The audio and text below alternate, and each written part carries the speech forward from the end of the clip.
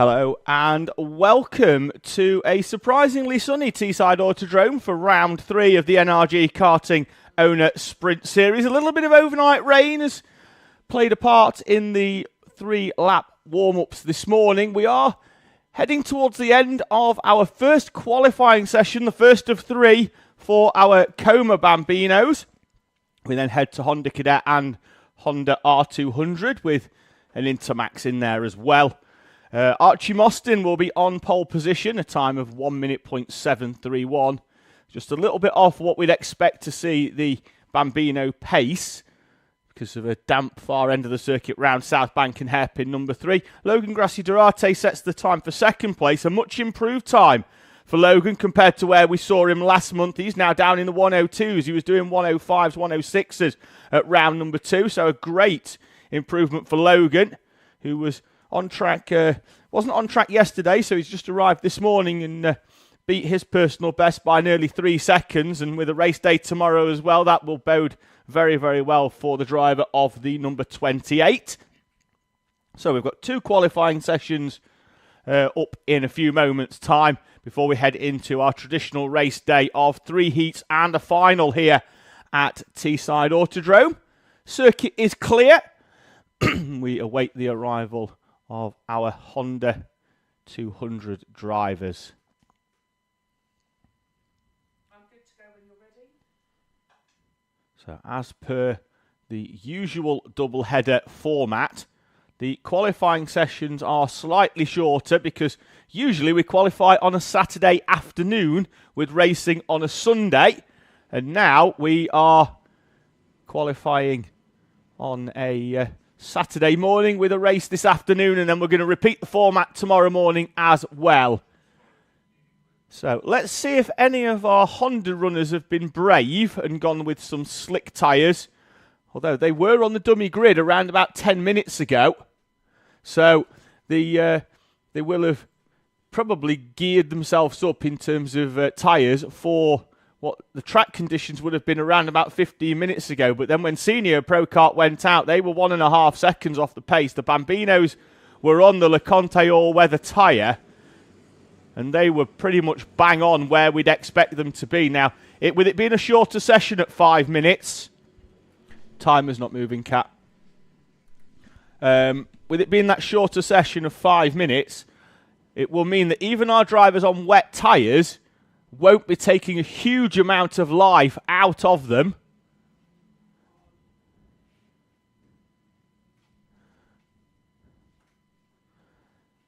So Edward Rye will be the first driver to set a time. Do think he's had 2 pole positions so far this season, as Edward Rye didn't practice yesterday. He will come through. He'll be the first. We'll check them through, and then we'll see who goes fastest. And it's Henry Colborne, the quickest driver, by 0.3 of a second. And I am led to believe he is on slick tyres. So it could be that is the route to go. As Francesco Di Caro goes down the inside of Edward Rye. So Di Caro on a tighter line. I don't think that will mean this lap will be quicker for either of them. So at the moment, it's Colborne from Ziad, Di Caro, and then Rye, the championship leader in P4. Albie Cam, P5. Kyle Kerr, debuting at Teesside for the first time, joins us down from Scotland, as does Aaron Rigg in 7th place. Sam Dixon, Abel Hutton, Tommy Burgoyne complete your top 10 as it stands. We have only set 1 flying lap. So Colborne scything through now on those slick tyres, and I would expect him to go even further in front. We'll wait for the rest of the field, but 0.8 of a second at the minute, and it's fairly clear now that slicks would have been the correct choice. So Abel Hutton makes a place up in to move up into P8. So Colborne's gone to the front of the train at the moment, so has been hunting down drivers and finding his way through. On both of his qualifying laps so far that have put him onto provisional pole position, he's had to overtake people. He's still got 2.5 minutes at the front here to just continue pulling away. So inspired call. I'm just going to have a look out the window to see whether it was driver's choice or mechanic's choice to go with slicks. Mechanics, apparently. Always taking the glory.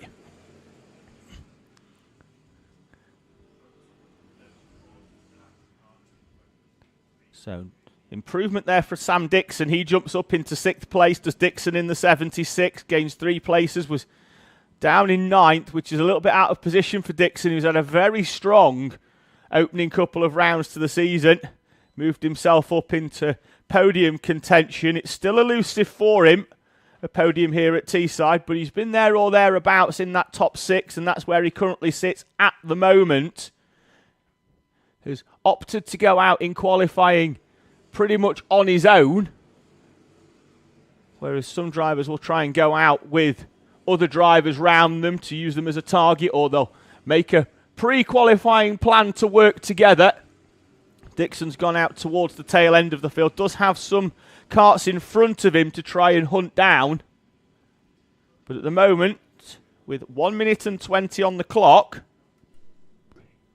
it's Henry Colborne, and he'll be joined provisionally at the moment on the front row by Daniel Ziad. On the new chassis this weekend, he moves to the 950 variant of the Project One chassis for the first time, and is using the equipment to good effect.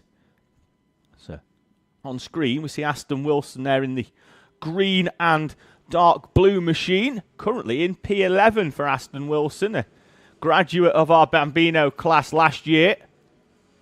Just in front of last year's Bambino champion Tommy Burgoyne. There he is on the screen in the 68 machine as another personal best goes in for Henry Colborne.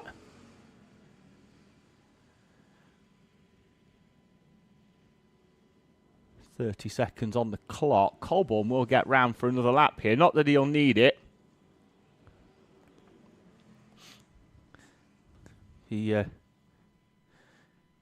If we had radios, which we don't, I think it'll be, you've got plenty of time, save the tyres are bought.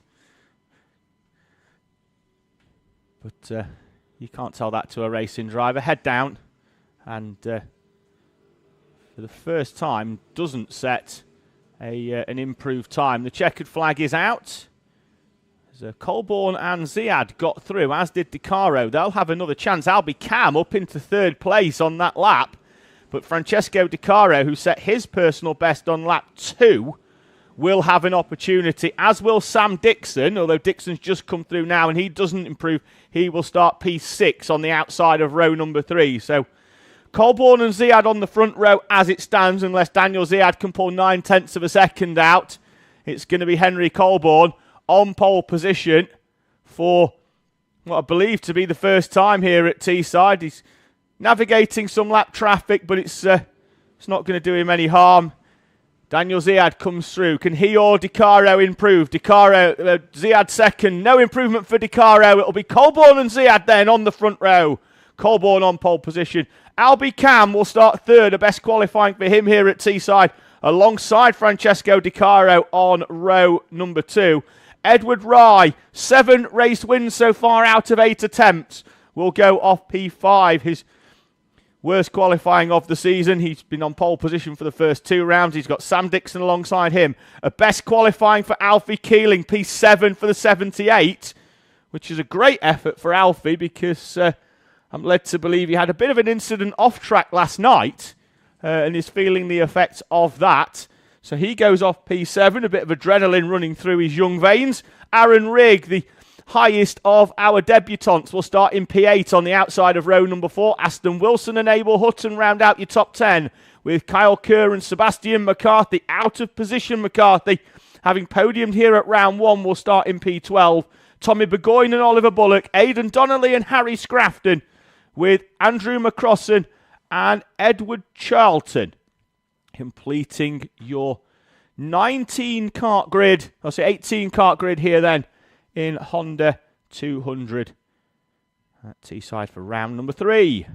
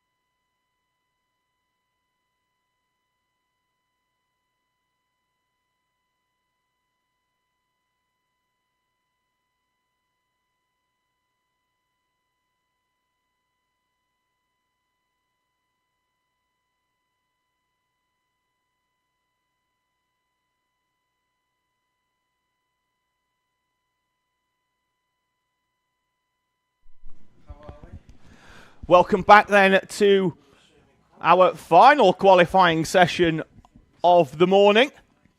We've got one Intermax, that's Joey Swan in the number 95 machine. So he'll set the benchmark time, but it's the benchmark time for himself to consistently beat. The rest of the field, Honda R200s, will make their way around to set the first time. And as is tradition for Honda R200, they've decided that this is going to be a race for 5 minutes rather than a 5-minute qualifying session. If they've decided to battle it out on track. I have a man alongside me. Hello. Hello. Hello. Hello, everybody. I'd have filled in for you and done your accent, but you don't really have one. Well, no, but it was quite a surprise to hear your dulcet tones coming through my car speakers as I was arriving at the track. But here we are. Describe your perfect Saturday. Well, do you know what we didn't do, or rather hasn't happened yet? We haven't said, he is David Sullivan, I am Tom Butterworth, and welcome to the stream. Well, because I'd have gone, I am David Sullivan, and he's not here yet.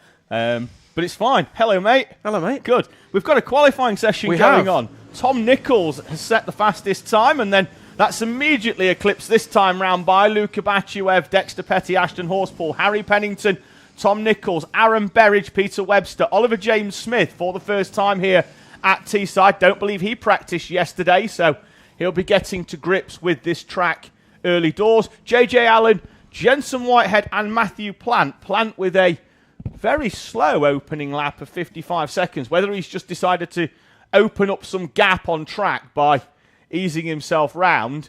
Now, we had a bit of a mix-up, Tom, in Honda qualifying as Henry Colborne bolted some slicks on and qualified on pole by 0.8 of a second, which, as you'll know, because you listened on the way in, and then when you turned your car radio off, we were on the PA. So yes, you exactly. haven't been able to escape me all morning. No, very enjoyable listening to you on the way in, as you said. And Henry Colborne banging those slicks on, of course, with the slightly unpredictable conditions of the early morning warm-up session and then the qualifying session still being a little bit damp. It was a bit of a throw a six to start sort of qualifying session, but Henry Colborne managed to get that six, and away he went and stuck it on pole. It's the sun has come up and is very warm, Tom. It's dried South Bank and Hep in 3 loads quicker than normal, where the water sits in the track. But I imagine mainly because it hasn't rained for basically a month almost, that there's no other moisture sat anywhere near the track. So I imagine the water's just going straight through it and disappearing. Tom Nichols on Honda R200 provisional pole position at the moment. Joey Swan will always be quicker in that Intermax. They do have a bit more out of the corner in terms of power down. The Rotax just has an immediate power burst. The Honda engine is a bit more of a gentle pull out of corners with their centrifugal clutch system. But 1 minute and 12 on the clock. It's what they know in the business as a bit more waft. A bit of, yes, top waft. Top waft in the Inters. Bachuev goes on to pole position, and then he just ducks straight out. He'll sacrifice this next lap to have another opportunity to try and hunt them down. And again, overtakes in the middle here are not going to make anybody go faster, Tom. No. It's important vying for track position, but at some point you have got to decide that chopping and changing mid-qualifying is not, you're sacrificing at least this lap, and with 27 seconds on the clock, they're going to have one more bite of the cherry.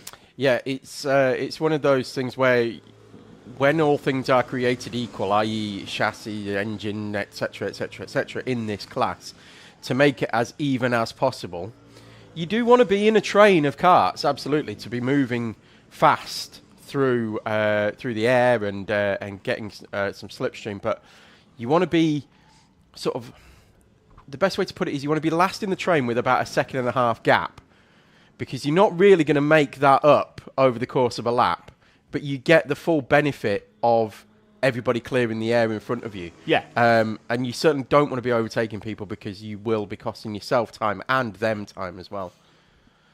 So, 2 drivers already confirming their times with Jenson White and Matthew Plant. Here comes Tom Nichols through. No improvement. Second place for him. Dexter Petty moves up to 6th from 7th. That'll be 5th on the R200 grid with Joey Swan out at the front. So, Luka Bachuev on pole position. JJ Allen, the final driver, to set a time in qualifying. So, Joey Swan on outright pole position. Then it's going to be Luka Bachuev and Tom Nichols on the front row of Honda R200. Ashton Horsepool and Aaron Berridge on row number 2. Dexter Petty, Peter Webster, row 3.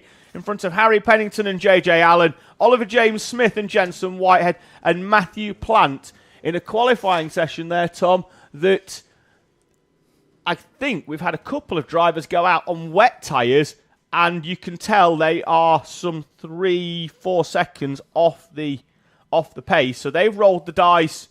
And as you said, rolled the dice for a 6 to start, and they've come up with a 3. Yeah. But it's qualifying. There's a long race day. Each race here at Teesside is start where you finish until we get to the final. Then it's an amalgamation of your heat points. So qualifying, not as important as it would be as if you had to start every race from where you qualified. So there is opportunities now for our drivers to progress throughout the field. The heat points, it's 1 point difference for each position in the heats. 50 for a win, 49 for second, and then sequentially down. It's the final where we get the big points differences, where it's 65 for a win, 58, then it's 53, 48, and then smaller increments down from there. Okay. We are awaiting our Bambinos, Tom. And quick turnaround for the Bambinos it is as a very well, quick because it turnaround was qualifying, for and then so there's only been sort of 10, 12 minutes maybe, and then they're straight out for their first race. We do need them back on the dummy grid, and I'm looking at our in-house camera, and I can't see them. Oh. So I think we're due to race at around about 9:45 was the original schedule, but I think they have been called up to the dummy grid. If not, I'm gonna go full. I'm gonna go full circuit employee. Okay. Bambinos to the dummy grid, please. That's Bambinos to the dummy grid for heat number 1. Otherwise, we'll just skip it and go straight to Honda Cadet. Yeah, get me on the staff rotor. You're already on the staff rotor. No, I'll do everything. I'll do everything. I'll practically live here. They've got a hammock for you. With 1 minute to go, I'll be like, Tom, give me a second. I'm just going to run down and wave the checkered flag. In the back of race control, there's a hammock that David sleeps in. I sleep in the porter cabin at the 24. Yeah. Effectively just behind reception. Yeah, we've all done that. There's something strangely therapeutic of carts rolling onto the weighbridge about 6 foot from your head, and just then the engine's just getting turned off. No, the engines don't get turned off. What happens? It's 3 a.m. You're trying to get some sleep, and then you hear Bella Franklin scream at someone to turn their engines off on the weighbridge. Yeah, that'll do it. I've slept up on the bank, but we're behind race control, behind the commentary box. Yeah. So when I've raced in the 24 hour, I slept up here. We had the tent up here. I'm going to ask you a question now. Did you have the same effect that I did, where while ever the carts are circulating, you can go to sleep, but as soon as there's a full course yellow and the noise lulls, it wakes you up? Yes, I did have that, but the other thing was that our tent was almost directly behind the commentary box. It's probably about maybe 50 yards up, but probably about 20 yards up from where we're actually stood right now. And what happens is, as they come across the start-finish line, everybody lifts to go into the D chicane. So what happens is the engines backfire. So you get a pop every time the carts come through, right? So you've got 90 odd carts coming through, and all the time all you're hearing is pop, pop, pop, pop, pop, pop, pop, pop, pop, pop, pop. And you're trying to get to sleep through that. And probably should have moved it maybe up the way a little all the way bit. Round South Bank. What I do know, this camera angle at the minute is very wasted. They should zoom this in on the commentary box and have a look at us. About where the people are sitting up on the bank here. Again, what I always say, Tom, is where the tent was. Yeah, I would say is give the people what they want. That's we go. What they want us. There's a wave. The commentary box. Thank you very much. I don't know why we've asked him to do that. We've got a camera on the bank that's loads closer. But yes, it's that's the lovely view of us in the commentary box. And yeah, looking forward to the 24-hour this year. Hours. We're doing 2.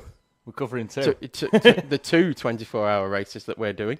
Commentary-wise, that is. Of course, we're not competing. We are we have presenting coverage. We have competed before, Tom. Very, very respectfully as well, I would suggest. You've not competed and done commentary yet, though, which I think we need to tick that off your list. I don't know. I did it, and it was hard. Yeah, hard. Right. Are we playing top trumps or something? No. I'm just saying we need to. Because if we are, I'm going to say, have you done a double stint in the night? Well, I've never double stinted. No, I physically can't double stint. Just to stand with my arms outstretched, with like hero status. Yeah, that's fine. You can laugh at my disability if you like. But, oh, right. Is that the route we're going down? No, I can't. I physically can't double stint. That's why. Tom playing we're playing top trumps, and Tom's got the super card out here. He's like, I'm going to play the disability card. Anyway. We better stop before we get ourselves into a lot of trouble. Yeah, we better come back tomorrow. There'll be Ofcom ringing us in a minute. But yes, it was that was challenging to say the least. But I reckon we can find a stint for David in a hire cart somewhere during the night. Yeah, especially with the new schedule that we've potentially got. Yeah. That's the only reason you've proposed a schedule change, isn't it, to get me in a cart? No, I was actually discussing next year's 24-hour race yesterday. Oh, crikey, we haven't even got onto this year's yet. Never mind next year's. But not from a media perspective, from a potential driver and seat perspective. Oh, okay. I know where that's going. Not for yourself. No. From a driver management perspective. From a driver management perspective. Yes, okay, right. So you're already Flavio Briatoreing for next year. Yes. I think we've got a higher cart seat sorted for next year. Okay, good. Cool. All good on that front. And how's he going to cope with the extra weight of that? I don't know. We'll figure it out. Because they're big old beasts. Well, yeah. I mean, we talk about this at the 24 a lot, but the dry weight of a hire cart, 152 kilos, is 7 kilos less. It's about 13 kilos less than what the junior pro kart overall weight limit is. They're 50 kilos less, more as dry weight than what an open wheel pro kart is. Yes, and they all run 200 engines. Admittedly, the Pro Kart 200 engines have probably got a little bit more waft, but that extra 50 kilos waft, getting up the mountain section, getting it stopped as well. Obviously, the Pro Karts, we've done features on this as the differences between the two, but obviously they've got a bigger brake that's got, there's vented and stuff like that. That's where you get your 8 seconds a lap difference. It's the weight mainly, isn't it? That 50 kilo. It's like, yeah, grip from the tyres as well, different tyres and. Much lighter weight, grippier tyres. Yeah, but more power. Yeah, basically everything's just up, isn't it? Yeah, exactly. And the two things for me, Tom, about the thing for me for Le Mans this year is that the reigning champions kart events Belgium are not on the entry list, so we're going to have a new name on the trophy this year for the Le Mans 24-hour. And the thing for the British 24-hour is that 15 of the top 20 hire kart teams from last year are returning for the 2025 British. So it's going to be an incredibly strong hire kart field. 65 hires on that grid already. We've got a full grid of karts going to Le Mans. That's 46. That's the track capacity at Le Mans. So we are looking forward to 2 epic 24-hour races again. Renal technical issue with the live stream. We'll try and get that back. I think we're still going on the PA, Tom. So we'll entertain the locals. No worries. Let's get our live timing up, and we can see that on an opening lap, Logan Grassi Duarte set a 106.2, so it was only 1.2 seconds off last month's PB from a standing start. So absolutely flying. And clearing quite quickly Archie Mostyn in this one, as in clearing off. Yeah. The thing with these Coma Bambino engines is that they are very susceptible to weather change. And so far, our Bambinos have been out on what has been almost certainly a damp to wet circuit. Mm-hmm. Then in qualifying, a almost 90% dry circuit, to now ice cream and bucket and spade weather. And that's within an hour. Yeah. So if we've not had jet changes, which you need for to change in these weather conditions, it does sort of either improve the performance if you go in the right direction. It can hamper performance if you go in the other direction. Gaps out to 3.8 seconds here then in Heat 1. As Logan Grassi Duarte continuing to move away at the front. And you can tell, I know he's been doing a lot of practice. I've seen him a few, that is a new PB as well, Tom, with a little point to his 102.1. We could go 101 for Logan, but I know he's been doing a lot of testing. He was racing a fortnight ago at Tattershall, and here he is at Teesside. And the improvements that he's made in the last month alone is astounding, really, for Logan as he makes his way round South Bank. As we say quite a lot with Bambinos, it is all about seat time. It's about gaining that experience, about stepping forward each time you get into the kart. And clearly that is what Logan is doing. And great to see, moving forward every single time and setting personal bests here this weekend at Teesside. Although beaten that time around, Archie Mostyn was half a second quicker that time around than Logan Duarte, who actually set... It was a 102.153, so it was almost identical but to if you his personal it was best. His line out of hairpin 4 that cost him that 101. He came out of hairpin 4 and then was very tight, and it scrubbed off a lot of speed. I think if he'd rounded that corner with a wider arc, he'd certainly have got himself into the 101s. But Archie Mostyn now closing in, and that kart now appears to be up to temperature and working a little bit better now for Archie Mostyn. As we see Logan Grassi come round there again, and he is very tight, but a wider arc than on the previous one. So here could come that 101 for Logan. Wonder if he had a look behind him then as well.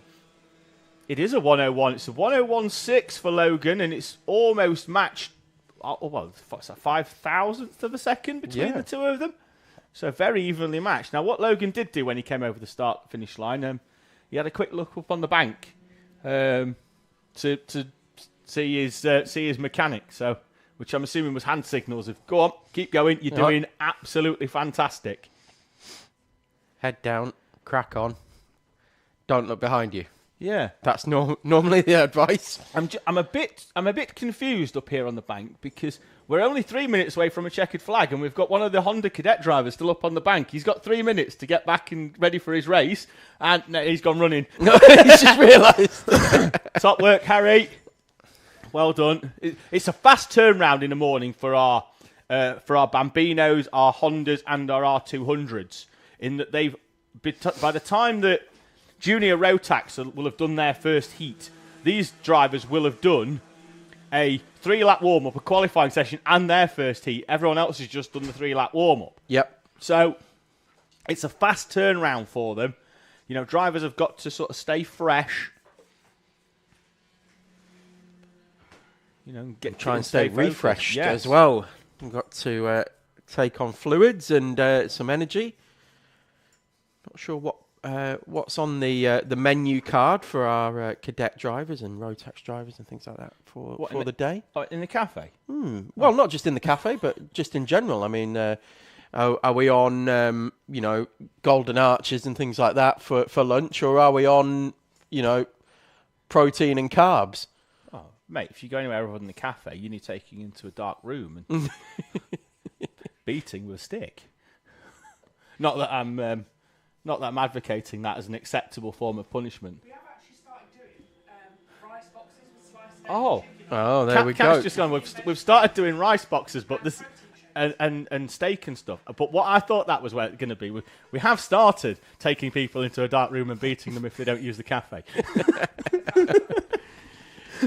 We'd better give you an update on the race because things are starting to close up here between our two Bambino drivers. Archie Mostyn has just gone sub 101 with a 1 minute .8.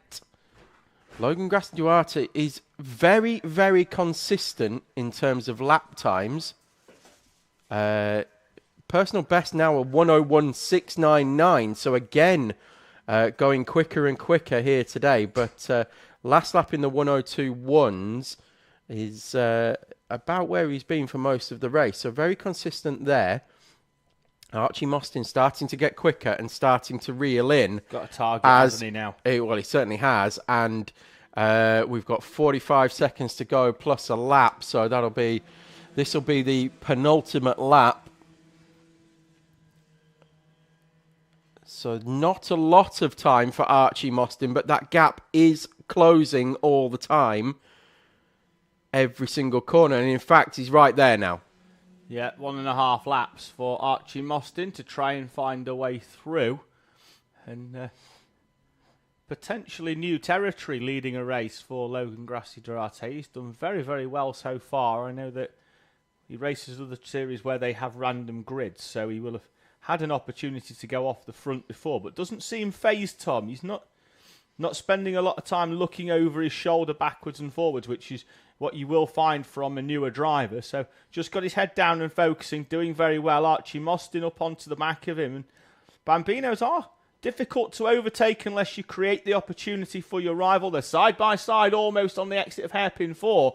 And as they come up towards the timing line to be greeted by the last lap board on the overhead gantry, Logan Grassi Duarte leads then from Archie Mostyn up and round the national loop for the final time. And Archie Mostyn every which way, trying to find a way past. Tried round the outside of the left-hander of the D chicane to try and nip down the inside of the right-hander, which is highly, highly unorthodox. And very quickly realised that wasn't going to work and took back in line. It's this run out of South Bank. If Logan Grassi Duarte can get to the inside and make sure that Archie Mostyn can't get through, but he's got a bit of a gap. He's extended it down that back straight. He's just got to have a tidy hairpin 3 and 4. 3 he's normally fairly consistent on. It's 4 that's catching him out with that tight exit that may well allow Archie Mostyn to get alongside, but that tight exit's gone well for him. The door is open now as they head up towards the timing line. They're side by side, and Mostyn takes it at the end as Logan Grassi Duarte pulls straight off and into the pit lane. Just under 0.2 of a second is the gap, but Archie Mostyn led about 5 metres of that race, and it was the most important 5 metres. Exactly. You only have to lead 1 metre in, or not even that. You only need to lead millimetres to trip the timing line first. Archie Mostyn just taking the victory over the line, and I think Grassi Duarte will watch that race back, particularly the final lap, and won't be making that mistake again of opening the door through the final corner. No, it's important to note that this is a class about learning, isn't it?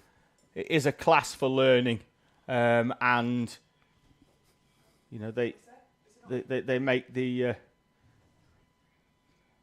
they need to make the mistakes to learn from them, and it's something that I'm sure Logan Grassi Duarte will look back on. But I hope he looks back on the first 9 minutes of that race, Tom, as a stellar performance. Absolutely. For the 28. Brilliant performance. Such an improvement. Personal from best, last round. almost right the way through. Ended up doing a 101.5. So way quicker than his qualifying time by 7-8 tenths of a second. 8 tenths of a second, but compared to last month, like 4 seconds quicker than last month. Is incredible. Is superb. And it's one of those, like I said, where he'll go, right, well, I'm not making that mistake again. And depending on how upset Logan's going to be with that situation, might carry that right the way through. Cadet, Rotax, into seniors, and just go, right, I'm never opening the door through that corner again. Yeah. And, the line that he'd taken that had been scrubbing speed off round hairpin 4 was the perfect defensive line on that last lap. Yeah, and what I was trying to say there is, he's learnt that lesson really, really early in his racing career. Yeah. Whereas some, it might take them right the way through to junior Rotax before somebody nips down the inside at that final corner and takes that away from them. Absolutely. But it's a lesson learned very, very early and will carry right the way through Logan's racing career. We move to Honda 200. Putting a positive spin on it is what I'm trying to say. It's a maiden pole position then here at Teesside for the 75 of Henry Colborne. He's joined on the front row for the first time by Daniel Ziad. That's your front row. Row number 2, a personal best in qualifying for Albie Cam, sees him start third with Francesco Di Caro alongside. The championship leader, Edward Rye. Plenty of work to do from P5. He's got Sam Dixon for company with another PB qualifying for Alfie Keeling in P7.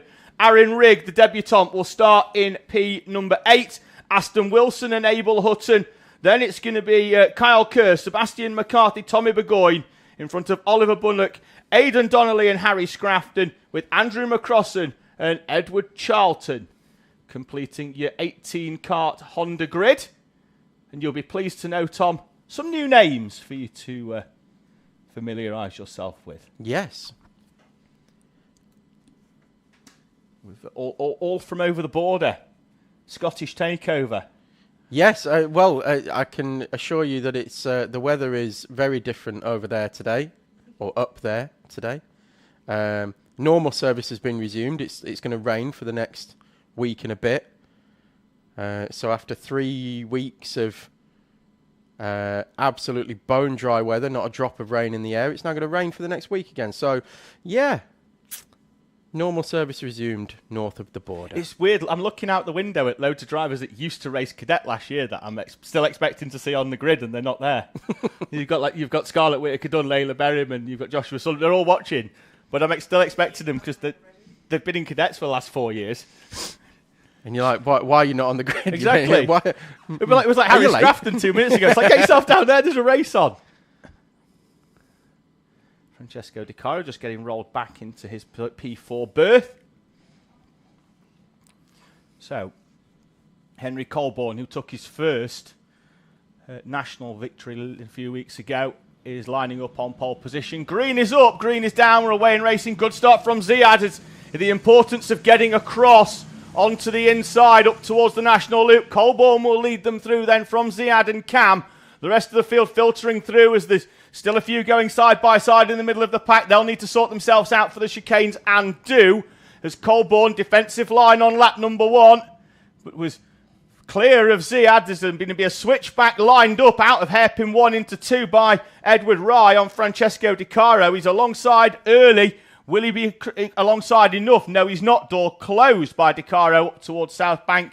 And the top 6, as you were from when they left the grid. Henry Colborne already going defensive through this one. Not sure how long that's going to last. Daniel Ziad able to carry a lot more speed going into the corners because of those defensive lines taken by Colborne on the opening lap. Think he just wanted to get one lap of the lead under his belt. And then let's see where we go from there, and rightly so from Henry Colborne. He's led a lap here now at Teesside then, which I think is for the first time. You can't take that away from him. Absolutely trying not. to take the lead away from him is Daniel Ziad. He's going to try a little bit of a switchback, but it's Edward Rye who gets the move done further down the order. He's up into 4th place. Gets past Di Caro, drags Sam Dixon with him. Again, a slightly defensive line by Colborne. Ziad was very quick in practice yesterday, Tom, on that new Project 1950 chassis. But Colborne leads from Ziad, Cam, Di Caro, Rye, and Sam Dixon. With Aaron Rigg, Kyle Kerr, Sebastian McCarthy. Tough opening lap for Alfie Keeling. Drops from 7th down into P10. It's McCarthy, for me, that was out of position in qualifying heavily, Tom. He was down in 12th, up into 9th now, but is going to need this leaders to start backing them up. Down the inside goes Ziad, and he goes deep into the corner. Edward Rye's going to try and drive round the outside. They're 3 wide, it's 2 by 2. Colborne's up the back of Edward Rye, and he's now on the outside. He could go from 1st to 6th here, Tom, as he heads down. Di Caro's on the inside.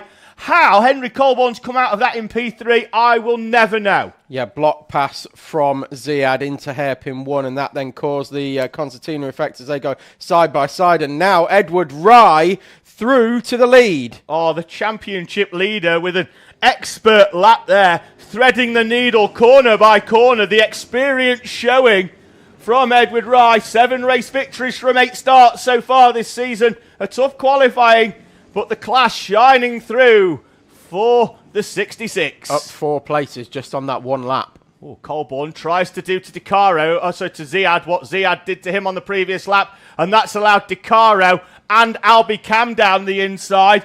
That's the 14 of Kyle Kerr coming as well, being pushed along, and look at the gap it's given Edward Rye at the front. And because of all those fighting so much at the front, Sebastian McCarthy sets a new fastest lap of the race in 9th place. Yeah, but he might as well be in second. He's with the train now, and 2 laps ago he was wasn't in the same in the same postcode, was he? So that's all come together, but now they've got to get their head down and start working together to close back in Edward Rye, who now sets a new fastest lap of the race with a 47.8. Those behind 7/10ths slower due to the fighting. But now that train headed by DeCaro, followed by Cam, Colborne, Kerr, Dixon, Ziad, McCarthy, Rigg and Donnelly, the top 10. This scrapping. Your front row, Tom, are 4th and 7th. And we are less than half race distance in. And it could be 4th and 8th, because down the inside of Daniel Ziad goes Sebastian McCarthy. And indeed, he is through. Yeah, Ziad, definitely when he was in 2nd place, looked like he was in a bit of a catch-22 situation. He couldn't really find the way to overtake, but then as soon as he pulled out of line, Albie Cam was going to go through. Yeah. Ended up putting the block pass on, and then it all kicked off from there. For me, I think with Ziad here, he's got the pace, and he's got the pace to be running right at the front. I just think that 2 laps of squabbling, it's almost like now that could have been playing on his mind. He just needs a bit of a reset button. Turn the PlayStation off because you're a bit angry, turn it back on and replay. Don't throw the controller out the window. Yes. Yeah, fastest lap though this time now from Henry Colborne with a 47.7, coming back into things here, Colborne, but he's going to have to work his way past Albie Cam and Francesco DeCaro. Then they've got a gap back to Kyle Kerr in the number 14. Currently with a bit of a wingman in Sam Dixon trying to push him along. Sebastian McCarthy as well. These 3 need, if they want to have aspirations of getting to the 3 in front, have got to work together. And Sam Dixon decides that the best way to work together is to have him at the front of the train. So they go side by side through hairpins 1 and 2, and it's all changing that group of 3. Super smart by Dixon there, because he knew that the nose was coming back down the inside of hairpin 2, and rather than defend it, just drove all the way around the outside and just got the power down early, and it's opened him up 3 kart lengths. That is a move that he wouldn't have done 6 months ago. This is the evolution of the driver. And, let's be honest, they've all got to try and get to the level of Edward Rye. That's the target. The target every year is whoever's leading the championship. Whoever won the championship if they stay from the year before, Yep, you've got to get to that level and push on, and then supersede it. Yeah, and from an experience perspective, what you're seeing at the minute is a lot of drivers fighting. And I think by the time we get to round 6, 7, and 8, what you're going to find is a lot of drivers willing to work with each other to try and give themselves the best opportunity of challenging right at the front. If you scrap, you're never going to catch one driver at the front who's just got his head down. You have to work together. You have to get your head down. You have to do, sometimes you have to be a team until the last 2 laps. So DeCaro and Rye have almost had the last 3 laps have been almost identical. Almost identical. This is what I'm saying about, they've all got the pace to win. But you can't win if you lose 2 seconds scrapping. Well, look at where Daniel Ziad is now. Sent that block pass, as I said, down to take the lead. Yeah. And then immediately it all kicked off and was Henry Colborne ended up in P3. I think Daniel Ziad, by the end of that by the time it all got shaken out, is now in P8. Yeah, he's just got past Kyle Kerr for 7th. I saw him get through at hairpin 2 and then defend, although Kerr's back at him. You'll see them side by side coming just into the camera shot. Kerr's going to try and go round the outside. We know from history here that it can be done, and it's heroic when it works, but it's very few and far between. Just keeping an eye on the group behind as well, and Sam Dixon and Sebastian McCarthy are towing up here. I think they are starting to work together and starting to close in on a potential podium. They were 2/10 quicker on the previous lap, and Colborne, not much time to do it though, I'm afraid. I mean, Henry Colborne was half a second, Tom, off his personal best, and he's in the clutches here of Albie Cam. Final lap board will be out for Edward Wright, so he takes the final lap. But the battle for 3rd, Tom, and then ultimately the battle for 5th as well, because I think they're not going to be close enough now to push on. So Sam Dixon will have to defend Sebastian McCarthy on this final lap. But it's Henry Colborne and Albie Cam. How's Albie Cam feeling? Colborne's feeling defensive into hairpin number 1. Can Cam hit him with a little switchback? He's going to draw alongside, but Colborne will get on the power earlier and will just drive away down that back straight and will defend up towards South Bank. Well, I would say is Colborne wants 3rd place, not just because it's a podium position, but because it starts you on the right-hand side of the grid for the next heat as well. Shorter, safer run up towards the first corner. Out of the final one, though, Edward Rye from P5 will take the victory in Heat 1 from DeCaro, Colborne and Cam. Dixon and McCarthy closing in at the end on the final lap, but not enough. Daniel Ziad from 2nd falls down to 7th. Tough opening race for him. Kyle Kerr. And then it's Aaron Rigg and Aidan Donnelly in front of Abel Hutton and Tommy Burgoyne, with Alfie Keeling, Aston Wilson and Oliver Bullock. And then it's going to be Harry Scrafton, Andrew McCrossan and Edward Charlton in P18.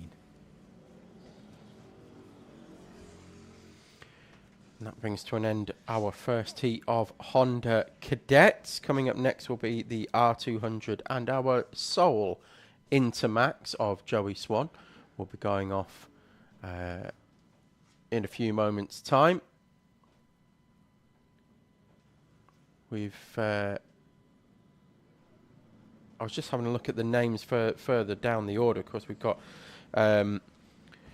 previous Bambino entries as well. So Bambino entries looking a little bit light this year, but part of the reason for that is we had such an influx of drivers moving up in classes. We've got one stopped on South Bank Corner as well, so it might just give us a couple of minutes just to go through that as well. Edward Charlton from distance, I think, is the driver that stopped. So graduees from Bambino up into Honda Cadet this year. So we've got, if memory serves anyway, Sebastian McCarthy, Abel Hutton, Tommy Burgoyne, Oliver Bullock, Andrew McCrossan. I think Harry Scrafton was in not too long ago. McCarthy's now in his 2nd year of Honda Cadet. Harry Scrafton and Andrew McCrossan, I don't recall having raced Bambino here, but we definitely have Aston Wilson, Tommy Burgoyne, Abel Hutton, all moving up. As the quad is off to collect Edward Charlton from the far end of the track. That's a technical problem of some sort, because you don't go up there by choice. No. The front wheel. The front wheel. That is definitely a technical. But it's done the checkered flag. It's done just about enough. Do you remember in the 90s where F1 cars were designed to do the checkered flag plus about 1 more metre and then just fall into a million parts? That's it. Yeah. That's a Benetton B191. That. Google it, folks, if you don't remember. If you're not old enough to remember. The 1991 car driven by Nelson Piquet and Roberto Moreno until Michael Schumacher arrived. Is that 91? 91. Schumacher made his debut in 1991 at the Belgian Grand Prix at Spa and then moved to Benetton for the Jordan, yes. Monza. I thought that was 92, but I will put on. Oh well, the 191 would give the clue Schumacher away. then won his first race a year later for Benetton at Spa. Spa. At Spa. Francorchamps. Oh, speaking of Spa, Francorchamps. There was a notification went out yesterday about some places. Have all the places been taken, or are we still looking for places? We're still looking for people for places. Okay, so there are entries available. We're popular, but for the Spa 24-hour bring your coat. race. Last weekend in August. Bring your coat and your flip flops, Could be anything. because it genuinely could be anything. I've been there for a karting event. Have you? Yes, I have. Did you do a double stint in the night?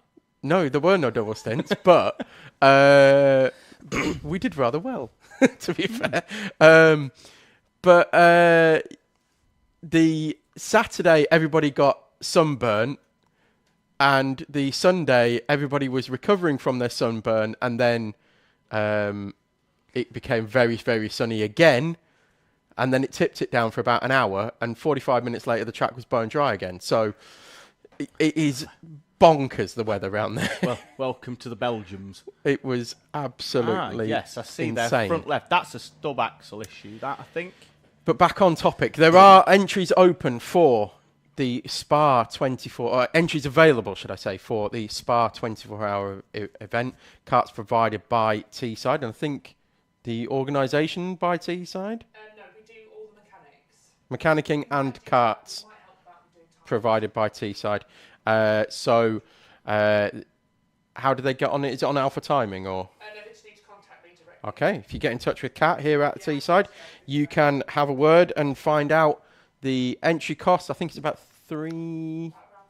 about 3,000 for an entry. Yeah. There's always like cheerleaders and grid girls. Oh, it looks like a great event. It genuinely one on my bucket Yeah. list of things to do. Is the Spa 24 the best thing hour. to do there is tell your spouse that you're going to treat them to a spa weekend, but don't be very specific on the type of spa weekend. Or where. Right, we've got a race going on. Well, we haven't. We've got a rolling start. About time. Joey Swan will be off on his own at the front, and then in R200 it's going to be Luca Bachuev and Tom Nichols on the front row, Ashton Horspool and Aaron Berridge on row number 2, with Dexter Petty and Peter Webster row number 3. Harry Pennington and JJ Allen, Oliver James Smith and Jensen Whitehead, and then the grid rounded out by Matthew Plant.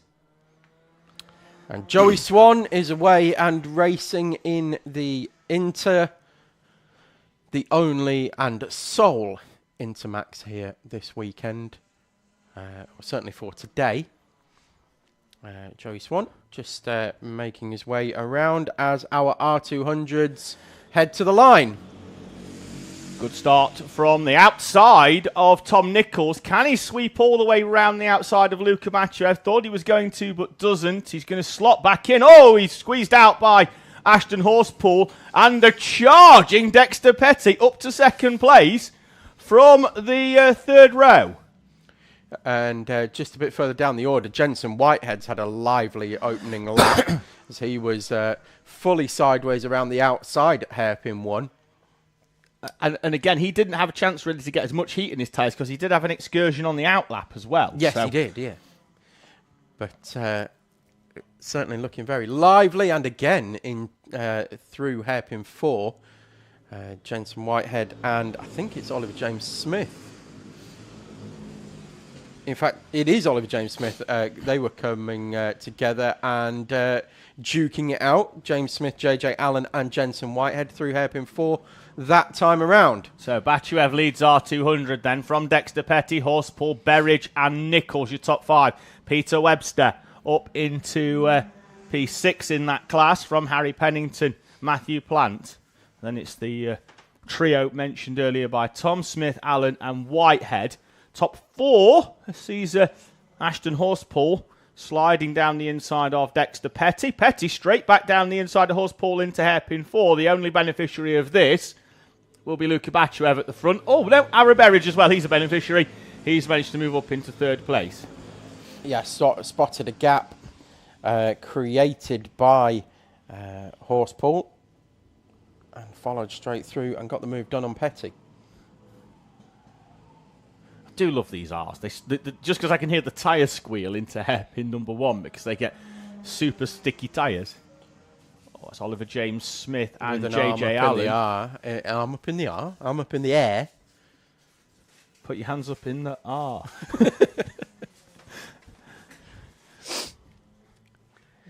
was about to say, because Matthew Plant went so wide, I saw him on this side of the floodlight pylon as he came round, and that's backed him into Jensen Whitehead. I don't expect a particularly fast lap here from Plant as he went round, although a little bit slower, and that's allowed Jensen Whitehead up onto the back of him. The leaders have reeled in Luka Bachuev, who could well have gone high on tyre pressures early doors, but they have been fairly consistent. Aaron Berridge there. I think he clipped the curb on the inside. He almost nosed down the inside of Ashton Horspool. Don't think it was particularly by design. It was more of a case it was either that or the overspeed that he had round hairpin 1 would have taken him into the rear end of the 153. But we are 5 deep at the front. Keep an eye out for a very stealthy Peter Webster in 6th place here, Tom. Yeah, hanging on well to this front group. Surprised Tom Nichols is where he is at the moment, bearing in mind where he qualified. Got squeezed out, didn't he, with the overtake. Talking of overtakes, there's Ashton Horspool trying to take the lead from Luka Bachuev, and I think he may well finally get it done, although Bachuev on the power earlier. They'll run side by side. Horspool back into the slipstream. But Nichols has fallen away a slight bit off this 5. Does close up round the bottom end of the circuit, round hairpin 3 and 4, but he's going to need that to drag himself up onto the back. Aaron Berridge right there now as well. There was a slight gap at the start of the lap, and even with the front 2 going side by side, Berridge wasn't able to close up, but certainly did close in on the last half of the lap. Now Tom Nichols as well, right onto the tail of Dexter Petty. So that front 5 really coming together. Peter Webster just off the back of this one as well. He just needs a little bit of help, I think, from some fighting at the front, and I think he'll be right in that group as well. He was closing in while they were scrapping, and now they've had a few compliant laps. He's never, unfortunately, no matter how good anybody is, you're never going to catch 5 karts in a train just working together. True. Very true. It's the same as watching any kind of stock class category where if you're just off the back of a slipstream, you're just going to drop back. And the change for the lead as Horspool overtakes Bachuev at hairpin 1 and gets the move completing. That's the first time that Horsepool's been leading here today. Now Bachuev is going to... I think Bachuev now will push for a lap or 2. Because that's his only option here, really, is if he pushes, he's in that difficult sandwich position now of attack or defend. Well, if he can push Horspool away from Berridge, then at least he knows that he doesn't have to defend. But Aaron Berridge will have different ideas on that. And certainly around hairpin 3, Bachuev wasn't able to continue pushing away. No, indeed. And Bachuev looking very racy into hairpin 1. Horspool with a tighter entry, turned in early. Not a full defensive line, but enough that Bachuev couldn't have a look on the inside, and they are working together and pushing each other down the back straight. Bachuev pushing away Ashton Horspool from Aaron Berridge, as you said he should, David. Well, that's the thing. You saw how much of a gap it opened up there to Berridge, and we know how good Berridge has been, Tom. He's won many a race here at Teesside, but, you know, with 2 pushing away like that, he's just going to open the gap up. And it's particularly round the national loop and through these chicanes, which is single file anyway. What it does do is it gives them a chance at least being 1 or 2, but, you know, I know it's difficult to tell these drivers, but there is 1 point between first and second in the heat, and we don't hand trophies out in heats, so you've just got to give yourself the maximum opportunity of being on the front row in 3 hours' time when we do our finals, and this is exactly what Luka Bachuev is doing. But did you see Bachuev on the back straight? He's got what we would call in endurance racing terms a great pusher kart. Yeah. He's got the power out of the corner to be able to close that gap into Horspool, yeah, and push him down the straight. Might not but have if you put him in front, yeah. So we're not on fixed gearing with these R200s, but so that might be why he's got good out the corner. But if he's got good out the corner and less at the end of the straight, the slipstream will keep him with him at the end of the straight, but out the corner, boof, push away. But if Horspool's got the opposite, it's going to drag him along. Anyway, Bachuev. We'll find out. Here we go, drag race down the back straight. Horspool actually getting a better drive out of there, but then look at Bachuev, able to equalise that speed. Drops in behind. Well, he was on the outside, wasn't he? So he'd have been on the power earlier, and then down the inside again into hairpin 3.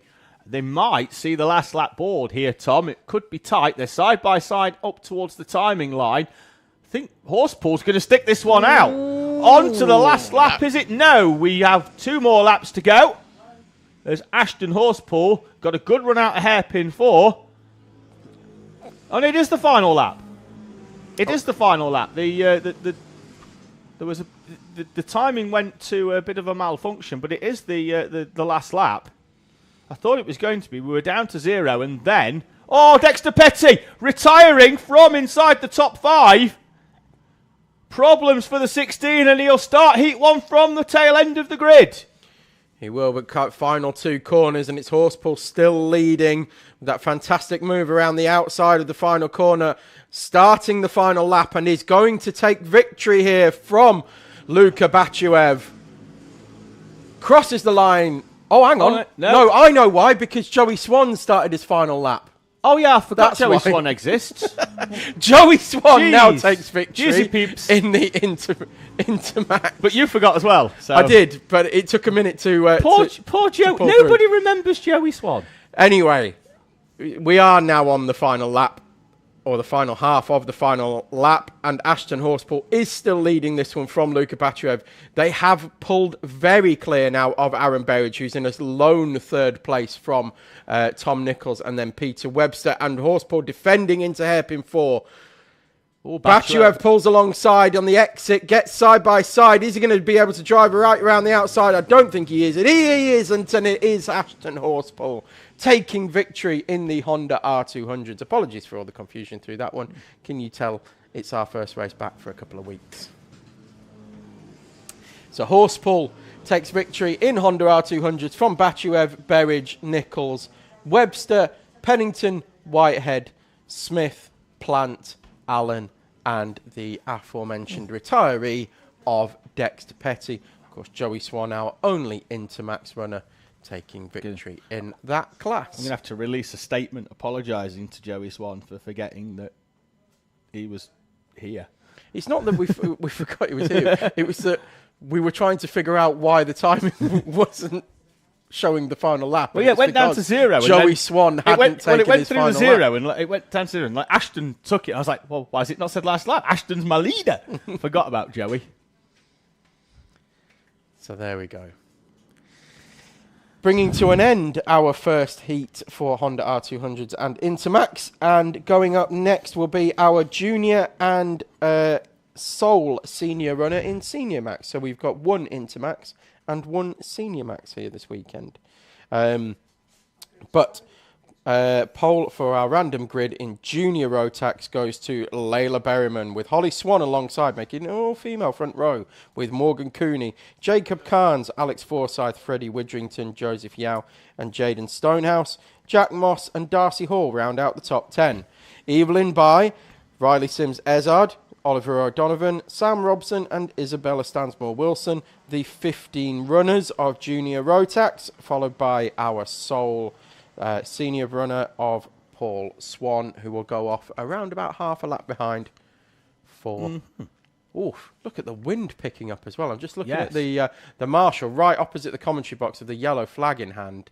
And it is at a full 90 degrees. Cracking flags. Cracking flags, exactly. It's pretty windy. Just in the live chat, Angie Falker saying good morning. And the worst message that we like to receive, Adam Whitehead, he's saying, come on, Aaron Berridge. The bit we don't like is he's watching from a sunbed in a warmer climate. He's rubbing it in. The sun cream. Yeah. Here we go then.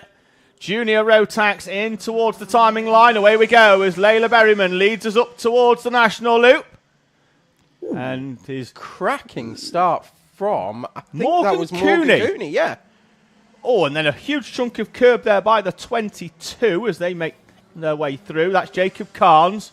Berryman holding on to third from Holly Swan. So Cooney and Carnes have moved from third and fourth to first and second, demoting our two front row drivers to third and fourth. And it was an ambitious move from Cooney, but pulled it off around the national loop.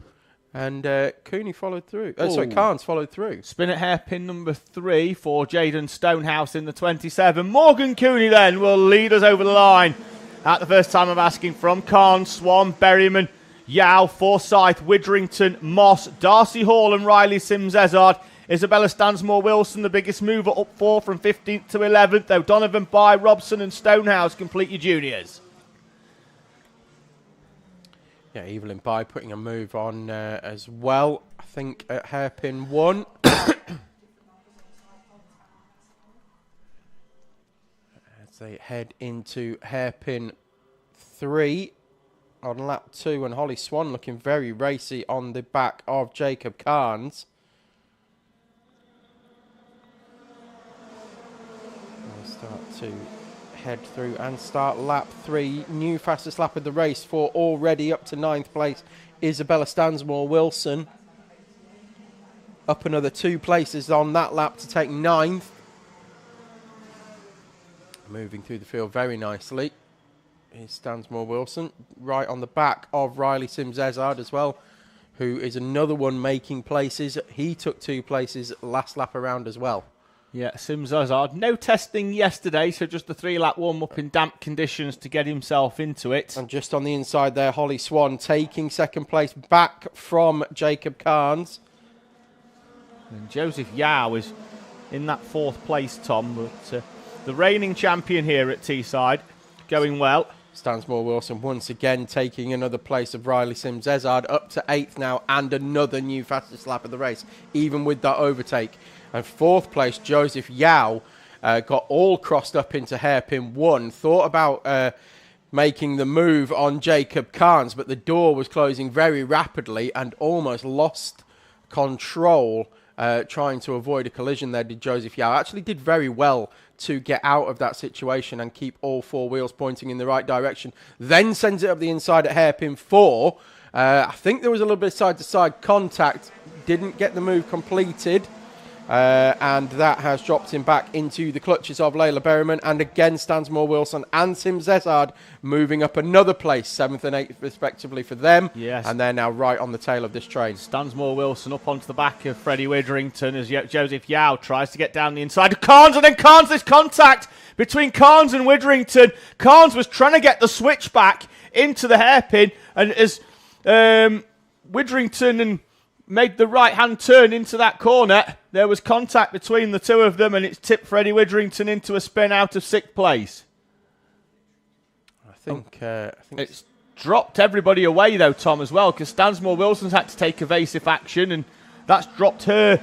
She's gained a place, but also lost 1.5 seconds from the train in front. Yep, so a lot of work to do again for Stansmore-Wilson. Already put the work in to close that gap, and then with everybody avoiding what was going on in front, that's now created a big gap. So we've got a front 5 that are sort of equidistant apart, really. A few little, bit of a gap now to Joseph Yao in 3rd. Yeah, Swan's taken 2/10 of a lap out of Morgan Cooney and has closed right up onto the back of the race leader. Battle on screen here, Tom, goes from Riley Sims-Ezard in 8th all the way down to the tail of the field, really.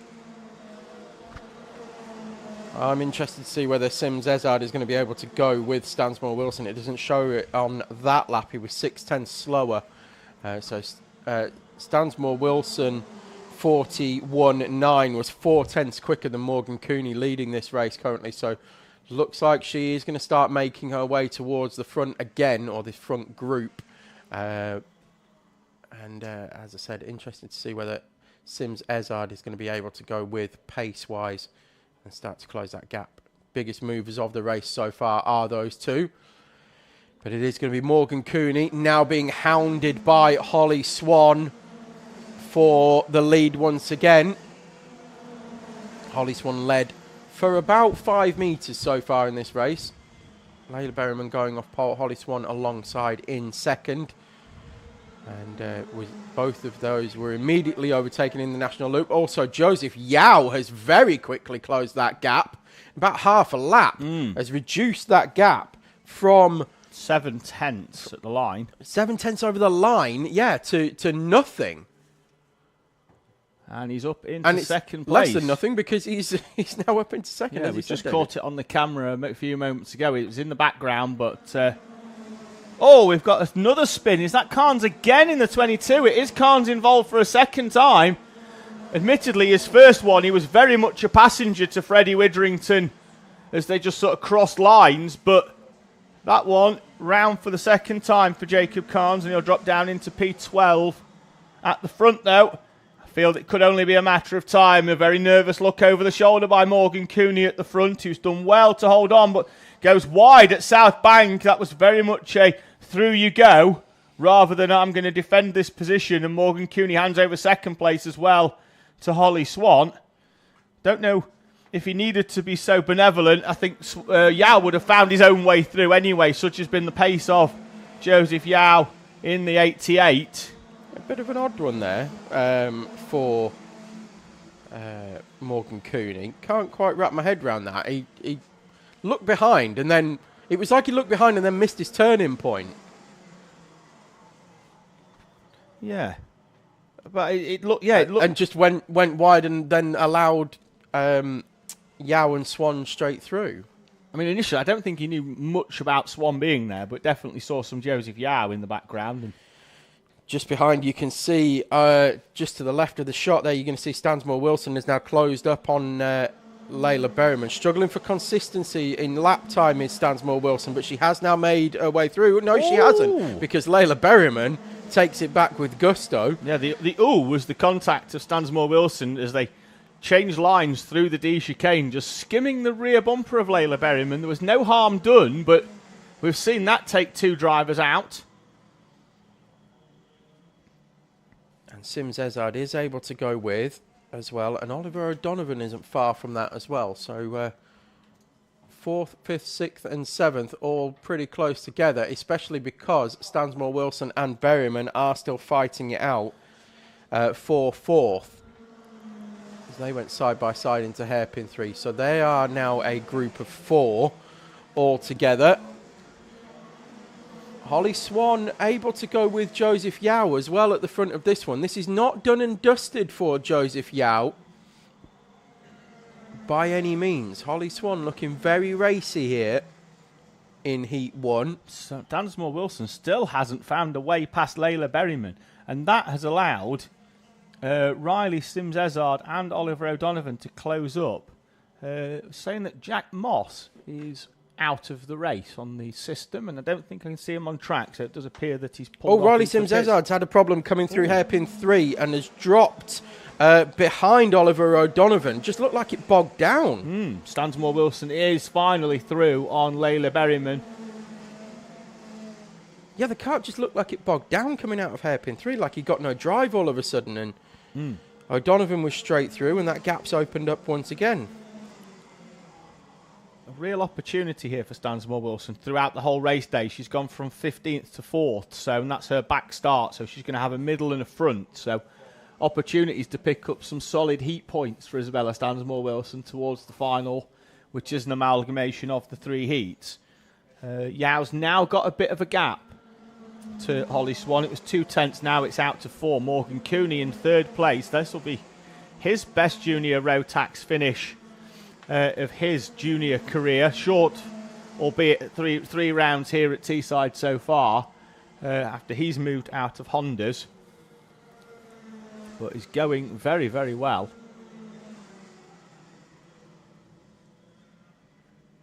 .24 seconds on the clock. Yao will beat that round, so we should have 2 laps to go in this one. We are rightly focusing on the fight for 5th place, headed at the moment by Layla Berryman, but Oliver O'Donovan has now closed up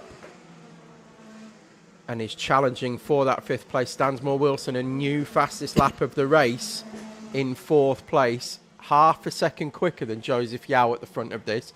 So, as you said, David, has had to fight her way through the field. And with that, well, she lost 1.5 seconds in that overtake where Carnes and Witherington, she had to drive all the way around the outside of them. Is only 1.1 seconds off the lead. So, oh no, she was 1.1 seconds, sorry, off Morgan Cooney, but that's going to close up.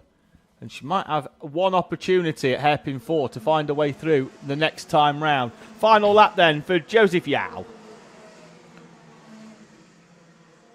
There goes the newly green helmeted for 2025 Joseph Yao. Did he have it at the back end of last year as well? Or is it brand new for this year? New for this year, I think. I thought so. It was black traditionally for a long time, wasn't it? Yeah, full stealth mode last year, wasn't it? He's had it painted now as Riley Sims-Ezard looks at trying to find a way past Layla Berryman. Oliver O'Donovan has already done that. Sims-Ezard has closed the gap to Berryman, and coming across the line and taking victory in heat number 1 is Joseph Yao, swiftly followed by Holly Swan. Then it's Morgan Cooney and Isabella Stansmore-Wilson. Oliver O'Donovan takes 5th place in the end from Layla Berryman. Riley Sims-Ezard couldn't find a way through, takes P7. Sam Robson, Evelyn Bai and Jacob Carnes round out the top 10. Followed by Freddie Witherington, Darcy Hall, Alex Forsyth. Jaden Stonehouse will come across the line in 14th, with Jack Moss showing as a retiree in 15th, and Paul Swan, our only senior Rotax runner, completing the full lineup. And already they are coming round and rolling into the pits. That brings to an end our 2-stroke classes, and we will have junior and senior pro karts coming up next. We'll bring to an end our first round of heats here at Teesside. Just checking results from Honda and R200. They're still provisional at the moment. Heat number 1 then for junior pro kart. Random grids continue. It will be a front row of Joshua Sullivan and Liam Edmonds, with Elvis Hartley and Adam Roberts on row 2, William Howard and Isaac Welburn on row number 3 in front of the championship leader Reese Cranston, with Ashton Carmichael alongside him. James Winstanley and the debuting junior pro kart of Jensen White, with Scarlett Whittaker-Dunn and Ted Hall, Daniel Camp, Josh Brown and Reese Dodds completing your junior pro kart grid. Now, Jensen White, Tom, a name that we are familiar with from his days in Honda Cadet. He's been and done Intermax. He's taken some time away from racing, but has come back, and he's come back with a new discipline. He's come back with junior pro kart. So we'll see how he goes at the first time of asking. We'll be familiar with rolling starts, familiar with random grids as well, so it shouldn't take him too long to get up to get himself back in the groove of things for that. But obviously a heavier machinery with these junior pro karts, so we'll see how he goes this weekend. But a good weekend to come into things, with practice yesterday and 2 race days, meaning he'll be able to get a lot of track time for his inconsistency. So we'll see how Jensen White's progress goes throughout this weekend. And driver missing that was expected to be here is Olivia Hall. She hurt herself at Fullbeck a few weeks ago and has a rib injury that was aggravated yesterday in practice, so she'll not be taking part this weekend. However, keep an eye out for her kart. It is out there, I believe, because somebody bought it last night and they're racing it today. Okay. And that would be... It's Reese Dodds in the 82. Okay. There he is.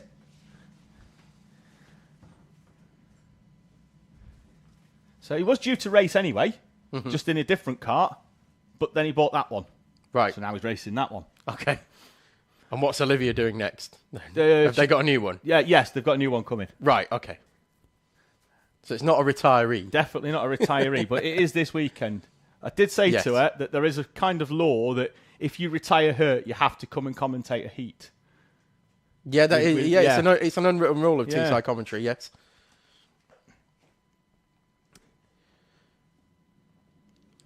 Here we go then.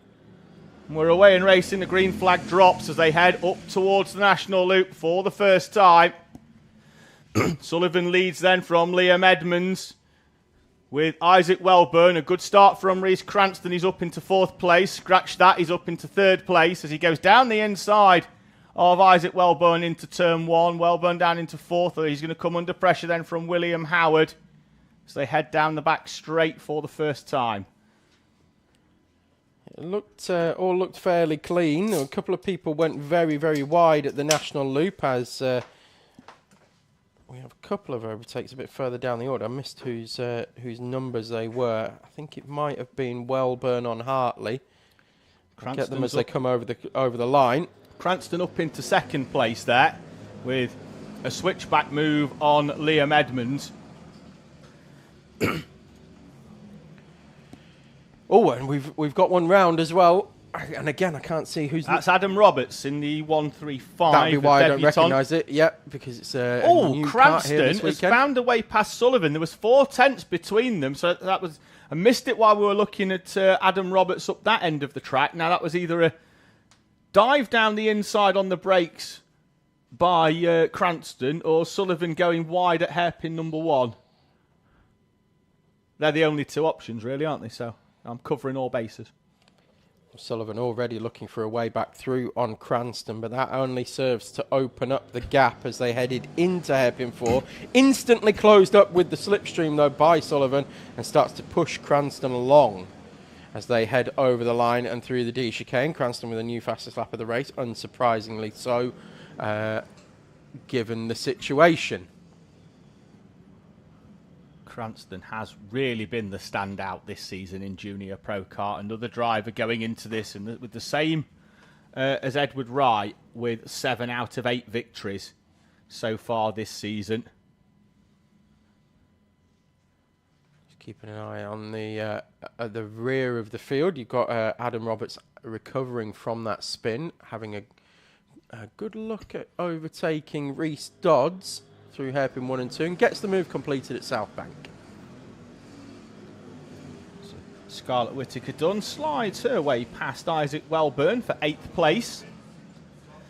And Sullivan, I thought he was being dropped at this point on the previous lap, particularly as they headed down the last straight, but has used the final half of the lap and the opening half of this lap to really close back in again on Cranston. These 2 weeks ago at Fullbeck were very evenly matched in qualifying. Very different track, Fullbeck to Teesside, I appreciate. But very stop-start, isn't it? Yeah, but there was 0.03 of a second between the 2 of them in qualifying. They raced nose to tail in heat number 1, and that's where their days went very, very different. Cranston just kept winning. Sullivan with an engine issue in heat 2, and then a chain decided it didn't fancy doing the entire final was a bit of a problem for him. But the pace was there. And the pace is there in this one as he sets the fastest lap of the race with a 46.451. Of course, Cranston in year 2 of Pro Kart now. Yeah, year 2 of Pro Kart. Sullivan still in his rookie year of Junior Pro Kart. Of course, quite the pedigree of Honda Cadet, though. Is it second, first, and second in the championship, if I remember right? No, 414. 414. 414. Last year he went into the final race of the season in 2nd place. Missed out, I think, on 2nd place by a handful of points. But you'll also remember his wheel did beat him in heat number 1 of the final day and lost 25 points, didn't he? So had a very, very a tough one, but took it well in good spirits. It's built him very well, because last week when he retired from the final, somebody said to me, "Is Joshua okay?" I went, "Yeah, he's over there eating a Magnum." He was fine. Absolutely fine. Couldn't care less. Oh, down the inside goes Grace Matthews on Ted Hall, hairpin number 2, and then they come into contact with each other on the exit of that corner. What I was alluding to was, of course, that right at the front of this, we've got 2 very, very quick drivers with good pedigree through Honda. Through the Honda classes. Scarlett Whittaker-Dunn goes wide at hairpin number 4, and Jensen White, in a very similar colour scheme, the 2 of them get they have a position swap. Still 5 minutes to go in this one. As they head down the back straight. Gaps opening up, though, significant between, as we've got a contact warning has gone out for Ted Hall in 7th place. But, yeah, gaps opening up now. Well, I'm just looking at the gap. The leading two are pulling, and it's around about half a it's second half a second a lap. I've just gone back and had a look at the thing. But again, this goes to prove the point that two will go quicker than one, you know, in working away. Let's not take anything away from the two of them. Cranston has been unreal. Driver off. It's William Howard, is it? Falling down the order it is. William Howard running a different number this time. He was 17 last time. He's 76 this meeting, is William Howard. But he's also retired from the race on the outside of hairpin number 2. With the departed chain, Tom, for it led to believe. Not sure if we've got a camera issue down at South Bank, but we'll cover it with all the other cameras, hopefully. We're looking for our leaders coming through. There we are. Reese Cranston and Joshua Sullivan still nose to tail. Joshua Sullivan, I think he's just keeping his powder dry. I was about to say, split by absolutely nout. Well, indeed, but there were 6 thousandths of a second between them in terms of lap time that time around. And all that tells you is they were nose to tail coming across the line last time, and they were nose to tail coming across the line this time. And all they're doing is increasing that gap to Liam Edmonds behind, which is the smart play. It's the way to do it. Rather than duke it out and make it a 3, 4, 5, 6, 7 kart fight, just the two of you work away. And Sullivan, is he scheming? Is he just keeping his powder dry for the last lap or two? They're going to have to negotiate some lap traffic unless they can find a way together. This is what you often find. Fragments lead battles, and they're going to be tight as they come up towards the chicane. Cranston's going to go down the inside, and Sullivan follows him through with a carbon copy move. That was almost like a train, wasn't it? The choo-choo at the front and the carriage behind. And you could see the two of them thinking about it and working it out as they came round the National Loop. Where are they going to catch Reese Dodds? I was speaking to the master, the Pro Kart master of Teesside, Connor Lucas, and he was talking about the importance, particularly at the 24, about getting through traffic and how he has this. Josh Falcon is going to love you for calling him that. So will Anne. She'll be straight. she'll be off the live chat and straight down, or she'll be sending a message down to Diggy. He'll be down to she'll be hoying you out the door. In. But about how when he's coming out. But it was a bit of a half move from Sullivan. Couldn't fully commit to it, and pounding the steering wheel down the back straight. You can see it on shot there. Not happy with himself. But, and it is a very important but, by working with Cranston to open the gap up to 5 seconds, you can do that with a minimum amount of overall risk. Well, still held on to second position, as we said. So he was exactly in the position that he was when he made the move. Not doing 46s anymore, though. He's just done a 50.6. No, but I think there was just a lack of full commitment. It wasn't. He wanted to make the move, but wasn't too sure about it. Does that make sense? Yeah. In his mind, he wasn't fully ready to go through with it. And what you find with these pro karts, particularly the junior pro kart, where the driver doesn't weigh as much and they're not as far over the rear wheel, is that the back end is very light. So if you're not fully alongside, your back end snapping round. I think what he thought was, I'm gonna put a move down the inside and see whether Reese Cranston's going to be compliant or not. And Reese was like, no, absolutely not. And that's then what happened. For me as well, look at Cranston when we come in here. We might not pick it up on the camera, but the way he is on the brakes, that sideways, that's not the corners to get past Reese Cranston. Because his car is 8 inches wider because he's sideways. Correct. So, but plenty of things. And again, this just goes back to the fact that, you know, rookie season, 6th race meet in this, and he's, well, I know he's mine, Tom, but he's doing all right. He is, but not as all right as Reese Cranston in this particular heat, who on the final lap will come through hairpin 4 and take victory here in heat number 1. Reese Cranston Checkered flag. Joshua Sullivan comes across the line in second and matches once again Reece Cranston's lap time that time around. And Liam Edmonds comes across the line in third. Ashton Carmichael fourth with Ted Hall fifth. Grace Matthews in sixth and Jensen White seventh. Daniel Camp 8th, Scarlett Whittaker Dunn 9th, and James Winstanley will come across the line in 10th.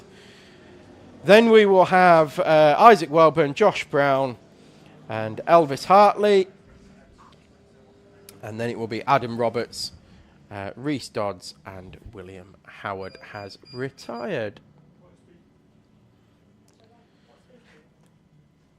So it gave us plenty to talk about there, despite the gaps opening up.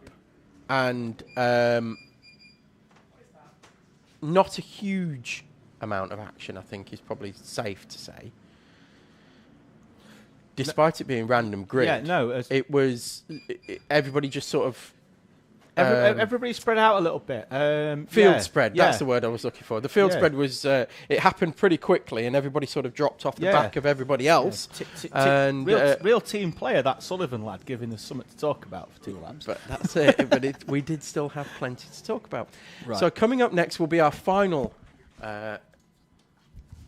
race in the first round of heats. Yep, just having a quick look. Everything declared nicely from Heat 1 Honda and R200. No penalties applied. Have got a few, though, in Junior Rotax. Isabella Stansmore-Wilson's charge through the field incurred her a 5-second front fairing penalty for a drop down, as did Darcy Hall in the number 77. That drops Darcy 1 place, but for Bella, drops her down from P number 4 into P number 8. So a bit of a points drop there for Isabella Stansmore-Wilson. Oh, we could have we're just going to have a reweigh here, Tom. Just going to roll a driver on. And did you see which driver it was? No, I'm trying to think. I think that's Reese Dodds off his helmet. So I'm just going to have a quick look. So,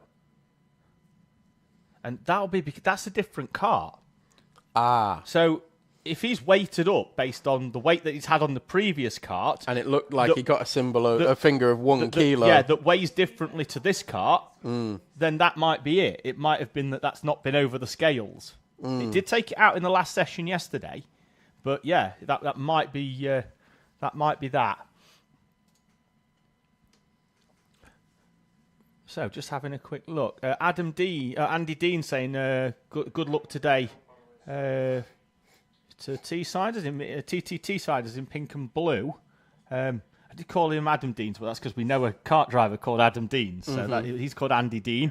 Emma W saying, what cakes have we got today? I don't know. I've not been in the cafe. No, neither have I. I haven't been in the cafe. I came out of the car straight to the commentary box because we were already on air when I got it. So. Oreo chocolate cheesecake, Tom. Sold. What was it? Okay, sold as well. Biscoff Rice Crispy Square Rocky Road. There's a lot going on in that one. The slippery surface flag's out because I'm dribbling. But there's Oreo cheesecake and Biscoff cheesecake. Oh, nice. Right. It's a cake of cheese. Cake of cheese. Senior Pro Kart time, Tom. It is. Give us a grid, David. Isaac Duff will start on pole position. He's got Riley Matthews alongside him. Kyle Burns and David Brewis on row number 2 in front of Ike Needham and Matty Farrell in 6th place. Then it's Rossi Costello and Freddie Cowley, Joseph Williamson and Addison Smith in P10. Curtis Yule, the standout driver for me, Tom, from round number 2, where he debuted here and really made an impactful start in 11th. He's got Danny Bean alongside him. Zach Dawson and George Ludwell in front of Alana Howard and Jake Collins. Your grid completed by the final 4 of Matthew Hauschby, championship leader Maximus Shields, Sam Neri and Dominic Needham. 3 classes in this one, Tom, as always in Senior Pro Kart. We've got our pro runners, our club runners, and our novice runners.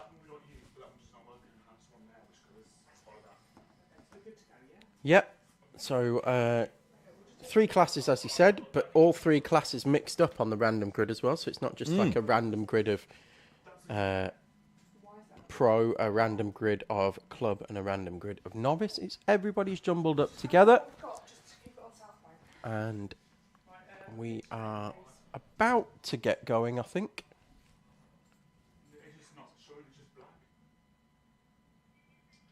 We might just be having a few issues with cameras on the stream, but they're only used to working Sundays, the cameras, aren't they? That's it. We've dragged them in for some overtime, the cameras on Saturdays. They don't know what they're doing, the cameras. Well, they think they're getting double pay, but they're certainly not. No. We'll plug them in twice, that's it. Yeah. So here we go on the rolling up lap. Isaac Duff leading the way. Riley Matthews, the novice, alongside. So Clubman and novice on the front row. The first of our pro runners is David Brewis in 4th, with Ike Needham in 5th. So we'll keep an eye on them coming through. Also keep an eye on championship leader Maximus Shields in 18th place. Watch his progress through the field as well. Expect him to come through fairly quickly, as we would expect George Ludwell as well in 14th. Oh, we've got Alana Howard stationary on the back straight, being attended to by a marshal, so we are down a cart already. Away we go, though, as we head up towards the National Loop for the first time. Through they go. It's been a good start then by the pole man, Isaac Duff. Kyle Byrne up into 2nd place. Riley Matthews, and then Ike Needham. David Brewis is there. As wide goes Joseph Williamson, and then comes into contact then with the 227 of Curtis Yule. So we head down the back straight. There'll be a change for 2nd early doors. And just for an update, as I said, for watch Ludwell coming through, he's already up to 5th from 14th. Shields up to 7th from 18th. No, it's not. That's not Ludwell in P5. That's Danny Bean. Oh, that is Danny Bean. Shields is in front of Ludwell. Ludwell's currently toiling with David Brewis on the exit. Oh, Kyle Burns up and over the curb. He gets squeezed. Through goes Danny Bean. Through goes Curtis Yule again. Kyle Burns is treated to a trip over the curbs on the right-hand side of the National Loop. Shields is up to 7th. At the front, Isaac Duff in front of Isaac Needham. Then it's Danny Bean, Riley Matthews, Curtis Yule. Shields us down the inside of Kyle Burns into the right-hander. We've had a big off here at hairpin 1. Oh, we have. That's Freddie Cowley in the 5 53. or 6, I think, involved in that one. Yeah, Freddie Cowley's off. Rejoining slowly, and that could be the end of his race. We've got an engine down for Cowley. He's trying to start it himself, but we're down to 1. We've got one very slowly, missing a front Smith bumper. Missing a front nose.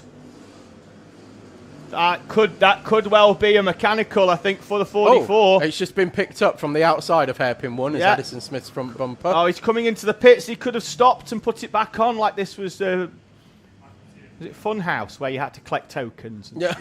Could have collected his nose. But well, Shields to 3 wide, and that's as they all came together through hairpin 2. Riley Matthews in the yellow helmet going for a bumpy trip over the curbs, was it, Tom? I think so, and I think Zach Dawson was in there as well, and yes, a few others, and there were 3 wide through hairpin 2. Brand new frame this weekend, Tom. He broke the last one at fullback. Well, let me rephrase that. Fullback broke the last one. Yes. But also he broke a brake pedal on the way to the grid for the final. Basically went to brake and it didn't. The pedal just snapped completely. Okay. Luckily it was standing starts, so he didn't have to. At least he didn't barrel into the first corner before realising that he had some problems. As Joseph Williamson goes down the inside of Kyle Burns, and then Burns is helped wide by George Ludwell, which allows Riley Matthews to get to the inside. Neither of them can get past Burns, though, and Matthews is through. And then Ludwell gets past Burns at hairpin number 3. At the front, Shields up into 4th place still, with 7 minutes or so on the clock. Needham leading them from Danny Bean and Isaac Duff. Shields and Dawson. No changes then down until we get to 7th, with Williamson's place gain on the previous lap, putting him up to 7th. Needham still managing to hold off Bean, although Bean is now starting to look like he's going to make some moves here on Ike Needham. Different classes, of course, with Needham being in Pro and Bean in Club. As Shields moves through on the inside there of hairpin 3 and takes third place away from Duff. Change for the lead. Danny Bean down the inside of Ike Needham. They'll be still be side by side. One of them's going to have to ease off, and it's Needham. And Danny Bean comes through to lead heat number 1.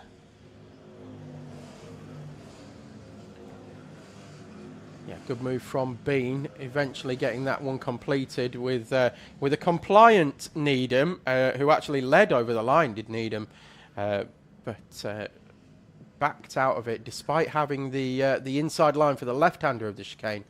Decided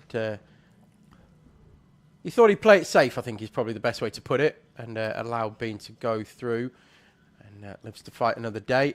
Shields now has closed that gap in third place as well, so he's now right on the back of the front two, and Isaac Duff not far away either should they start duking it out. Zach Dawson in 5th, with Joseph Williamson now in 6th and Ludwell 7th. Curtis Ewell 8th is the front novice runner. Kyle Burns and Riley Matthews the top 10. Oh, Shields is through on Needham at hairpin 2. Open the gap up to Bean, but then Needham now will try and push Shields onto the back of Bean, because that's Needham's best opportunity of getting back past Danny Bean, taking himself back towards the front. Looking at a few dark clouds over the top of the circuit at the moment. Looking very threatening. I thought you were doing an Oasis tribute with the way you were bending down to look under there. No, not quite.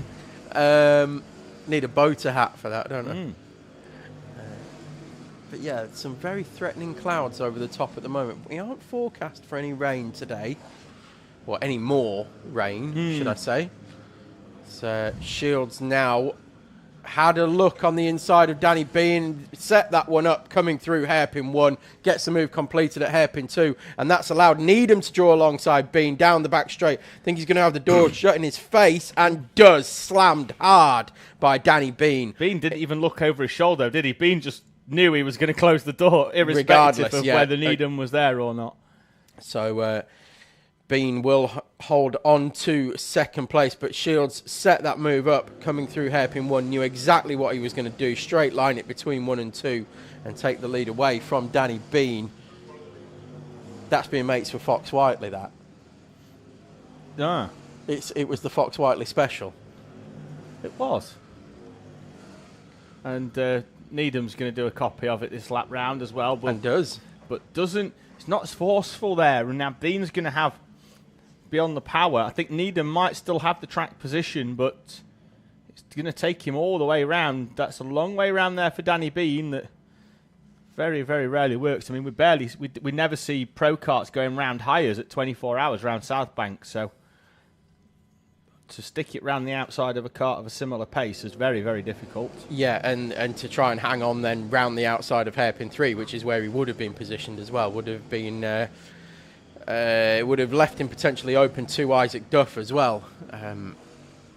So again, deciding to live to fight another day. These two have been going at it race long, Needham and Duff, and at the minute Needham with the upper hand pace-wise as well. So Bean had it earlier on, so maybe went higher on tyre pressures as we've talked about before. Maybe a little bit higher on tyre pressures, giving him a bit more grip early in the race, which is now starting to come to Ike Needham as they head around hairpin 4. Zach Dawson has closed in on the back of Isaac Duff as well. Don't count him out getting involved with this group as well. Shields, it looks like that one's done and dusted as he's now got the pace and is moving away at the front of this one. But I think the battle for second place could be starting to hot up again. Maybe we're in the next minute or so. Definitely one to keep your eye on. Zach Dawson closes in through hairpin 2 onto the back of Isaac Duff. It's whether he pushes him along or sends a move straight through. And there we go. Sets it up nicely through hairpin 3 and on the inside at hairpin 4. Has he got the drive? Pushes wide. Isaac Duff. Last year's junior top 2 going toe-to-toe in seniors. Still going toe-to-toe through the D chicane. Yeah, side-by-side action. And yeah, that was... it was the opposite of what happened between Needham and Bean earlier in the race with... yeah, if we can stay with them two, that'd be quality. There we go, that's brilliant. We're going to stick with them two down the back straight because Ludwell's coming into this as well. As Williamson pops out of the slipstream. Through he goes on Isaac Duff, and Joseph Williamson up into 5th place. Dawson. Oh, Dawson, sorry, yes. My bad. That's right. I've been calling him Williamson for like the last 2 laps, mate. You've not corrected me. Your fault. I only spotted it there. But it is Dawson anyway. Moves through now and up to 4th place. Yeah, I think Dawson definitely wasn't in juniors last year. He won our novice championship. Yeah. Yeah, and he's got good pace here today as well. It looks like anyway. I think he's potentially got the pace to, or would have had the pace to close in on Danny Bean, but I think that gap's just a bit too big now. Danny Bean, who of course led this race early on after overtaking Ike Needham. But Shields made his way through from 18th on the grid. Oh, there's Ludwell down the inside of Isaac Duff into hairpin number 4 as Shields commences his last lap. Speaking of making their way through. Yeah, Ludwell up into 5th now. Shields on the last lap, comfortable at the front of this one now, but as we said, from 18th place is good going. Then we've got Ike Needham in 2nd and Danny Bean, the leading Clubman class runner. Curtis Yule still heading up the novice class in 8th place, so good showing from Curtis Yule. Riley Matthews and Matthew Farrell, 12th and 13th, the other podium sitters in novice class. And there we go, heading through hairpin 4 for the final time and taking victory in heat number 1 will be Maximus Shields from 18th on the grid. A great showing from Max in that one. Ike Needham will take 2nd place. 3rd on the road will be Danny Bean, but 1st in in Clubman class. Then it's Zach Dawson, 2nd in Clubman class and 4th on the road. George Ludwell finishes the Pro class podium in 5th. Isaac Duff finishes the Clubman class podium in 6th place. Curtis Yule winning novice in 8th with Riley Matthews in 12th and Matthew Farrell in 13th. The other 2 podium sitters for novice class. Brings to an end our first round of heats, and we're back onto Bambinos again very shortly. We for are. our second heat for that class. So lot of driving for Bambinos today. Yep, so Alana Howard's, I don't know, Kart restarted and will be sent back round. I think one of the marshals has gone to retrieve the nose and is going to hand it back to the patiently waiting mechanic of Addison Smith.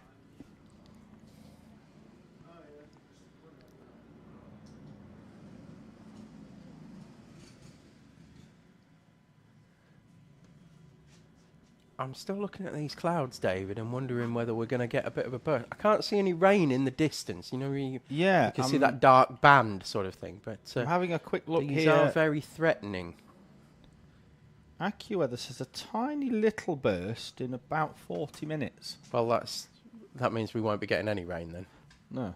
Why? Are you questioning the accuracy of accuracy weather? Yes, very much so, as always.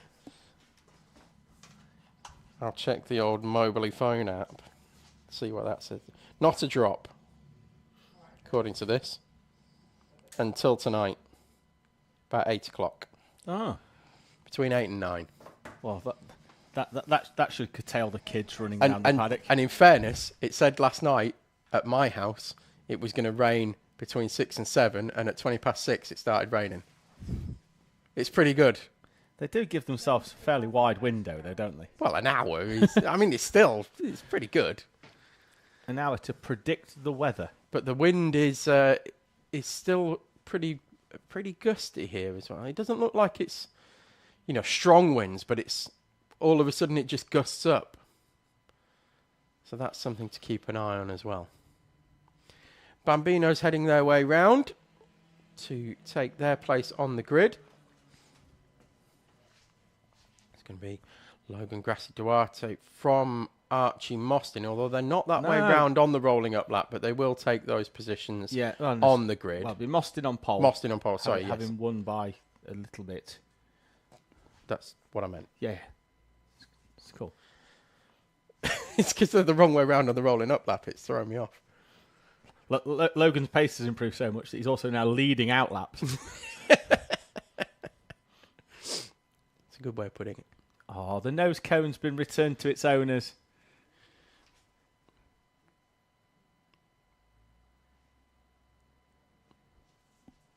I've had that happen here as well.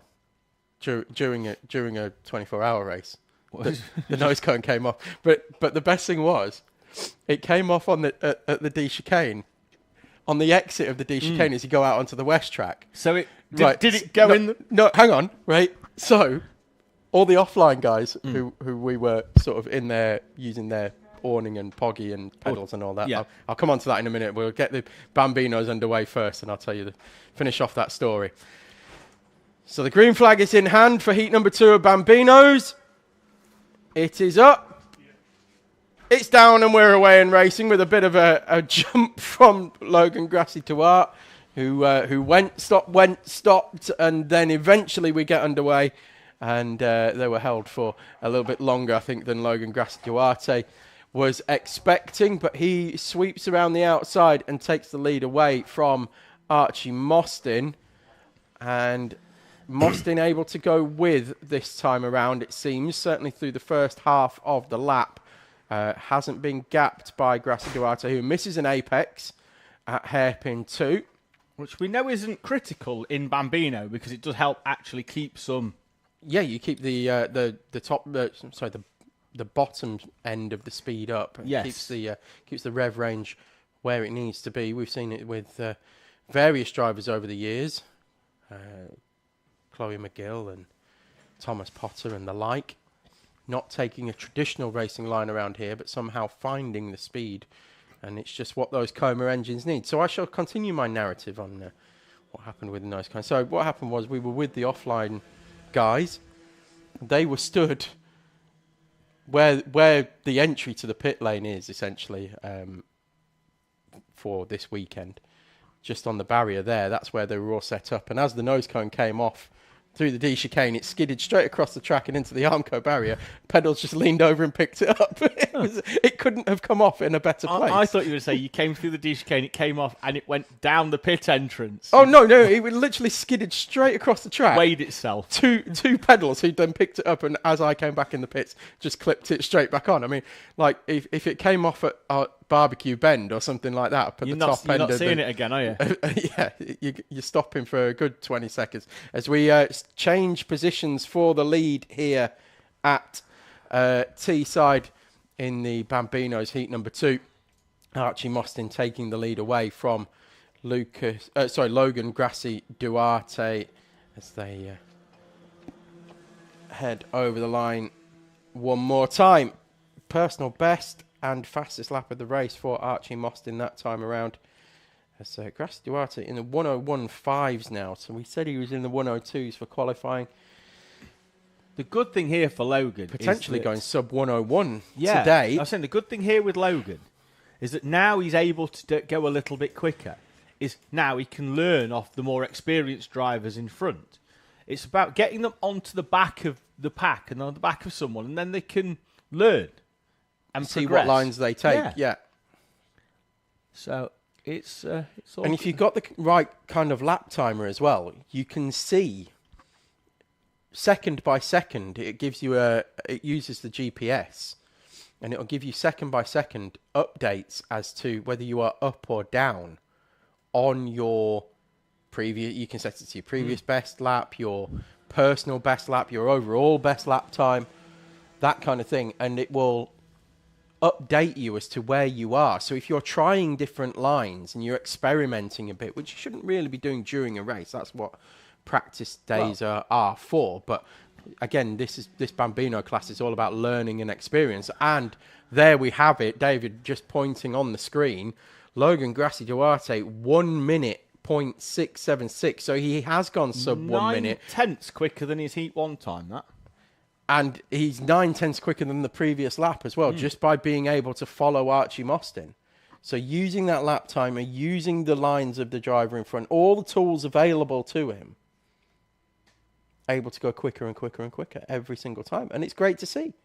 We're watching live on screen a driver increasing their skill, increasing their experience, and decreasing their lap time while doing it.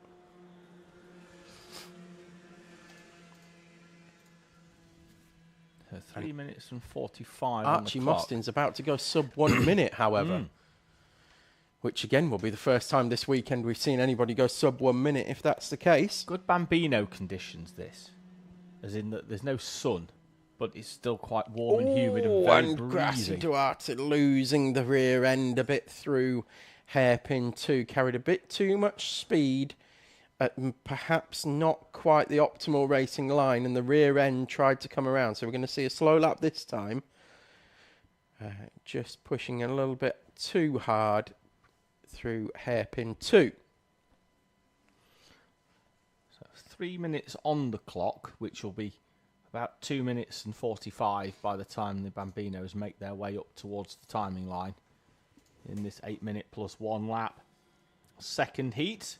So we'll run through our cycle of second heats, then we'll head towards a lunch break for around about half an hour before we come back for heat number 3 and the finals.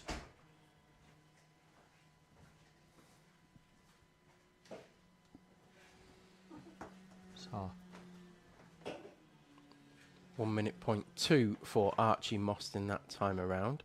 good consistency within a tenth for Mostyn. He heads down this back straight. The gap has gone out, but that was because of the mistake that hairpin number 1 on the previous lap by the 28.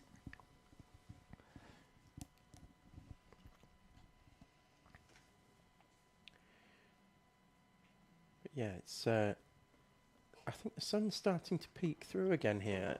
I can see blue sky over the back of the circuit. So changing conditions all the time here. Difficult for particularly your two-stroke runners as well, with what sort of jetting you're going to go with, what sort of tyre pressures you're going to run, that kind of thing, because the track temperature and the conditions are changing minute by minute here. Fastest lap of the day by Archie Mostyn. And has gone sub 1 minute for the first time this weekend. 59.882 for Mostyn at the front of this race. He's just got his head down now. With a minute and 12, so that'll be sub 1 minute. We've got 2 laps to go then in the Coma Bambino second heat. What I was saying about the lap timer as well, I know we've talked about this in previous rounds, but just because it's prevalent to what Logan is doing here. So with those real-time updates, you can see real-time whether a line that you've taken through a particular corner is faster or slower than your previous best lap. So you can say, right, through the D chicane, I'm going to take a wider entry or a tighter entry and see what difference that makes to my lap time. Then the next time around, you can go, right, the national loop, I'm going to run it out wide on the exit of the D chicane, take a late apex. Things like that can all will obviously affect the lap time, but you can see in real time whether you are faster or slower by doing it. It's a different dynamic now in terms of it's a coaching tool as well now, Yes. isn't it, that lap timer? It's very different from effectively when I raced, which was a good 10 years ago, where it told you how fast you went and that was whether you were up or down, and that's about it. Now, but it did it at the start finish line. Yeah. So you can't see in real time whether a corner is quicker. Yeah, and it threw you sometimes because you go, oh, I've absolutely nailed that lap, and you were like 4 tenths off your best. And Yeah. It's like, it makes no sense. Whereas like now you can take a different line into one corner and it'll go, oh, actually you've gained 2 tenths on your best there, and So you go, right, I'm going to do that again and again and again, and you repeat that for the next however long. what it also does, it gives you sort of theoretical time. So if you're running on 3 different sectors, it'll tell you if you add your best sector of all 3 up, how fast you could have gone if you did your Let's have a look at what you could have won. perfect lap. Yeah. But so what it shows you is basically, you know, where you're strong and where you're weak in terms of breaking it down into sectors. Round the right-hander of South Bank comes your race leader, then Archie Mostyn. Navigates hairpin 3 and 4 as well to come through, and he will take the checkered flag. Just as the sun comes out, Mostyn peels straight off into the pit lane after taking the victory in the second heat, as does Logan Grassi Durate. So both drivers peeling off back into the paddock.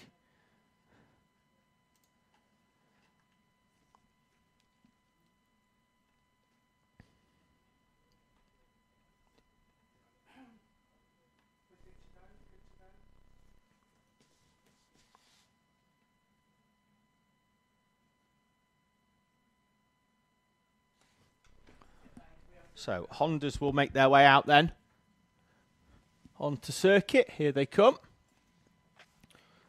In the same order they finished the previous race, no penalties applied, so it is as you were at the checkered flag.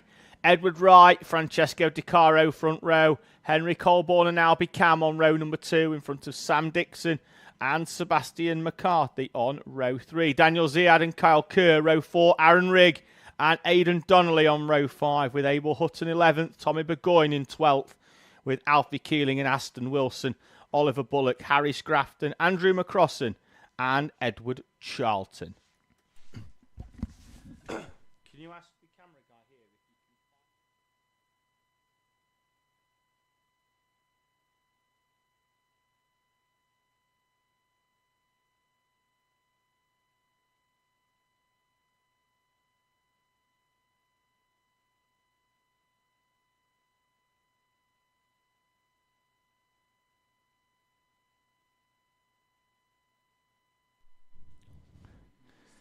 So, drivers rolling into position.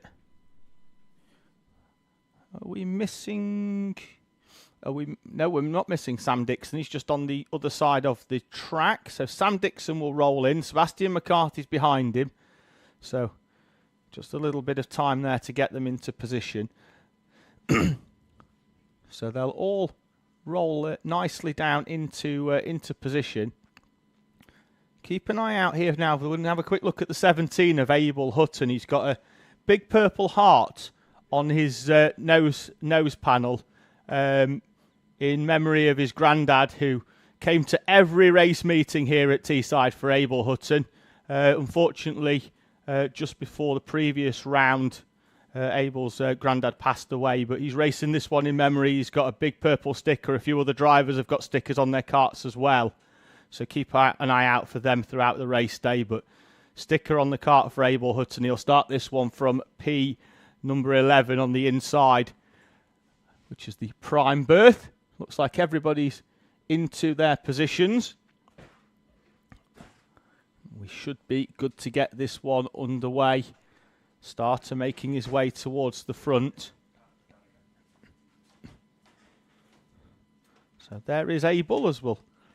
Pan out towards the front of the grid here, towards our start line marshal, who's making his way up towards the head of the field. The 24 there of Aaron Rigg, one of the 3 debutantes joining us here at Teesside.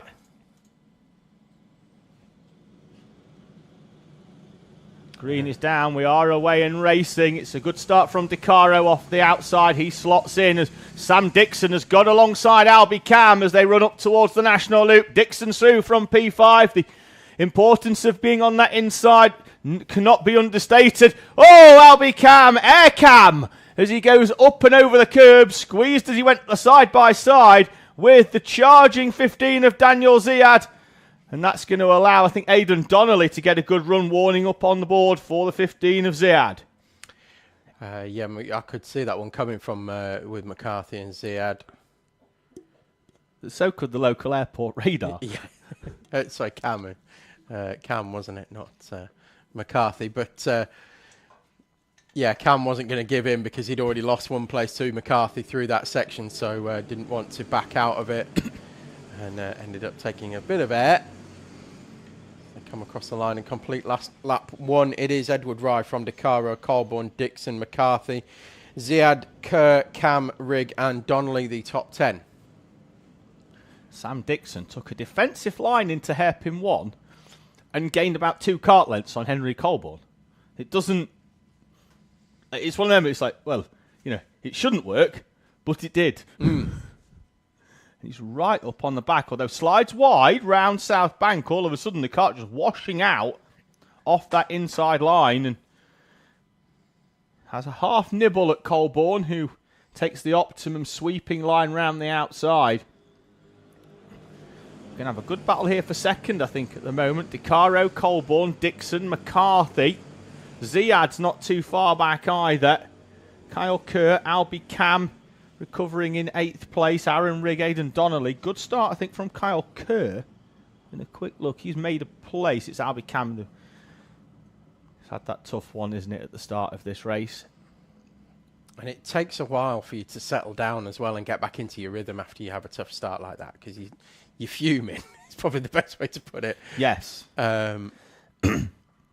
But once you settle down, take a breath and go, right, just join the dots, get my line right, get back up to pace again, think about what I'm doing rather than thinking about what's happened before. Yeah, the important How am I going to get back forward and get back onto the tail of the group in front? You have to reset, don't you? You have to go back to the basics of turning apex clip. There we go. And line it all together, you say, joining the dots. Yeah.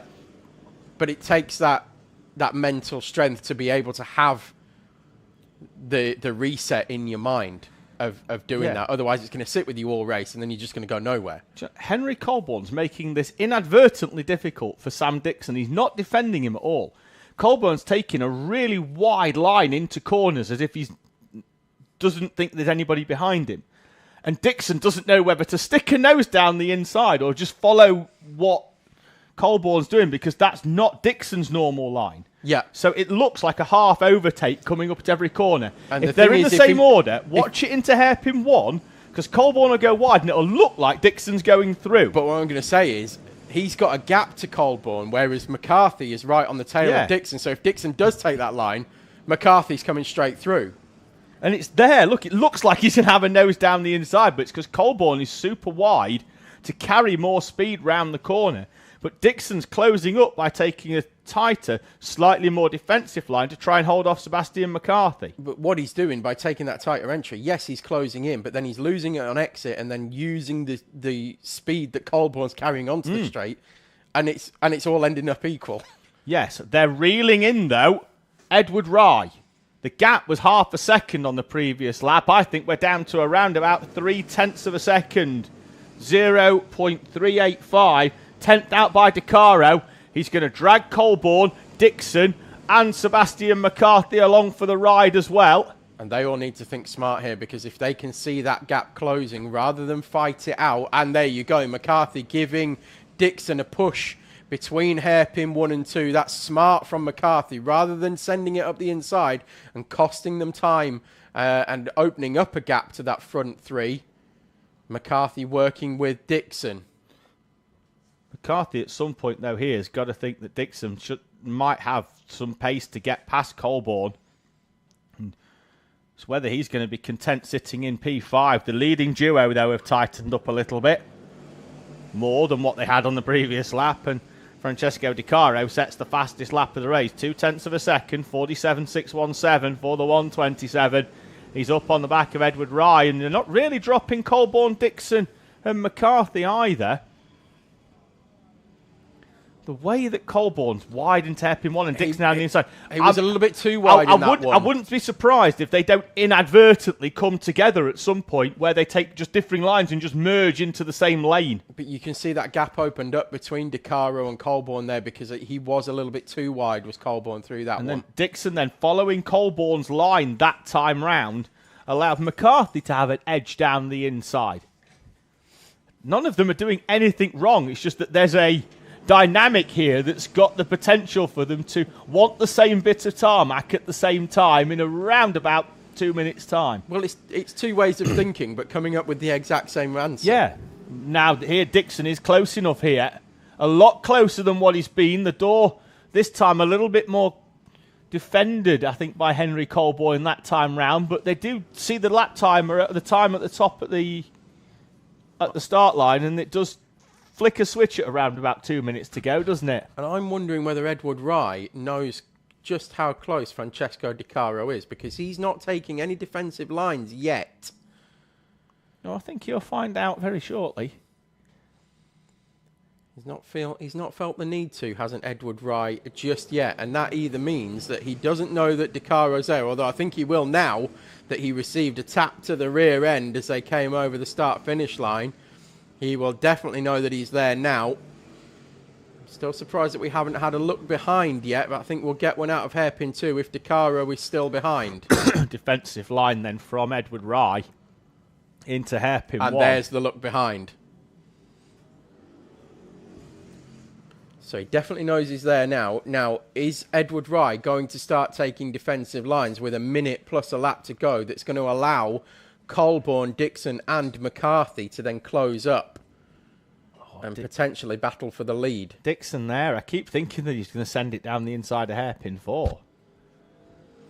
Just because of the different lines as they go together. They've crossed the line at 45 seconds on the clock, so I think they'll be down to 0. I think it's 2 to go here in this Honda second heat.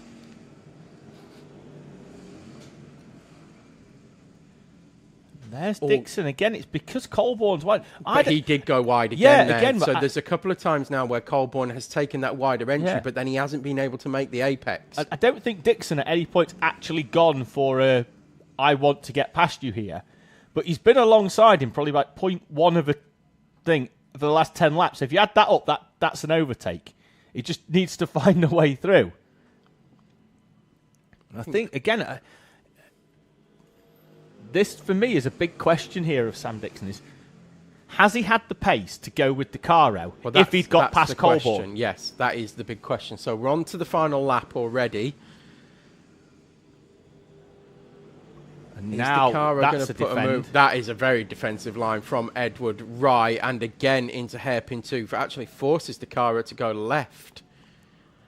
It's a good positioning from Edward Rye. In fact, excellent positioning between hairpin 1 and 2 from Edward Rye. We've not seen that Rye line for a long time, have we? But now he's having to. Up towards the right-hander, and Di Caro's down the inside into 3. Francesco Di Caro finds a way past Edward Rye in the final few corners. Rye's going to try and draw alongside. Rye up and over the curbs. That's not going to help him. And Francesco Di Caro wins heat number 2 from Edward Rye, Henry Colborne and Sam Dixon, with Sebastian McCarthy in touching distance as well in P5. Ziad, Kerr, Cam, Rigg and Donnelly complete your top 10 in front of Burgoyne, Hutton, and then it's going to be Aston Wilson finds a way past Alfie Keeling on the final lap for P13. Keeling, Scrafton, Bullock, and then it's going to be Andrew McCrossan and Edward Charlton there. Still battling their way to the line, Tom, for 17th. McCrossan holds on from Edward Charlton. They finish 17th and 18th, respectively. Good little fight that at the end there. Edward Rye was taking those defensive lines, so was already backing up Di Caro, who just saw an opportunity into hairpin 3. The door was left open by Rye, and didn't need a second opportunity, and through he went. Rye tried to fight it back through the final part of the lap, and couldn't find a way back through. And that was it. Job done. Well played by Francesco Di Caro, I think there. Very smart thinking. Used the entire race to close up to the back of Edward Rye and got through with 2 corners to go. So congratulations to Francesco Di Caro. Then it was Edward Rye, Colborne, Dixon, McCarthy, Ziad, Kerr, Cam, Rigg and Donnelly, the top 10. Bringing to an end heat number 2 of Honda Cadets. And coming up next will be R200's Heat 2 with our sole Intermax runner of Joey Swan.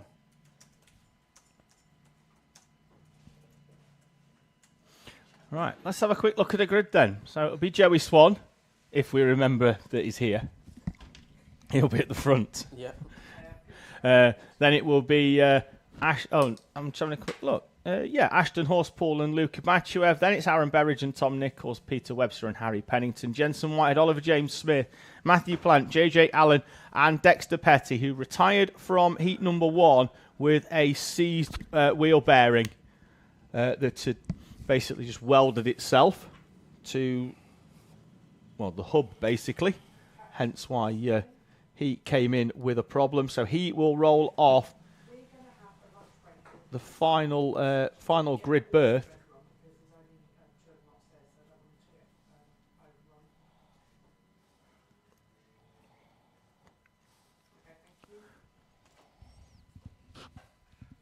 So they're rolling round. Joey Swan will take the first green flag. And away he goes in inters. And then Honda R200 heading towards the timing line with Ashton Horspool leading them through up towards the national loop for the first time. It's been a good start from the second row from Aaron Berridge. It's been a very good start from the second row from Aaron Berridge. He'll lead us up towards hairpin 1 for the first time. As Bachuev tries to go down the inside of Ashton Horspool, who just takes a wide line anyway, knowing that there's a chance that a stray nose will come down the inside. It's been a cracking start, Tom, for Harry Pennington. He's moved up to run in 4th place. Yeah. There he is in the 22. And he went full send around the outside of hairpin 1, did Harry Pennington. So, yeah, making moves. Nichols, Webster, and then Petty already up onto the back of Peter Webster in the 125. So he'll cross the line, I think, in 7th place in class, 8th overall, with Joey Swan out at the front. Oh, big chunk of curb there from Aaron Berridge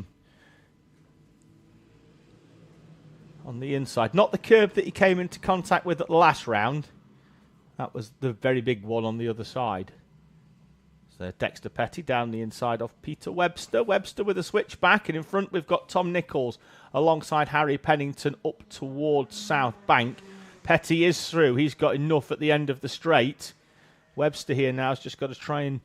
If he sticks with Petty when Petty makes the overtake on Pennington, which I'm sure will come because Petty's just got something now, a bit between his teeth and a bit to prove after that Heat 1 issue where he was running towards the front but was progressively just falling away, I think, from the top 3, and then obviously the wheel bearing was the big issue that caused that. He's already passed Pennington there. Webster couldn't get through at the same part of the track as Luca Bachuev tries a nose down the inside of your race leader, tries another nose down the inside of the race leader, Aaron Berridge. Berridge just sweeps all the way around the outside and says you're going to have to try something else.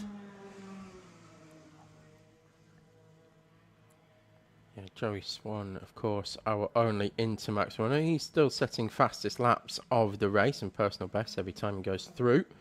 So just mentioning him so that we don't forget him again.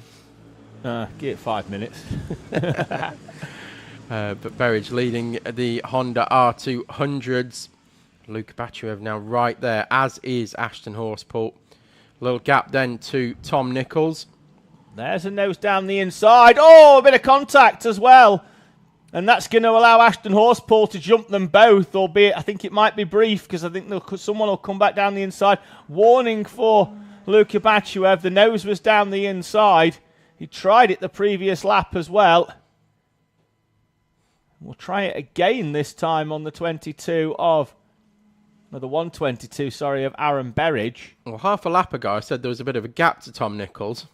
There isn't. Oh, Horspool. Horspool slow out of 4. Horspool drops down into 4th place. Don't know whether he just didn't have a drive. He's got a problem. Horspool's going to retire here from heat number 2. And Ashton Horspool from the race lead. He'd only taken the lead 2 corners before. And Ashton Horspool will retire from effectively the lead of this Honda R200 race. He's still sat in the car, albeit way offline. Marshall just pulls him round. I don't know whether something seized there. I don't know whether he can push it. Yes, he can. So Everything's still turning over engine-wise. As wide goes Nichols. Petty's there as well, up onto the back. So Berridge then from Bachuev, Tom Nichols and Dexter Petty, Peter Webster, Harry Pennington with Matthew Plant, Jensen Whitehead, Oliver James Smith and JJ Allen. Your remaining runner on track with Ashton Horsepool. He's going to have to do a Dexter Petty and charge through the field from the back. Well, I was just going to actually mention that Dexter Petty is now right on the tail of Tom Nichols, who is still there with Bachuev and Berridge. So Petty, despite retiring from heat number 1 and starting right at the back of this one, is in the fight for the lead. Berridge shoves Bachuev out wide between 3 and 4 for Bachuev having the audacity of trying to go around the outside of hairpin 4. Berridge was like, no chance, my friend. And it's as you were, but again, that's allowed Tom Nichols and then in turn Dexter Petty to close back in. I think as well, if these two just work together, because at the moment, Luka Bachuev is trying to push Aaron Berridge away because he knows these two are coming behind him. And this is something that we know we mentioned having a good pusher kart, but it's something that the driver is good at as well, Tom. Luka Bachuev, very smart at trying to push Aaron Berridge away there. And Berridge is a bit slow out the corner, and Bachuev sort of had to draw alongside. And then Berridge squeezes him right to the outside of the circuit. And that's exactly what Tom Nichols and Dexter Petty want. Yeah, they will very much be licking their lips with that one. That's allowed them to close back up again. So the front two have got the pace to move away from Nichols and Petty, it seems, until they start fighting. And now it's a group of 4. And Tom Nichols is fully in the slipstream of those front 2 now. We've got 3 at the front now, as Luka Bachuev was trying to tell Aaron Berridge, go forwards, I'll push you. But Berridge defended him at hairpin number 1, knowing that Bachuev. But then Bachuev will draw alongside again on exit of hairpin 4, which will... But if he wants to work with him, he needs to stop pulling out and actually push him along. Because all that's doing is allowing Nichols and Petty to still close back in. Yeah, well, Nichols was on the back there, and now it's allowed Petty up onto the back as well. A 4-kart train. And now Aaron Berridge is looking left and right. They're not pronounced left and rights, but he's having looks when he goes round corners. There's one over the shoulder, but now he's pushing him along his Bachuev. Well, when they go into the corner into hairpin 1, he's having more of a look to his left to see if there's a nose in that gap. But it's now where Bachuev needs to be pushing. Yeah, out of this corner to try and get away, but Nichols is there, and you can't push him away from someone that's also in that slipstream that's pushing you as well. 45-second laps, 48 on the clock, 3 to go in Inter. Although I say that, it won't be, will it? Because Joey Swan, I've remembered him.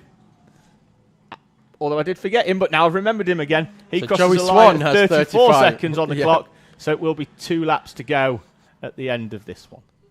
So there we go. So it would be 3 laps. Yeah, we're fine. It's all good. There's Bachuev down the inside and has the door firmly slammed in his face by Berridge.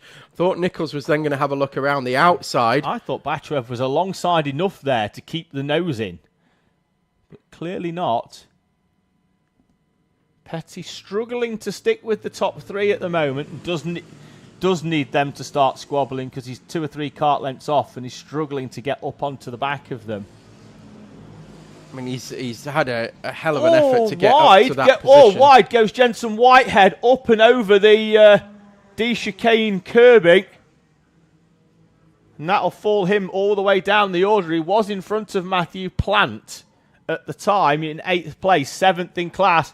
Lap and a half to go. Hard defending from Berridge down the back straight, squeezing the nose of Luka Bachuev's kart as they headed down the back straight. Bachuev deciding to not quite pull out, but not quite work with Berridge either. And Berridge having to move across to keep Bachuev behind. like Gran Turismo style. He was like looking in the rearview mirror and just moving across. Yeah, onto the final lap then for R200. Joey Swan will come through and win the race outright in the Intermax, but we'll keep an eye out on Honda R200 as they exit hairpin number 2 and onto the back straight for the final time. Aaron Berridge electing not to look back, head down behind the wheel, look back, head down behind the wheel from Berridge there as then he defends off Luka Bachuev at South Bank. He's going to try and have to white line it up towards 3. Can Bachuev do a straight line? No, Berridge looking left and right. He's going to have done enough here, I think, to hold on. As though Bachuev round the outside. Berridge was occupied. They're side by side. Bachuev takes it at the line. I think he got a bit of help from Tom Nichols.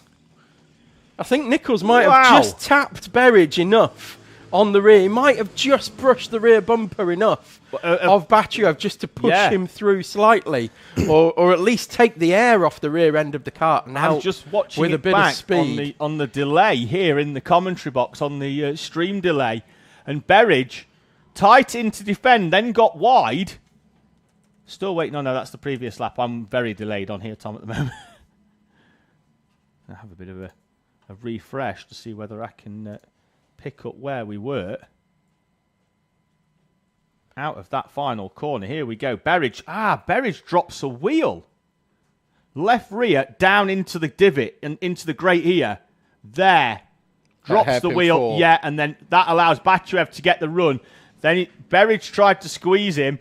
And then Tom Nichols, as you say, decided, well, if I go down the inside, I definitely can't get past Aaron because he's going to get squeezed. He took the outside line to try and move up into second place. He went with the momentum, and that actually helped Bachuev in the end. Didn't quite work, but it allowed Luka Bachuev to come through and take the R200 victory by less than 1/10 of a second.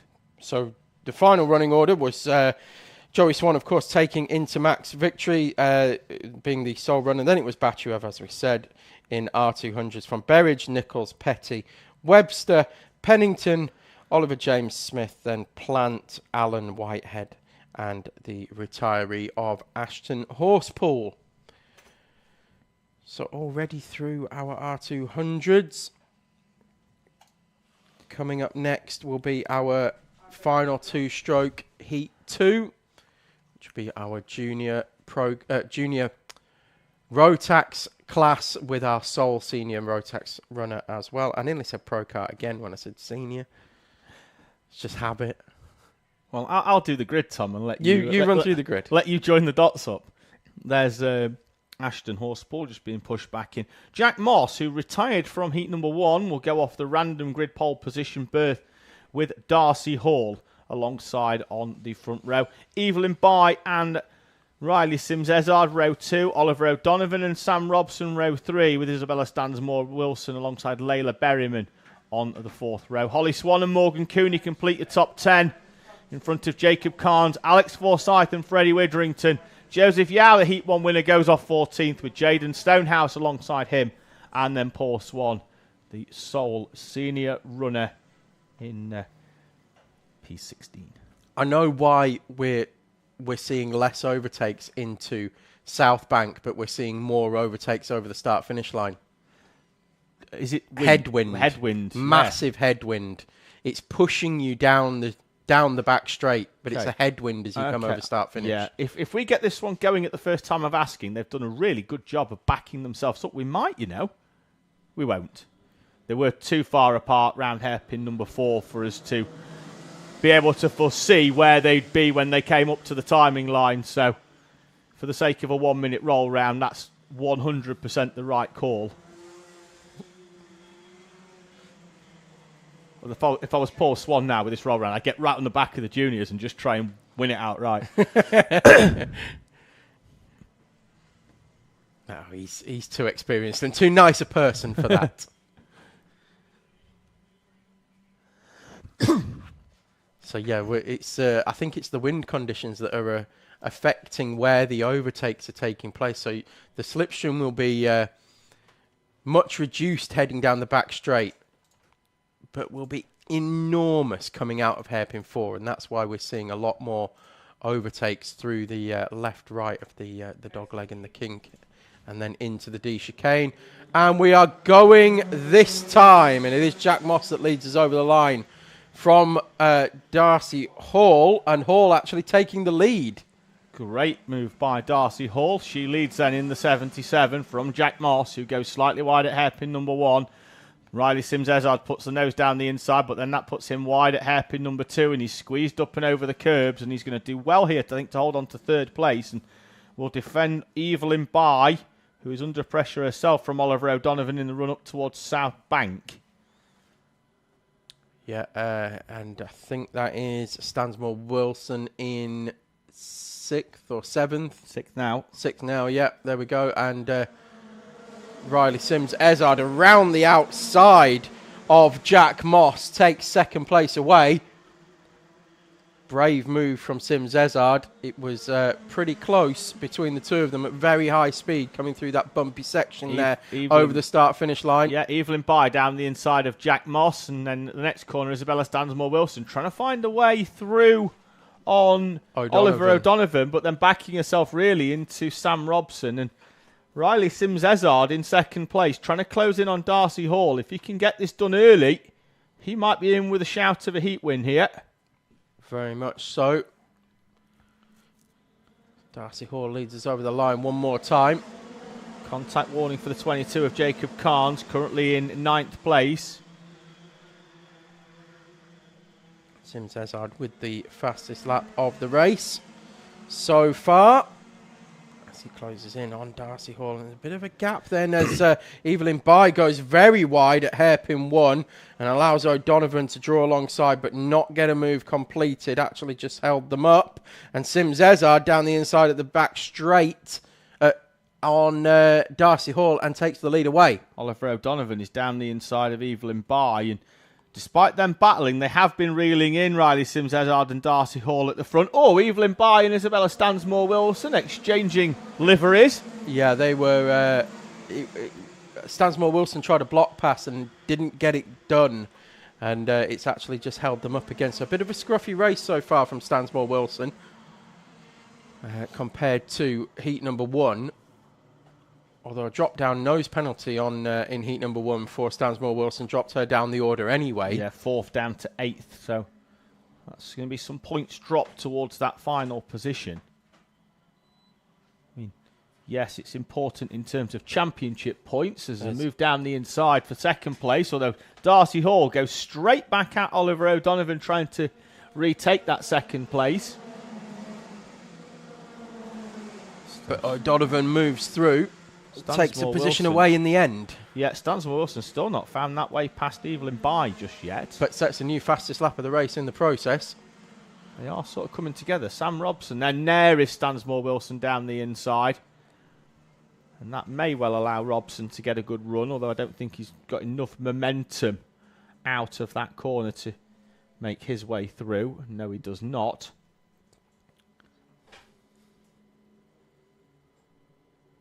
So Sims-Ezard still leading from O'Donovan, and now Stansmore-Wilson again tries that move at hairpin 4. Very tight, though, on exit. Yeah, well, that's 2 laps in a row that she's done that there, and 2 laps in a row it hasn't worked. So he's going to need to go back to the drawing board on that one and have a think about a better way to pull that move off. If you do it, you have to go down the inside and, you know, run all the way to the outside of the track, don't you, really? And you have to maximise the tarmac on offer.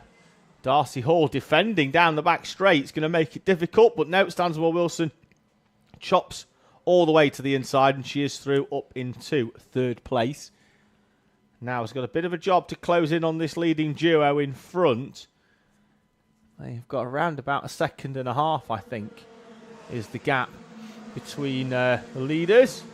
And they do. It's 1.3 seconds from the leader back to Isabella Stansmore-Wilson in 3rd place. Freddie Widrington firing in a fastest lap of the race, 2/10 quicker than anybody else on circuit. That oh, we've got a driver round, and it's Evelyn Bye at hairpin number 1. There was enough of a place at the time. There was enough of a gap on the inside to for somebody to squeeze through down the gap on the inside.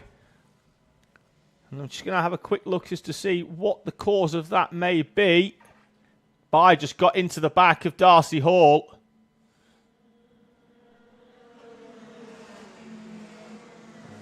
Keeping an eye on Joseph Yao making his way through the field as well, up to 8th place now.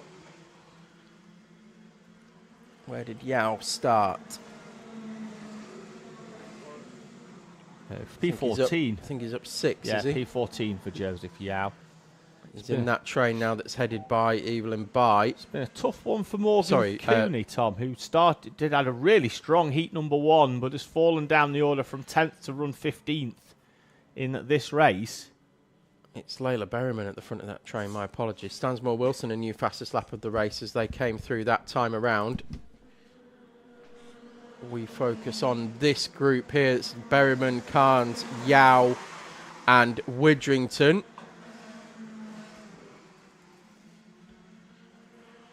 And the gap coming down at the front as well. We've got a front 3 all nose to tail. I think we're going to try and focus on that one for the next couple of laps as we still look at Berryman holding off this group here. But the fight for the lead is still Sims Ezard from now. It's O'Donovan who takes the lead at hairpin 3 and holds onto it through hairpin 4 from Sims Ezard. And then it's Stansmore Wilson in 3rd. And Joseph Yao has come through as well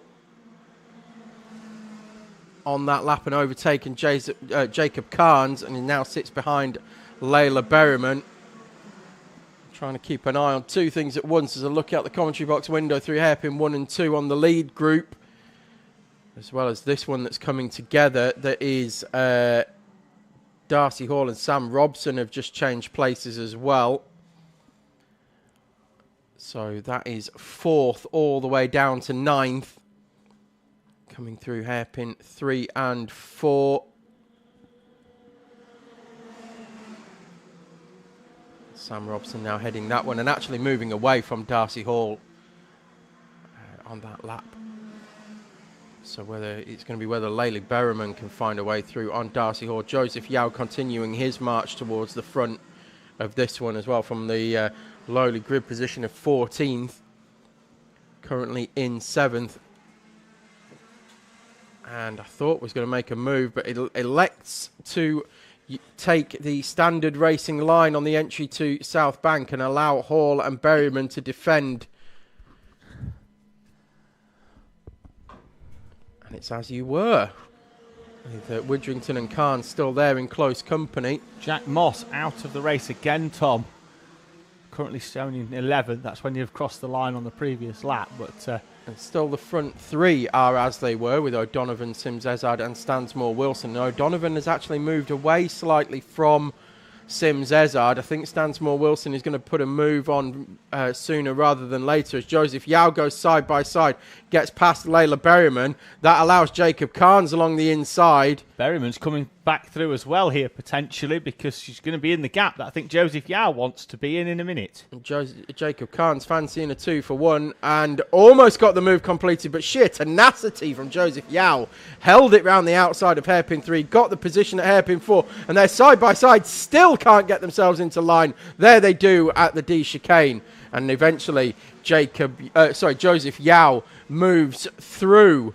But that took the best part of half a lap. I was about to say Joseph Yao with the longest overtake I think we've ever seen. It's almost 3/4 of a lap alongside Jacob Carnes, but finally got it done. He's right the way up onto the back of Darcy Hall here. And I think this one's going to be a bit simpler. It is. It takes a lot less time to get that one completed as he moves through on Darcy Hall. And now has got to go about chasing back down Sam Robson, who has gapped that particular group. Change for second place. Isabella Stansmore Wilson finds a way past Riley Sims Ezard as Evelyn Bai retires as well in the 43 to the pit lane.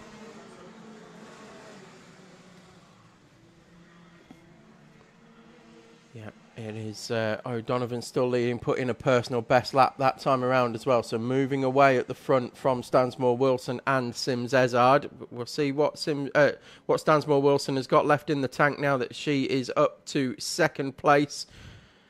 We've got Jacob Carnes still fighting it out with Darcy Hall as well.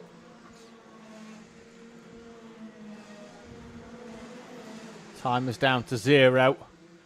So when the leaders come through next time round, Lap and a half to go.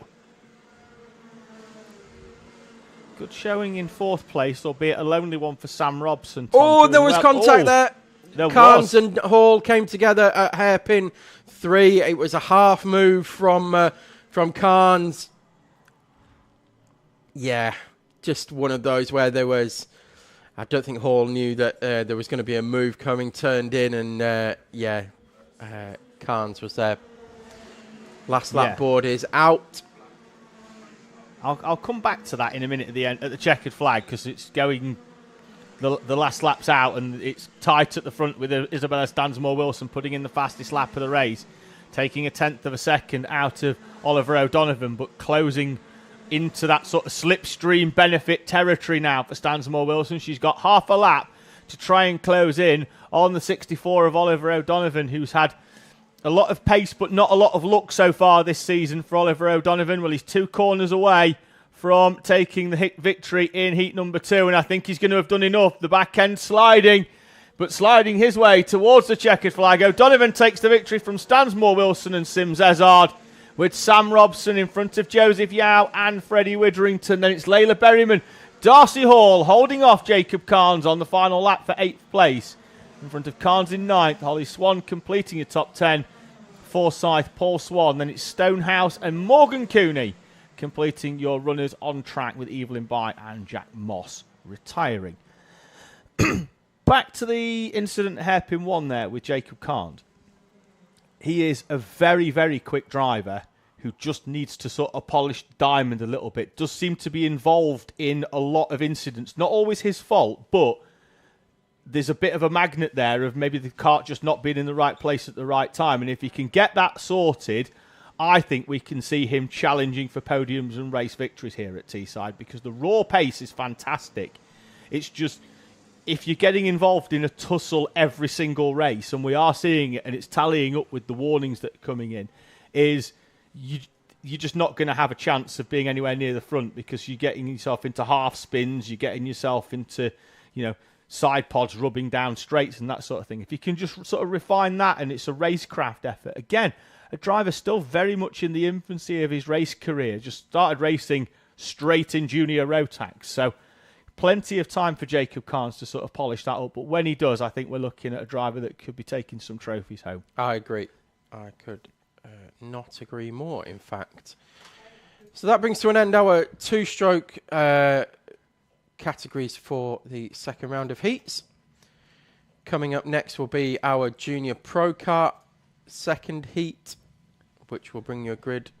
Yep, random grids once again. Ashton Carmichael in the 69 will go off pole position. He's got James Winstanley for company. Jensen White and Scarlett Whittaker Dunn on row number 2, with Ted Hall and Daniel Camp row 3. Josh Brown and Rhys Dodds on row number 4, with Joshua Sullivan and Liam Edmonds on row 5. After that, you've got Elvis Hartley and Adam Roberts, 2 debutants in 11th and 12th, with William Howard, Isaac Wellborn, Grace Matthews, and Heat 1 winner, Rhys Cranston. Them clouds are arriving, Tom. They are. Sadly, probably just in time at lunch. Just when we have to leave the dry sanctuary of the Combox. We've got a big field spread here, but we could be away and racing as we head up. And we are. It's the green drops. We're away and racing. They head up towards the National Loop for the first time. Carmichael will lead them through from Jensen White. Then it's Ted Hall and the very fast starting 13 of Sullivan, who's going to go up into second place, albeit briefly, because I think Jensen White's coming back at him into hairpin 2. Ted Hall is down behind the steering wheel. Contact warning for the 24 on the opening lap. That is Elvis Hartley.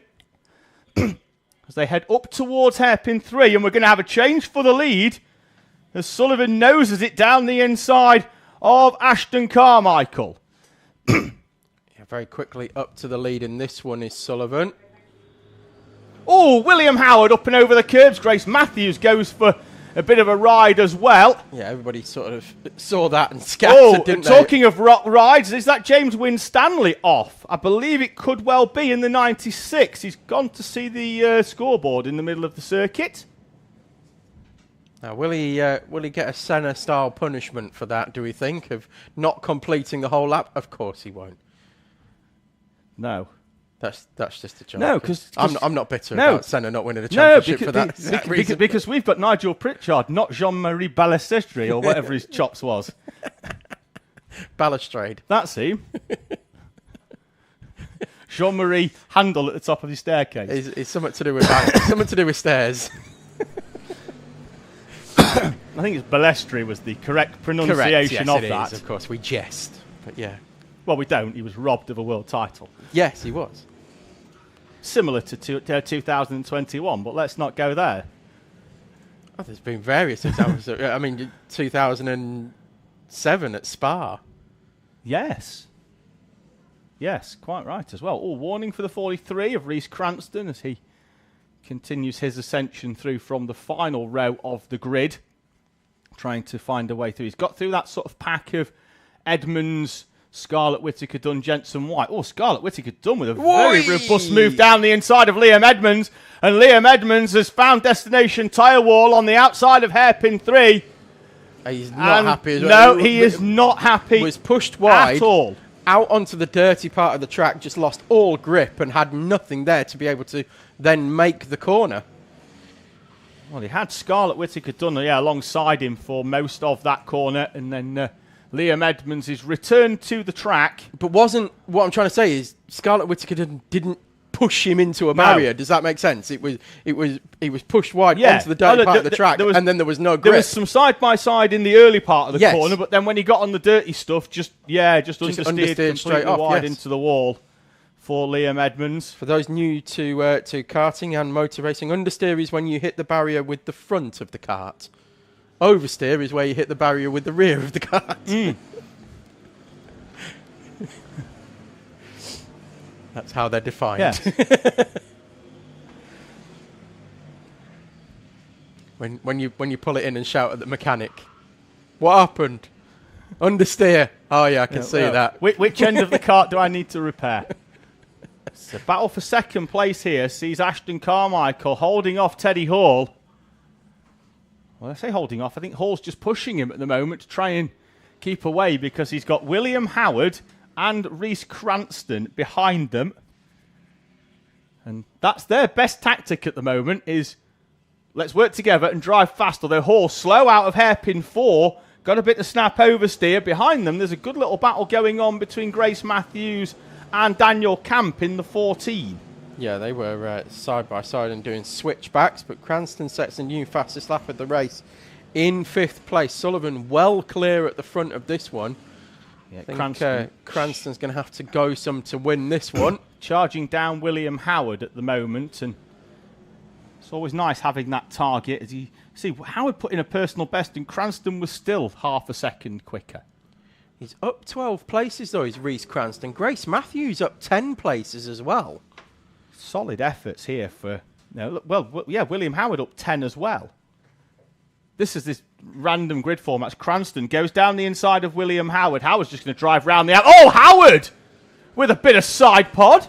I don't even think he needed to do that. He'd have had enough pace to get past Rhys Cranston anyway. But...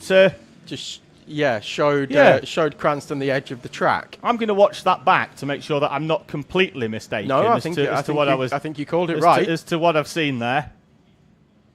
No, I'm right.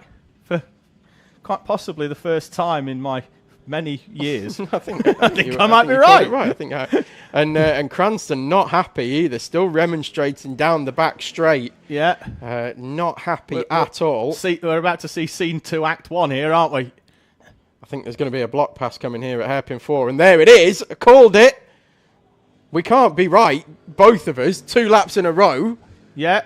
But surely, but that's exactly what's happened. And Cranston now block passes and moves through at hairpin 4 and takes 4th place away. I think the viewers might have been able to hear the massive "come on" shouted from behind the commentary box by Rhys's dad when he made that overtake. Probably picked up through the microphone in the commentary box.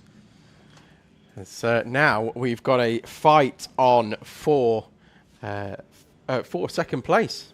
Now, it's Ashton Carmichael that's leading this one from Ted Hall from Cranston, and then Howard, that group of 4. Of course, Sullivan still leading the race and well clear at the front of this one. But Reece Cranston making that overtake with the red mist, set a fastest lap of the race as well as he draws alongside Ted Hall.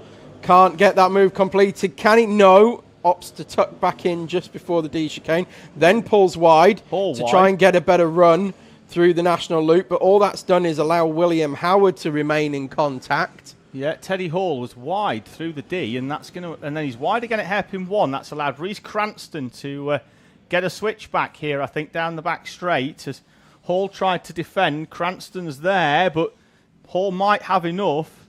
I think he's he left the door open there for Cranston, who didn't need a second opportunity to come through. Hall didn't really put up much of a defence to that one there, did he? But then William Howard in the background is going to try and nose down the inside of Teddy Hall and tips Teddy Hall into a spin, and then Howard's up in the air. And we've got more arm waving. This time it's Teddy Hall. 76 gets a warning. That's Howard. Howard tried the block pass that was done to him by Cranston on the previous lap. Oh, that's a block pass and a half by Reece Cranston down the inside of Ashton Carmichael for second place at hairpin number 1. I was just thinking to myself, we take Ted Hall's hand signals and Liam Edmonds, it would be like Kung Fu fighting. Oh, I thought we were going to Team America distress signal. If you put them both together. Right, Cranston is now up into second place and has cleared the traffic. The gap at the front was 3.4 seconds with 2 minutes to go. That's Teddy Hall. Oh, and Grace Matthews, more arm waving. And Grace Matthews was through there on Ted Hall, I think, and I think, my opinion, I think she's got a right to be a bit aggrieved about that one as Grace Matthews. She's done very, very well in this race to climb up to where she had from the starting position. And then all that work has just been undone. We should give championship points for imaginative arm waving. It's taken out hairpin 4 and they do big fish, little fish cardboard box. We'll do it at the end of season awards, I think. Do best mid-race dance moves.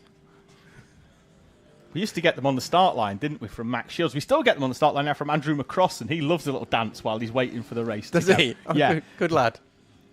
Right, gap was 3.9. It's out to 4.1. I'll tell you what I miss. Dabs when they were coming over the weighbridge. No, you don't, and nobody misses dabs. I do miss a dab. Dabs went out of fashion, and rightly so. I miss them dabbing when they come over the start-finish line when they win a race as well. No, they went rightly out of fashion and should be worth black flags. No, I like a dab. Oh, just had a big tyre squeal. I think that's James Winstanley into the D chicane. So, lap traffic for the leaders to contend with coming up in the next lap or so. Timer is down to sub 45, which means we've got 2 laps to go.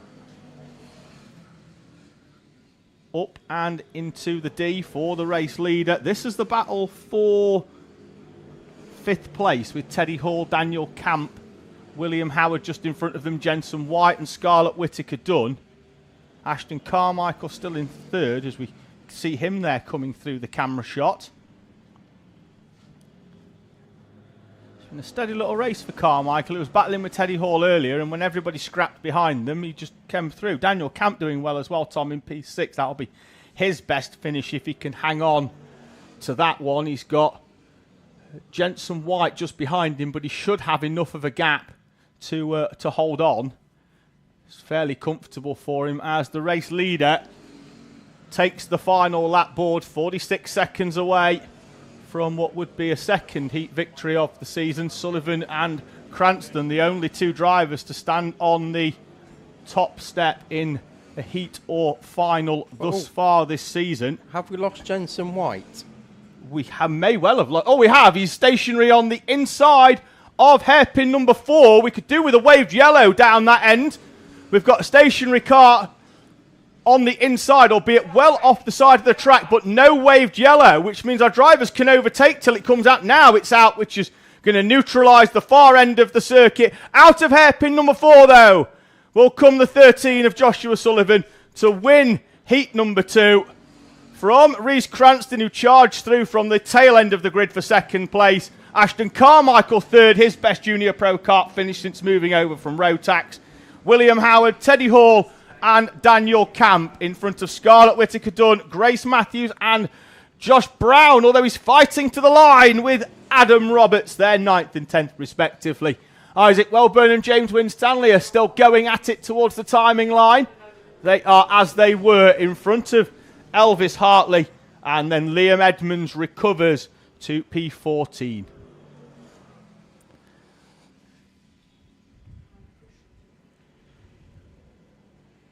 Go ahead.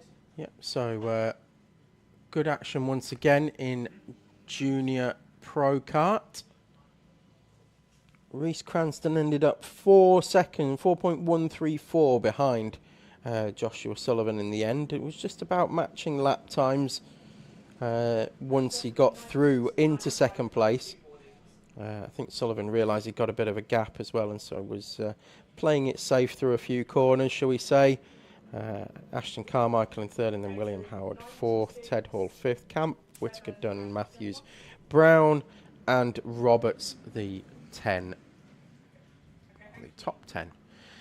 Coming up next will be our final race for heat number 2, and then I believe we're having a lunch break after that.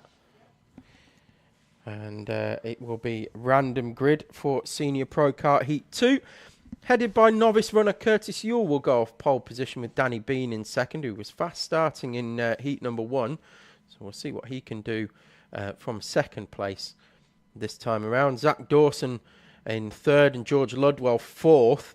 Alana Howard fifth with Jake Collins sixth. Matthew Hauschby and Maximus Shields seventh and eighth. Sam Neri ninth and Dominic Needham the top 10. Then we have Isaac Duff and Riley Matthews, Kyle Burns and David Brewis, Ike Needham and Matthew Farrell, Rossi Costello 17th with Freddie Cowley 18th, and then Joseph Williamson and Addison Smith 19th and 20th, and we'll see whether Addison Smith has, I'm assuming he's got his nose cone back on and will be taking part in this one. I was about to say, we've not seen the recovery quad for Jensen White yet, so do we need a recovery quad for the recovery quad? Has it broken down, or is it just... No, we've just found an occupant. I'll send you out to drive it. We've found a driver.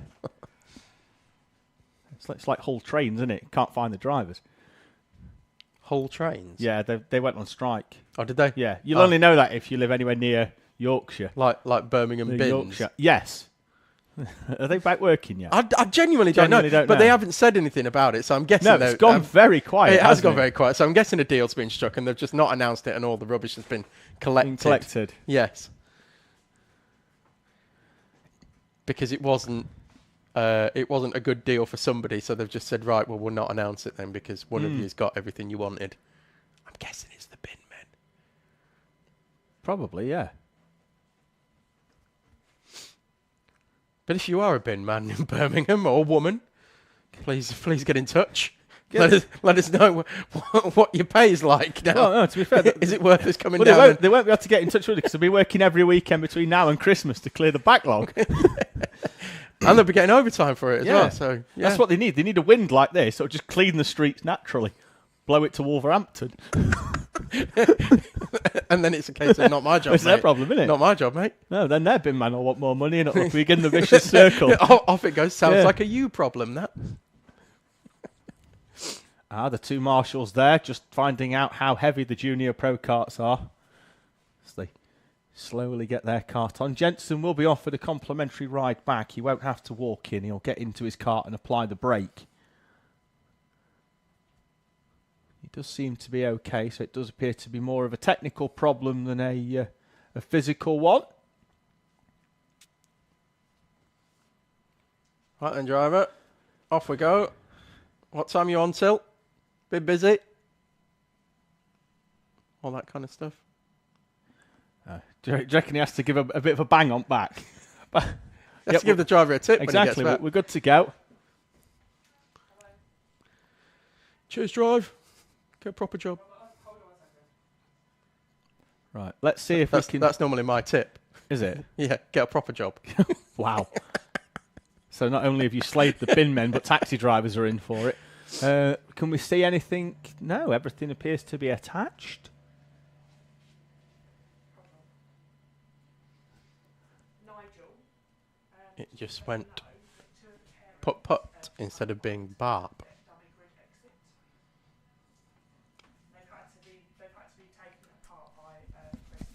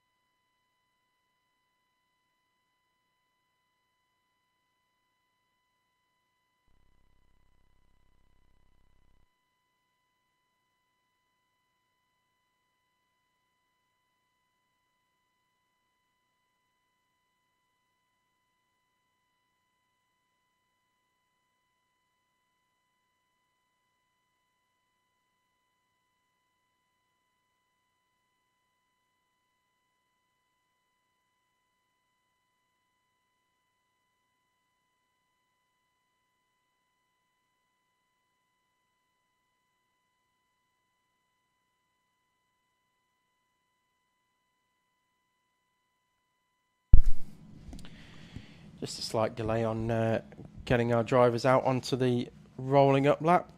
Just to run through the top 10 once again quickly while we're waiting for them to finish this rolling up lap. So Curtis Yule will take us off pole position with Danny Bean and Zach Dawson, George Ludwell, Alana Howard and Jake Collins, then Matthew Hauschby, Maximus Shields and Sam Neri and Dominic Needham will be those top 10 runners.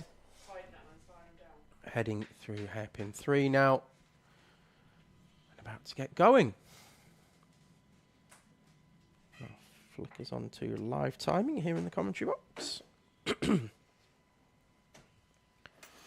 So Curtis Yule will lead us through then. It's been nothing short of remarkable, really, Tom, since his debut outdoor racing last time. I don't know what he's like with rolling starts, but he's got the power down and he's away, and he's going to lead us up towards the national loop. Opens the door, though, to try and optimise the run, and that allowed Zach Dawson to put a nose down the inside. Dawson then had to get on the brakes.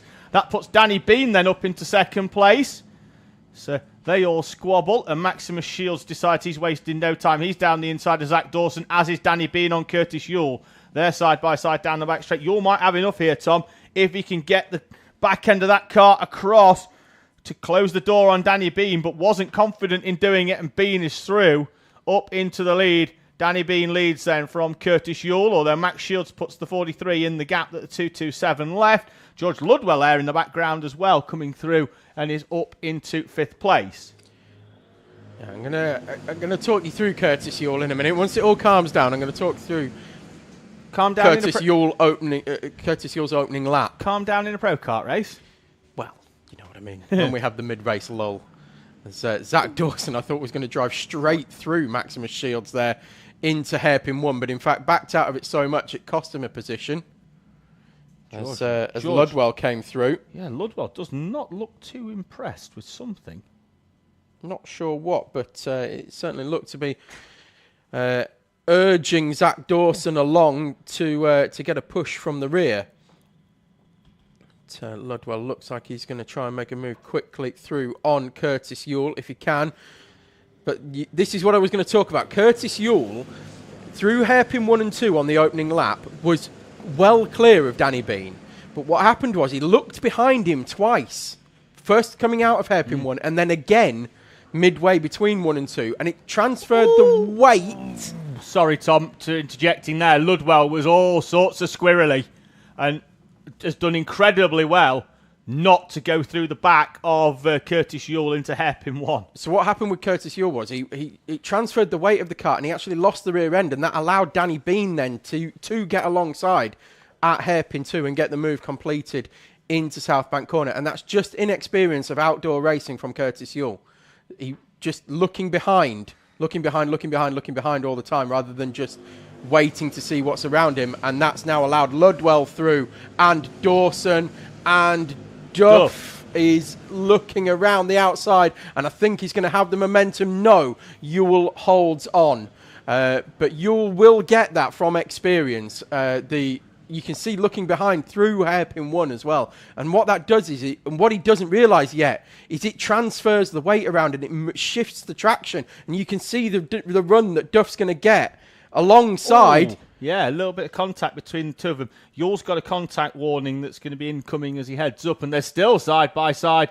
And I think Duff might finally have it done. Oh, Yule back down the inside. There's contact just off the camera there. They are coming through slowly. Of Isaac Duff and Curtis Yule arguing over tarmac. So we've got contact warning for Curtis Yule, yes indeed, and 2 bits of contact on that one lap as well. It's, Shields has taken the lead from Bean as well. I missed that one earlier. It must have happened on the previous lap.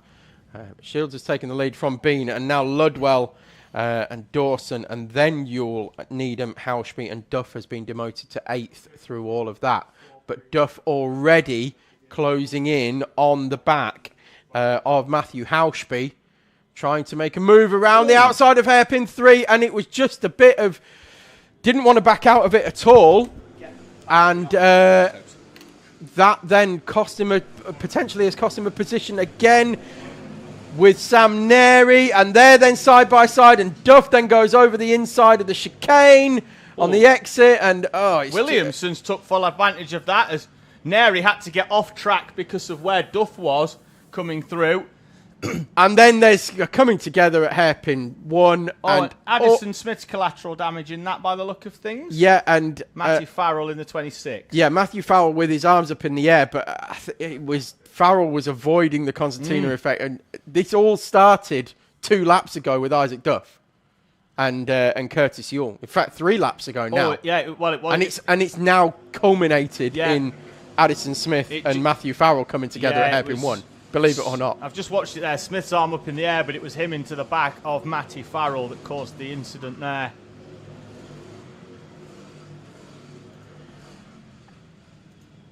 So no such thing as a mid-race lull in the early half of this race.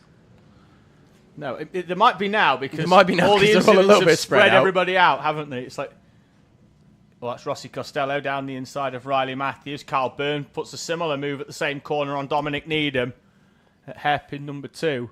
I was about to say, it's almost like we spread them out and gone, right, you can't play nicely, you can all have 10 metres of track to yourself. Shields leads then from Bean, Ludwell, Dawson, Needham, your top 5.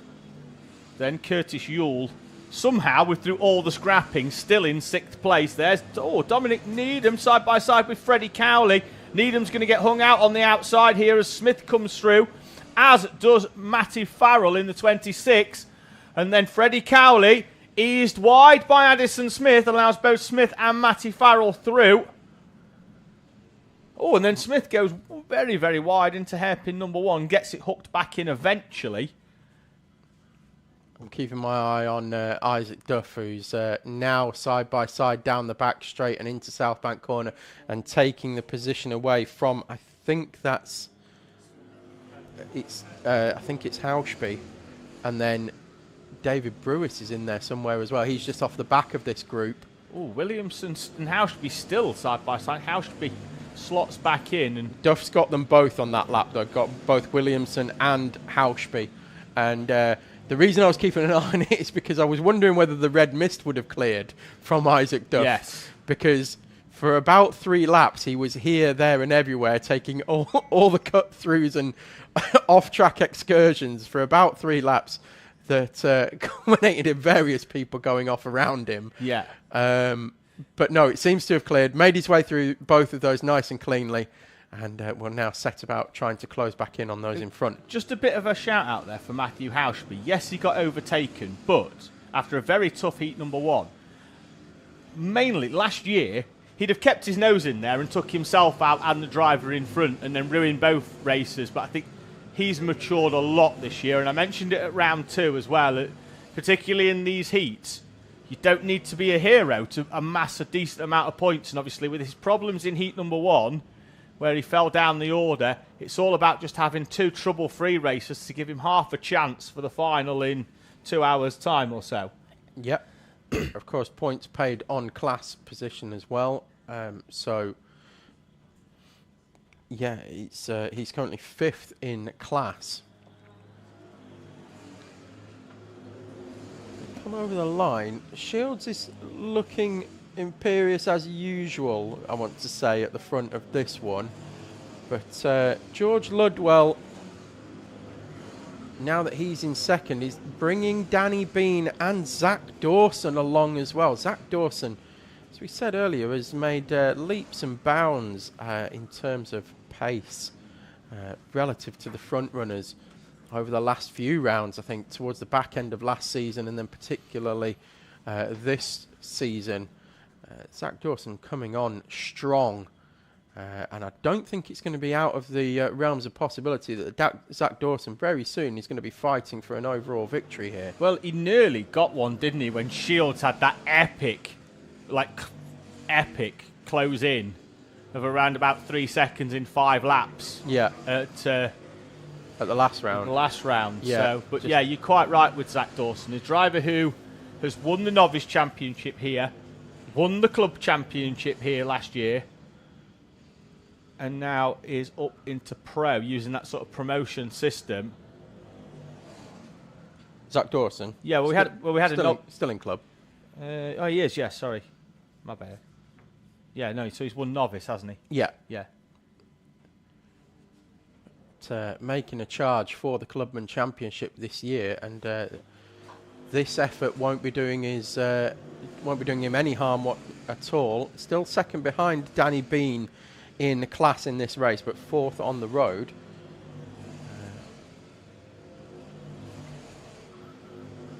But it's been a step forward is what I'm trying to say. Danny Bean as well taking a step forward and has been fighting towards the very front of races as well this season. Yeah, doing very, very well in the club championship is Danny Bean. He's taken class victories in that class this season already.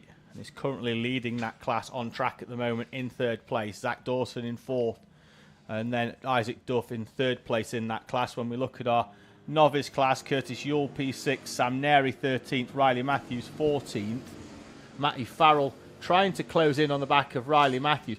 To be fair, they're having a cracking battle. I want to see if we can pick this up with... I know we're on the last lap, but we've got Sam Neri coming up and over the timing line with Riley Matthews' yellow helmet. We should about pick them up in a few moments coming through, with Matty Farrell just behind them. That is 2nd, 3rd and 4th in novice, who so on this random grid have just found each other and are going to have a scrap in this final lap. Well, we pretty much know what the top 4 are going to be, so I want us to focus on this because Neri goes slightly wide and Riley Matthews puts the nose down the inside, and then on the switchback, Farrell almost tried to come through as well. Shields is going to take the victory. It's Shields from Ludwell Bean, and Ludwell's got through.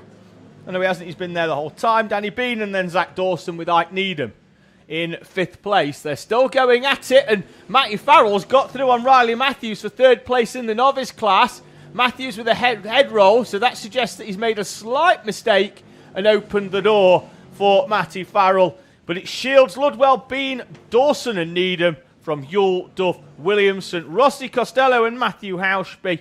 Addison Smith in 11th with David Brewis, Sam Neri, Matty Farrell and Riley Matthews with Kyle Burns, Freddie Cowley, Dominic Needham and Alana Howard completing the 19 Kart Senior Pro Kart grid.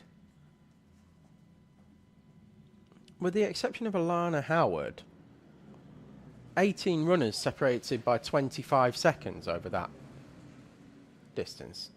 That's pretty close for a senior pro kart grid for 18 runners. Yeah, because 18 normally fragments your field a little bit more because there's less scrapping. Well, we've seen it where we've had 30 runners and we've had people being lapped and things like that. And many people being lapped. 5, 6, 7 runners have been lapped during a race, but to have only half a lap separating. I mean, even Alana Howard was 36 off the lead, but Dominic Needham in 18th, 25 seconds behind is pretty good going, I think. It's not bad, is it? Nice and tight for the entire senior pro kart field. We head towards a half an hour lunch break. Hopefully the sun's still shining upon our return for heat number 3 and the finals, but stick around to find out.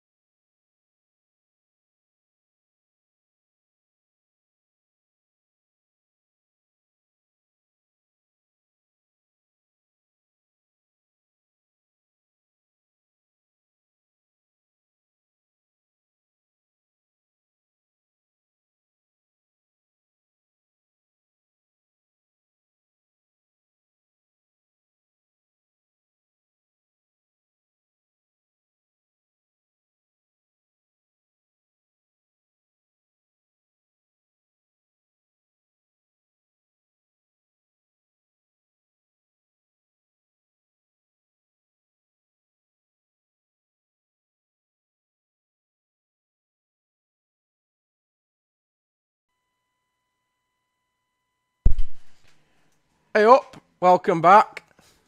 We've gone all northern here in Gom's box. Well, it is northern up here, Tom. Technically, Yorkshire still. Yorkshire. North Yorkshire. Alright, you don't live in Yorkshire, you live in the Midlands. I live in Sheffield, mate. It's as Yorkshire Like I as you're going to said, get. the Midlands. It's 100% Yorkshire. Is it? Heck. I mean, admittedly, I could throw a stone into both Derbyshire and Nottinghamshire. Exactly my point. See, But the it's Midlands. but it's still Yorkshire, isn't it? You're in the Midlands. All right. If I whisper it quiet enough. All right.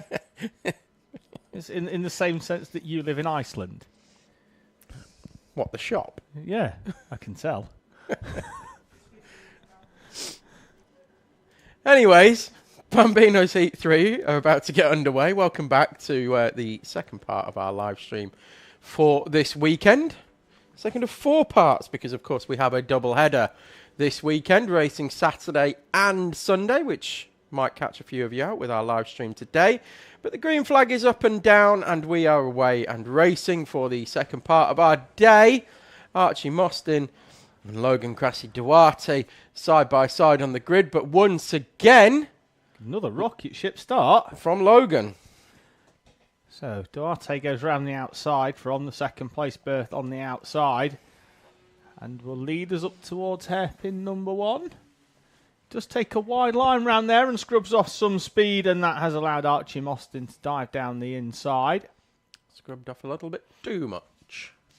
We mention that a lot in Something, Coma, doesn't it? If you do go sideways, the engine just doesn't pull you out of it, does it? There's not enough power.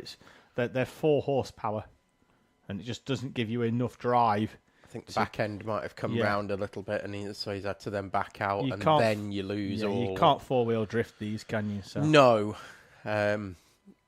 We've seen it before a few times with Bambinos, where the racing line is not the traditional racing line. It's one of those where the apex is lava, and you don't go anywhere near it, and just carry as much speed around the outside.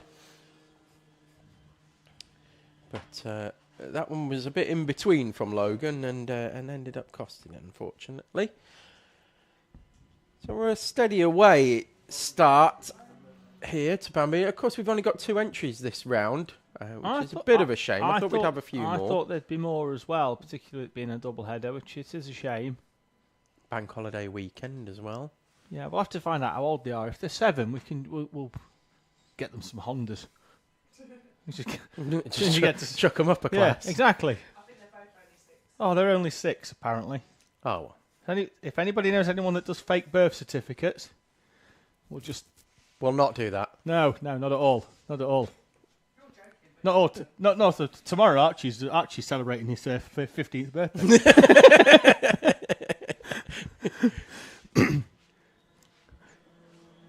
Just having a quick look in the live chat. Will Blackshaw on, Freddie Blackshaw's dad, just saying good luck to Team McCarthy. Where is Freddie in the chicken wings? He's in Micromax now. But he's not here. No, I don't know where they're racing. They're obviously not racing this weekend. His dad's watching us on the live stream. And Joe Bicocci, so that'd be Luca Bicocci's. If you don't know what I mean by the chicken wings, I don't. don't you know how they do they've got like a secret handshake. They do, and it includes like a little chicken sort of impression. Well, that was fine when they were doing standing starts in Bambino, wasn't it? But now I don't think they can do that on rolling starts. No, but they'll do it on the dummy grid Yeah. and stuff, won't they? And it's nice to see they've got a little Fresh Prince style high five and then a chicken wings. Loads of people have it. It's great. So anyway, as we were saying before as well, I know it's a bone of contention with you, but I do miss a dab. When they come over the line and win the race, dab. Someone dab for me today. It'll make me happy. Okay, so, and this is a big so. That could cause the driver to get a penalty for not having both hands on the steering wheel, and therefore I would tell every driver to hold both hands on the steering wheel. I would say like there's been George. plenty of incidents today where drivers haven't had hands on steering wheel because they're waving at somebody in front But just because I don't want to see or a behind. dab, I'm just going to say, just don't do it. All right. If you want to take your hands Do off... it over the weighbridge, If then. you want to take your hands off to, punch the air in victory, I'm fine with that. We'll have to bring this up. We were going to do a feature this year at every round of... Steer with your knees. Of things that annoy Tom after he had a 10-minute rant at Le Mans last year. 10 minutes, try 45. Yeah. It were a good half hour. Yeah. A good half hour rant. It was a rant, similar to where it was in Talladega Nights, where I could have left the commentary box, gone and sat and had an ice cream somewhere else, and But come the back crash and is still going. Yeah, and it's still happening. They go for an ad break, don't they? Yeah. So we could have had that. Gone picture in picture of just you in the bottom corner, just pulling your hair out. Yeah, ranting. About things that really didn't matter. They mattered. They mattered at that time. They mattered at that time in the morning. There's going to be a few things that will annoy you of this year's Le Mans. Is there? Yeah, the fact that there will still be teams there that are called racing or motorsport. Yeah, I'm doing the activity that they're carrying out that frustrates you. Yeah. Despite the fact that you also enjoy football, where every club is called football club, and they also play football, so they should annoy you they too. don't But they don't call themselves Leeds United Football Club. They're just Leeds United, aren't they? The official name is Leeds. But what I'm saying is, on the scoreboard, it doesn't say Leeds United Football Club, Manchester United Football Club. Right, two things. I will challenge you at Le Mans to go through the entire order by just reading it out, but missing out motorsport or racing. I'll challenge accepted. I'll do it. I'm not doing it for the whole race. The because I'll second mess thing up at some that point. will frustrate you will be my continuous plugging that there is a vice world champion on the grid. And not do you just hate the term vice champion? Yeah, because it's not a champion. You're not a champ. If you finish second, you're not a champion. I'm sorry to say it, folks, but it's just the truth. But there is a vice world champion. Runner up, second place. Just accept that that's what's happened. Don't need to dress it up. Vice champion. You can't diminish somebody's It's achievement. like saying you're vice president of your marriage. I very much am. I always bow to the long-haired general. But that's my point. Is you're not vice president. There is El Presidente, yes, and correct. then there's you. Correct. Just like you're a vice commentator. Well, exactly. But I know my lot in life. I'm fully accepting of my station. Yeah, exactly. I am the Brundle to your Crofty. I get that. I'm fine with that. I learned everything I know about pecking orders from 90s wrestling, about know your role and shut your mouth. Yeah. And that's pretty much how I try to live. But there we go. So, yeah, I'm looking no such thing as a vice champion. Well, I am looking forward to seeing the vice champion on the grid at Le Mans. Anyone that uses that is dead in my eyes. You're dead to me now. The lad's only 14, mate. Stop being harsh. Is it Goff? Yeah. I thought it might be. Yeah, right. Well, he can take it. Yeah. And his dad's sound as well, so he can take it and all. He's racing seniors now at 14. That's a good effort. 52 seconds on the clock as Archie Mostyn comes through to trip the timing line. So 2 to go. We've got a bit more of a gap in this one. Setup-wise, I don't think Logan Grassi-Duarte's got the power in the engine that he had in Heats 1 or 2 for whatever reason that being. I say again, we've got another race where last time the sun was out a lot, and now the sun is in and the wind is up. So take a bit of a risk on jetting, and it can go one of two ways. So we are fairly spread out, and lap times for Logan not where they have been in Heat 1 or 2 either. He's a fair way off. Well, I say a fair way off. He's a lot quicker than he was last month still, but he's a good couple of seconds off where his pace has been throughout the day so far. So spread out by probably about a third of a lap at the moment, but Archie Mostyn taking the last lap board, and Logan about to do the same.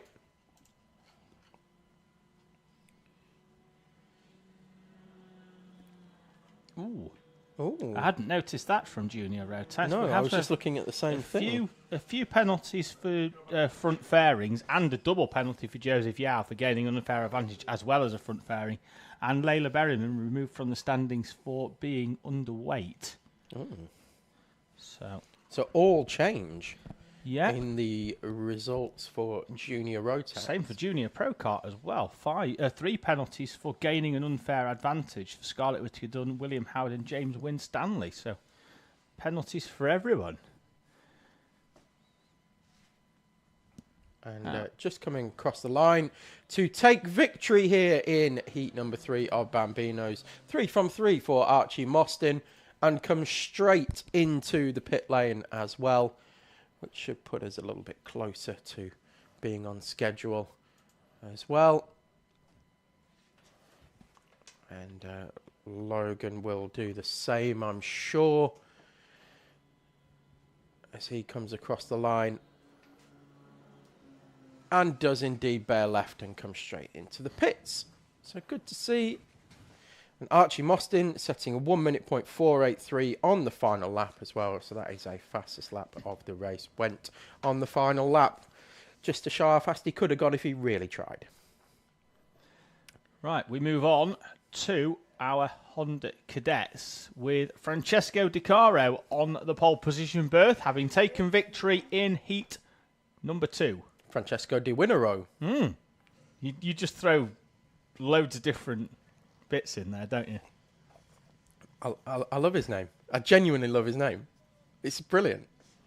It gives like me it. so much material. It does. It's not all good, but it gives you lots of material.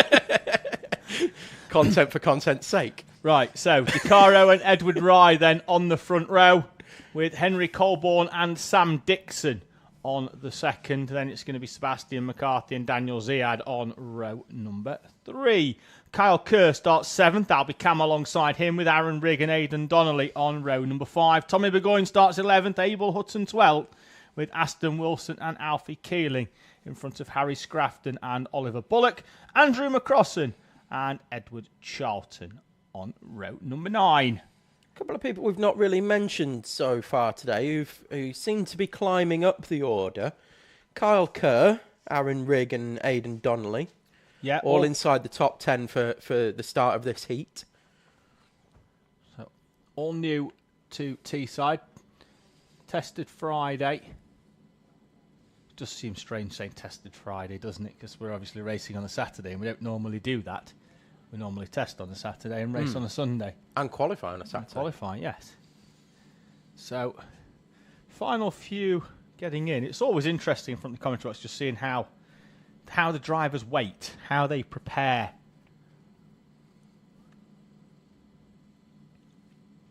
Edward Rye just repositioning himself with a very aggressive rake towards the inside. I have a feeling that's going to be moved back before he starts that. Every driver that tries it gets caught. Yeah, they don't get fully straightened up, but they do get slightly Yeah, you're not having straightened. that much of a point. So, I think there's a couple doing it as well. Daniel Ziad, in fact, trying it, and again, he's going to get straightened up now, as you can see on camera, and Edward Rye the same. Dixon's got it perfect. It's slightly angled, but not to the point where anyone's taking a lot of notice. Yeah. Edward Rye, however, he's looking at Marshall Post 1. There we go. There we go. See, not straight, but certainly not angled gaining an aggressively advantage towards the yes. pole man. Right, green flag in hand for the start line, Marshall. And it's down. We're away in racing. Rye is going to have enough here to get across, I think, in front of Henry Colborne, who takes evasive action and nearly takes the D chicane, does Henry Colborne. But it's been a good start from P5 by Sebastian McCarthy. He's up into 4th place in front of Sam Dixon, Daniel Ziad and Kyle Kerr. As, at the front, Di Caro and Rye side by side has left the door open for Henry Colborne, who sticks a nose down the inside, but then the door closed on him by Edward Rye, and it's pretty much as you were, with the exception of that change inside the top 5 of McCarthy, up into, 3rd place now, because he's down the inside of Henry Colborne. Great move from Sebastian McCarthy. Colborne comes straight back at him, and this could allow Sam Dixon to get through, but then Dixon, I think, was tagged in the rear slightly. I think was he by Daniel Ziad that slowed him round hairpin number 4, and it's back to as you were. There were 3 wide through the dog leg and the kink section coming over the start-finish line. Managed to get themselves into an order once again. And it is DeCaro now coming under increasing pressure from Edward Rye for the lead of this race. Rye again with early pace, it looks like, over DeCaro. Although we saw last time it took DeCaro the entire race to hunt down Edward Rye, and then eventually got past with a couple of corners to go. The speed that Rye carries into that third hairpin. Superb. He's only. Oh, when they're coming together, coming out of hairpin 4. It's, Rye got alongside DeCaro. DeCaro just squeezed over a little bit too much, and they came together. Colborne with the fastest lap of the race, some 3/10 quicker than those in front of him, but he's dragging some 48.3s out of McCarthy and Dixon as well, which is impressive given how tight the field is. They'll drop easily into the 47s before the end of this race if they do fragment. The one for me here, Tom, is how impressive I've been with Kyle Kerr on the back of this one. Aaron Rigg and Aidan Donnelly are both inside the top 10 as well as Rye goes down the inside. Is that he's coming into this, he's getting better and better, like a 10th quicker, is that he's giving himself a real chance, maybe not of a podium today, but of being there or thereabouts tomorrow. And this is what I wanted to point out at the start of the race as to progress that's being made by these drivers debuting here this weekend, all 3 inside the top 10. So Rye already, now that he's hit the front, has put 3-4 kart lengths into Francesco DeCaro, who has got 5 karts directly on his rear bumper, and now one in front of him, another one in front of him, should I say, of Henry Colborne, who moves through at hairpin 2. Sam Dixon asking Daniel Ziad to push him down that back straight as they're all seeing DeCaro 4, and then wide goes Dixon. he got the push he wanted, just not where he wanted it. So wide for Dixon and loses him a place as then Ziad opens his way past Sebastian McCarthy. They're still side by side as they head up towards the D chicane. One of them's going to have to ease, and it is Daniel Ziad on this occasion.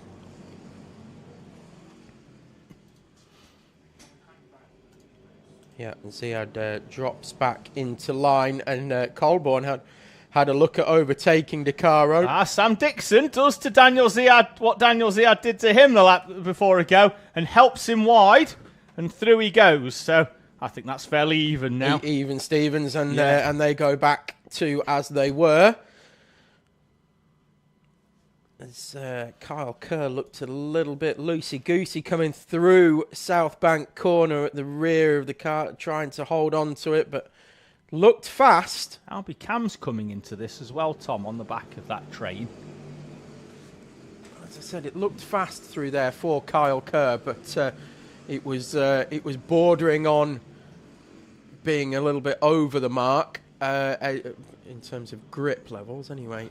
Edward Rye, putting in a new fastest lap of the race, is pulling away from Francesco DeCaro, but by 0.5 that lap, so next to nothing. And I think if DeCaro can get a little bit of help, as he did in Heat 2, from some of those behind, just need... In Heat 2, this is exactly almost a carbon copy of what we had in Heat 2 between the front two, Rye and DeCaro. What happened in Heat 2 was DeCaro got a little bit of a push about halfway through the race, about a third of the way through the race, and it bridged the gap. He was pushed clear of the group behind all of a sudden, and then managed to catch a bit of the slipstream of Edward Rye and closed right back in. Edward Rye, another fastest lap of the race, 0.2 faster that time around as Colborne and McCarthy go side by side through hairpin 1. McCarthy had a look at that open door policy that Henry Colborne operates into hairpins 1 and 3. But DeCaro, I think he's going to run out of time this time around to close that gap. Well, Rye's been pulling away at the rate of around about 1/10.5 a lap, hasn't he? Because DeCaro hasn't had a wingman this time round to try and get him up onto the back of The damage was done within the first couple of corners of Rye passing DeCaro. It was... Well, DeCaro dropped to third at one point, didn't he, behind Henry Colborne? And then he had to fight his way back up into second place. And all that overtaking generally does tend to benefit the guy at the front. And move away, Edward Rye did. So it's DeCaro, Colborne, McCarthy, Dixon, Zayad, and then Kerr has dropped back from Zayad now. Albie Cam not quite in touching distance with Kyle Kerr either, and then it is still Rigg and Donnelly 9th and 10th. So still a good showing from the debutants here. Burgoyne 11th, Hutton 12th, Wilson 13th, Keeling 14th, Scrafton rounds out the top 15. And Rigg and Donnelly actually changed places on that lap off camera. So it's as you were in this group for second. DeCaro just pulling about a little bit of a gap from Colborne. We've seen this before, though, where that will close up with the slipstream. Colborne closed in by a 10th on the previous lap, and I think Colborne might have to be very wary of Sebastian McCarthy behind him, who appears to be very, very interested at the moment in trying to find a way through. Leader crosses line at 44 seconds, 2 laps to go. It's similar to what Sam Dixon was doing in the previous heat with Colborne. So Colborne takes this wider entry, and in fact he has closed the gap right up to DeCaro again. But he takes this wider entry, and there we go. There's McCarthy having another look at the entry into hairpin 1, and we'll probably see it again at hairpin 4 as well.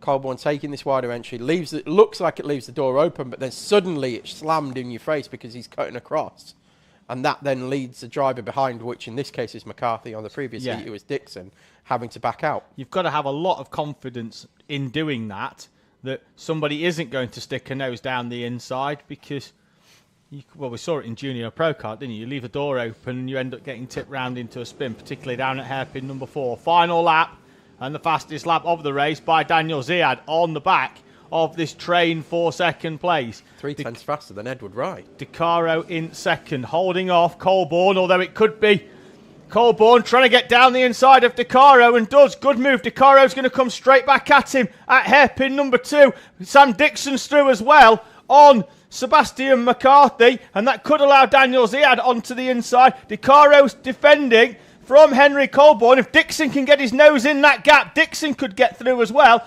Colborne then will follow into the same wheel tracks as McCarthy, comes straight back down the inside of Sam Dixon, and then Dixon could be high and dry unless he can hold on round the outside of Daniel Ziad. Rye takes the victory then from DeCaro, Colborne, McCarthy, Dixon and Ziad. And it's as they were when they crossed the line. I was just going to say at the end of the previous lap, but just with loads of overtaking. All that action, and it looks on the timing like nothing happened. Oh, great. I've got to love Honda Cadets, haven't you? To look on timing, you think nothing happened at all on that final lap. But everybody swapped positions. I love Honda Cadet. I really, really do. It's probably my joint favourite class with a class that we don't actually run here, which is IAMI M1 Bambino. And the reason that I love that class is none of them work together. They just scrap from pretty much leaving the dummy grid to going back to be put back in their awning. They back in the box. They just scrap with each other because they're at that sort of age, sort of 8 years old, where they don't understand any concept of, if I work with him, we could both get towards the front. Yeah, strategy doesn't exist. They'll just think, okay, I'm 12th. I have 11 other drivers to overtake to win, so I'm just going for it. Yeah. But brilliant Honda Cadet action. So Edward Rye took victory from Francesco DeCaro, Henry Colborne and Sebastian McCarthy. Then it was Sam Dixon and Daniel Ziad in that front group. Then we had Carl Kerr, Albie Cam, Aaron Rigg and Aidan Donnelly, the top 10. Tommy Burgoyne, Abel Hutton, Aston Wilson, Alfie Keeling and Oliver Bullock. And then Harry Scrafton, Edward Charlton and Andrew McGrosson. So we move on then to our interclass. with Joey Swan on the outright pole position in the Sol Intermax. And then it will be Luka Bachuev and Aaron Berridge in front of Tom Nichols and Dexter Petty, Peter Webster and Harry Pennington, with Oliver James Smith and Matthew Plant, JJ Allen and Jensen Whitehead, and at the tail of the field, Ashton Horspool, who will have to try and charge through the field after his retirement in the previous race. I know what the problem was. So I'm just trying to confirm it because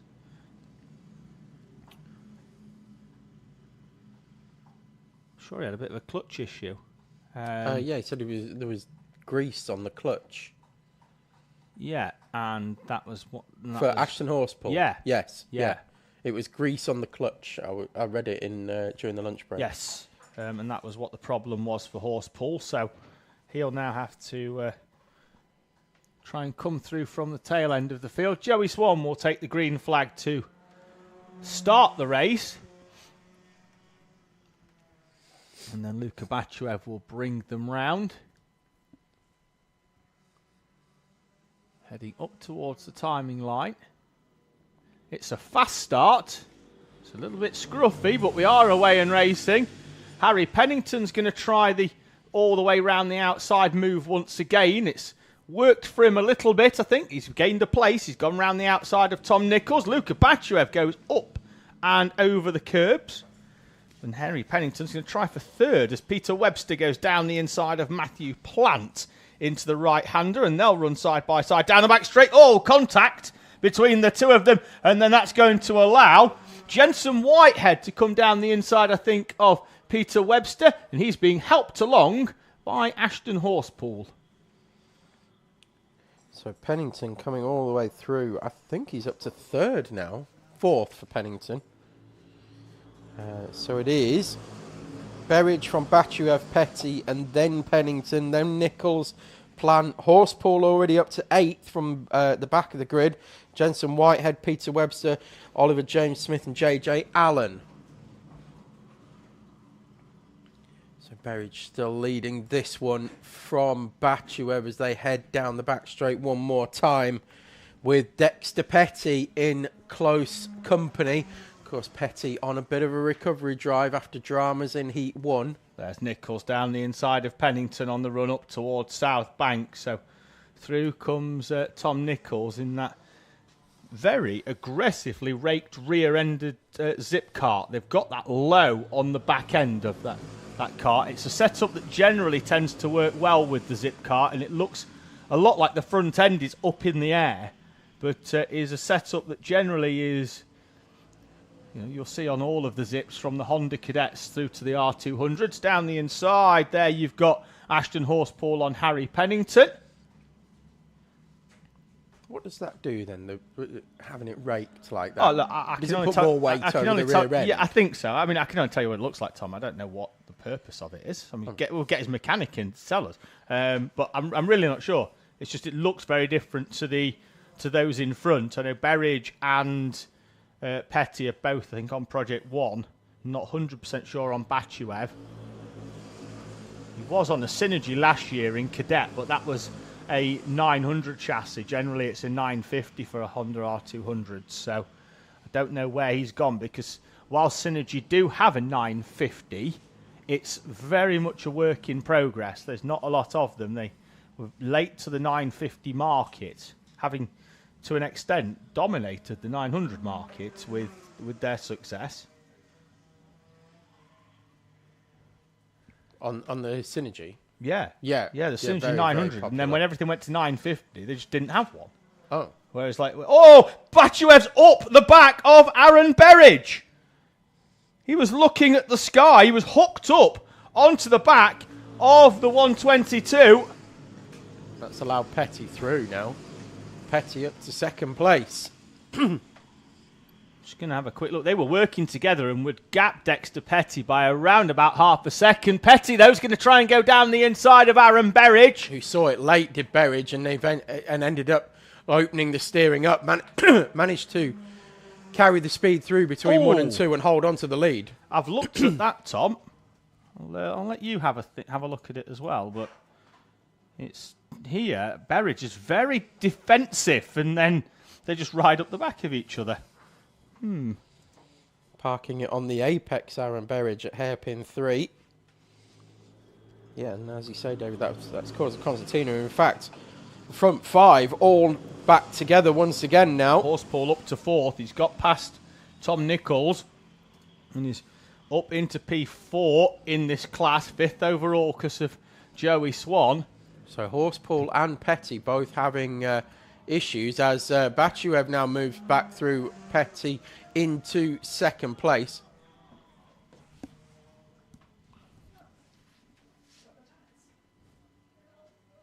But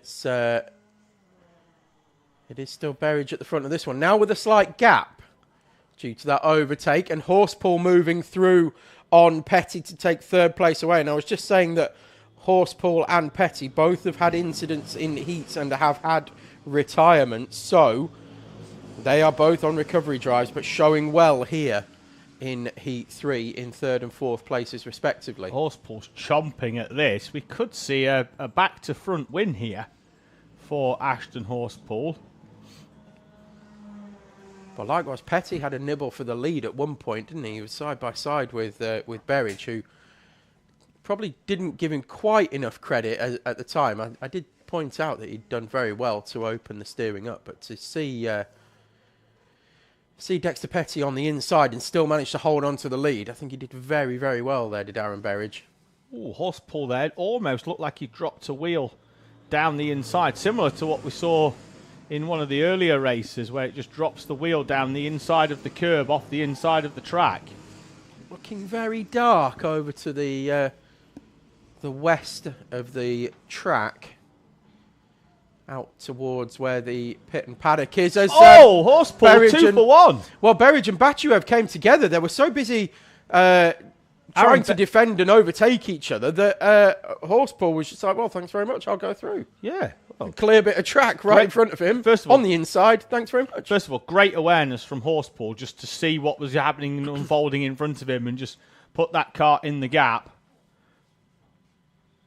So Dexter Petty and Luca Bachuev side by side on the way through there. Petty was taking the usual line round the outside, but then Luca Bachuev with a bit of a switchback. And there is Bachuev back on the inside of Petty and moving through. So Bachuev up to 3rd now. Who's the camera guy there behind the... Mike Collier. Oh, right. Do wish he'd look towards traffic. No, he's getting good photos. Okay. All right. Horspool leads us over the line from Berridge and Bachuev and Petty and Nichols. That front group all nose to tail once again.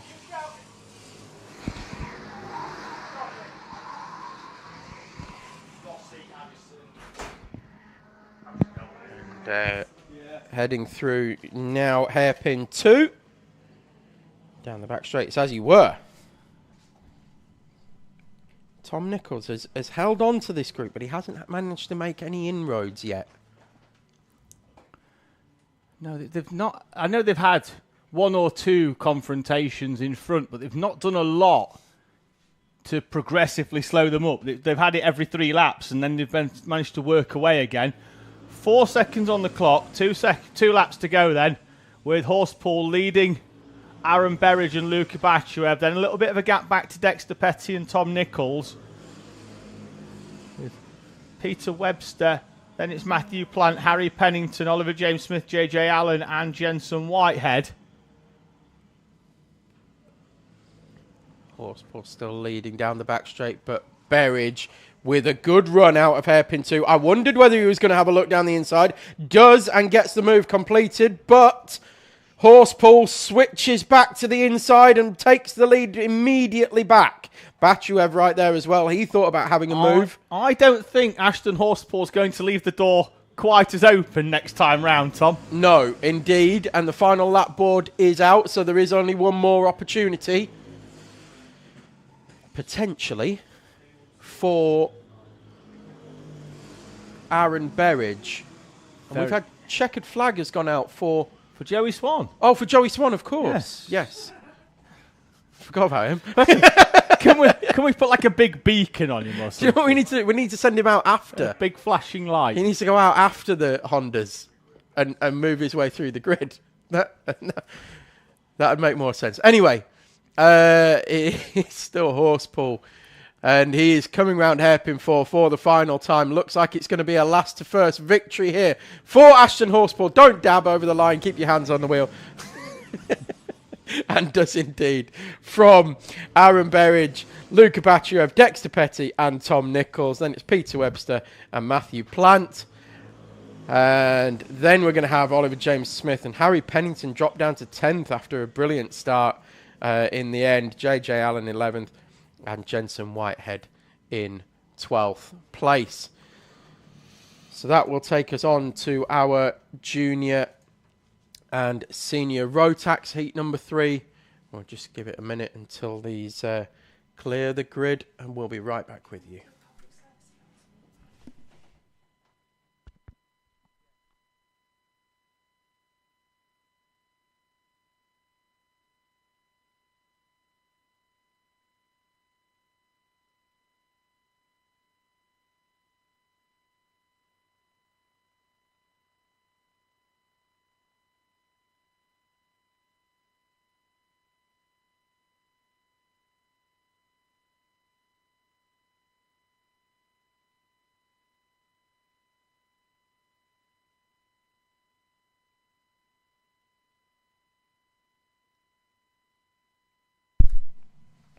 And we're back with you. So we'll bring you a grid in just a moment. We've got a little public service announcement, which is to say, oh, in fact, I think there's a marshal heading up there now anyway. So I think the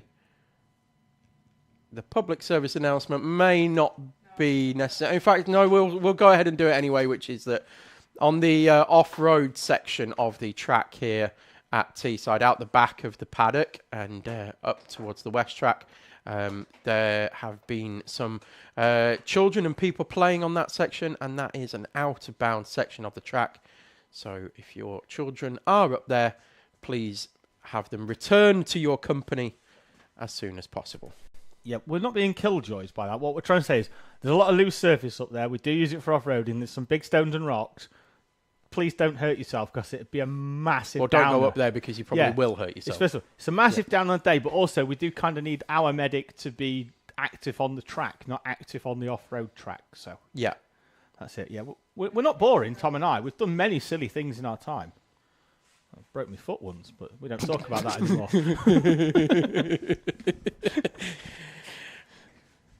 Well, yeah. The problem with David breaking his foot was he broke it in my company, which means he'll never, ever live it down.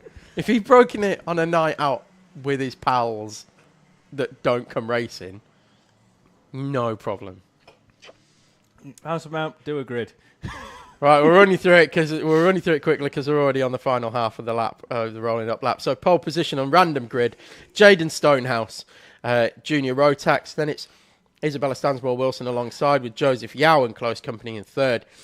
Sam Robson fourth, Freddie Widrington fifth, Oliver O'Donovan, Alex Forsyth, Riley Sims-Ezard, Jacob Carnes, Evelyn Bye, Morgan Cooney, Darcy Hall, Holly Swan, Jack Moss and Layla Berryman. And Paul Swan, your only senior runner, as we get on another rolling up lap. Yeah, no, it was they were probably okay when they came over the line, but they weren't okay 50 metres back when we have to make a decision to give them enough time to react to get the flag. So yeah.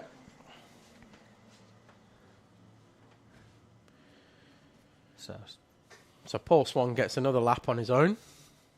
He's got to get heat in them. I tell you, I'd close right up on the back of these juniors. You'd get a telling off for it, though, wouldn't you? It's supposed to be half a lap apart. But yeah. Can you imagine getting done for a jump start on a grid of 1? That's like me. I'd finish second on a grid of 1. Yeah, you would. You'd be looking for people to T-bone coming through hairpin 2. I do like steak. Right, here we go then. We are up towards the start line, and we're away. It's a good start, I think, from Freddie Widrington, who's pulled out and trying to go down the inside of Joseph Yao. He's got shuffled back. Holly Swan lost it at the National Loop and has dropped way off the back of this one. Well, I say he got shuffled back to Joseph Yao. Oh, there's contact. Evelyn Bye. Darcy Hall's in there as well. I think that's Alex Forsyth, Sam Robson. Evelyn Bye got tipped into a bit of a spin, and then everybody else was collateral damage, really, and went for the ride as well. So, incidents on that lap. Morgan Cooney, Holly Swan, Darcy Hall. Who else was involved in that one, David? I think Cooney survived it, Tom. No, he had an incident coming out of the National Loop and through the chicane. Well, no, but he's that's because he's passed everybody that spun. Oh, yeah. Really good obs.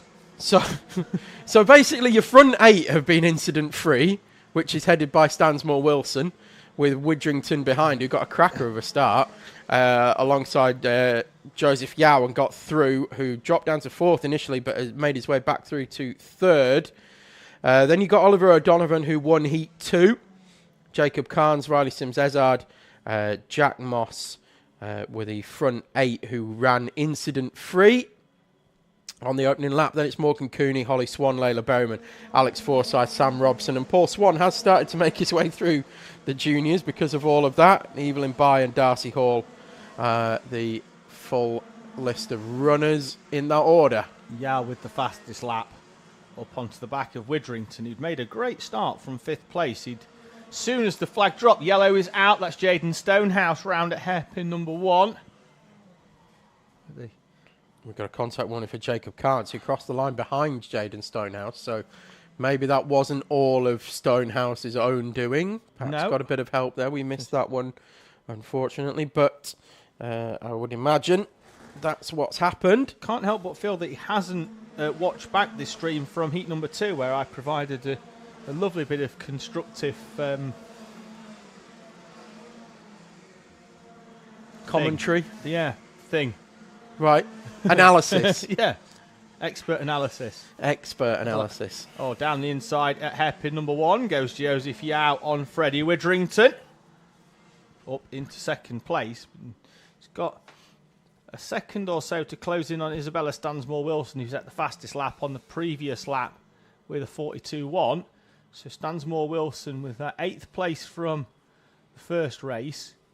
And then a result from heat number 2 will be hoping for a victory to maximise her chances of being towards the front in the final.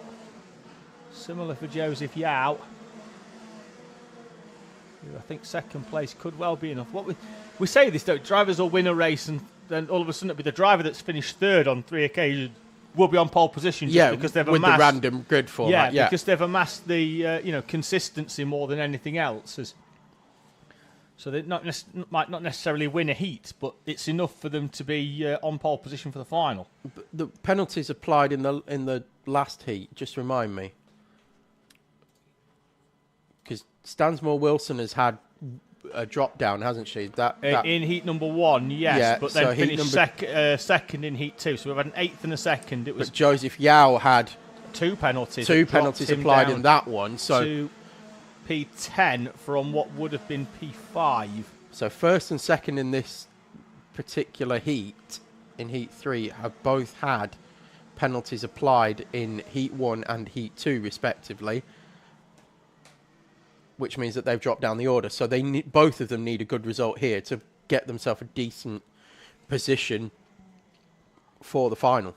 I still think they're going to be going off mid-grid at best. So the gap at the front as Stansmore Wilson puts in the fastest lap again has gone out by 0.5 tenth. So fairly consistent between the two of them. A personal best for Yao and the fastest lap of the race for Stansmore Wilson, which is also a personal best for her. Yeah, both of them sub 42 seconds as well. They're the only 2 drivers so far doing that kind of lap time. Widrington is fairly comfortable in 3rd, O'Donovan in 4th. Everybody's fairly equidistant until they get back to around about the Holly Swan Jack Moss battle for 8th place. Swan has found a way through on the run down the back straight towards South Bank, so she will move up into 8th place. Well, that's a heck of a recovery from being last at the National Loop on lap 1 and facing the wrong way. Yeah. So Swan up into P8. Morgan Cooney, the next driver in front, albeit the gap 1.5 seconds to try and close in on the back of Cooney, who retired effectively. He was well down the order, took the checkered flag, so didn't retire in the sorts, but had some problems in the second heat that's meant a fair bit of work throughout lunch just to get him back out for heat number 3, as there's a move down the inside there. Is that Jaden Stonehouse and Layla Berryman, and then Layla Berryman back at Jaden Stonehouse into the right-hander, and I'm just looking at Jack Moss. Who comes? Jack Moss is retiring. I was just looking at that. For the 3rd time, he's peeled off into pit lane for Jack Moss. I think he's struggling physically. I would agree, because I saw he round hairpin number 3 earlier on. Bank, he was very really struggling with his car. head and his neck. Yeah, he's. I think that's more of a physical thing than a mechanical thing. Yeah, Sam Robson goes down the inside of Jaden Stonehouse. At hairpin 2, Layla Berryman already found a way through on the previous lap. We'll see if we can get an update into the commentary box on Jack Moss and what the situation is there. But yeah, definitely doesn't look in an optimal physical condition. I think it's safe to say. No, this one's been a... And likewise, Layla Berryman just came over the line doing almost the same thing as well. It's tough for them. Like this up now, bearing in mind those that practiced yesterday, normally it's one practice day, one race day. So when they come to their finals today, it's normally the end of the race weekend. Correct. For some of our drivers, not everybody tested yesterday, but for those drivers that did, they've got to do it all again tomorrow. Physically, these double-header weekends do put a lot of stress through these young drivers, but also sometimes it makes or breaks them. And physically, you do have to sort of, break a driver through their pain threshold to get them to the other side of it. And then once we're through there, we are home and dry. But the other thing as well to bear in mind is these are young drivers with relatively heavy machinery. I mean, we're not talking, pro kart levels of weight, but these junior Rotax karts are the quickest karts that we've got here. Well, this what I was going to say, Tom, is the level of mechanical grip that they have. Yes, they're not. They're not as heavy, but they have more mechanical grip. Yes, that they so have the G-force to hold through. that is going through the body. They're lapping quicker than Paul Swan is at the front of this race, and Paul's running a senior. So these are Isabella Sandsmore, Wilson, Joseph Yao are the fastest karts here at the moment, and therefore the toll on the body is at its highest. Yes. And it isn't an easy track to drive, isn't Teesside? You don't get a lot of respite. Yes, there is a big long back straight, but then it's followed by a 360-degree right-hand bend. That you're literally holding on, because it never straightens up, does it? You go 180 round South Bank into another 180 of hairpin number 3. And it just gets tighter and tighter and tighter, and the G-forces get more and more and more as you go through that section of the track. It is a very, very physical track. Now, if you said to someone, you've got 2 big long corners, some chicanes and a few hairpins in the middle, you'd think, that's a doddle, that. Yeah. Yeah, try it. It is really tough. Particularly, I think the National Loop is harder than South Bank because of the weight transfer in front at the start. I'll come to that in a minute as Sam Robson goes down the inside of Layla Berryman. It's because you're going through the D chicane with a right, a left, and then hooking it right, but you're trying to get your car into the groove on the inside, onto the concrete rumble strip to help drag you round. And it is so hard to hold that car onto the inside line all the way round that corner. Whereas South Bank, you can sort of angle your car in such a way that it can just naturally follow the line because of it being a banked corner as well. That I think the National Loop for me is the hardest corner on this track. Well, I will respectfully take the opposite view. I think South Bank is much harder just because it's such a long period of time that your neck is under strain. It's a good sort of 6, 7, 8 seconds, depending on what class you're in, that you're sustained G-force. I think that's the issue. Is it's not just left and right all the time. It's a long period of time that you're under stress, and it happens lap after lap after lap. And of course, this class does the most laps of the day as well because of the speed that they go. They achieve more laps, so they're therefore doing it more times. Their neck is under more and more strain, and it takes its toll. I respect your opinion, Tom. And I respect yours, David. It's about the first time for that, isn't it? It's about as nice as we've ever been to each other. It's the first time that's ever happened.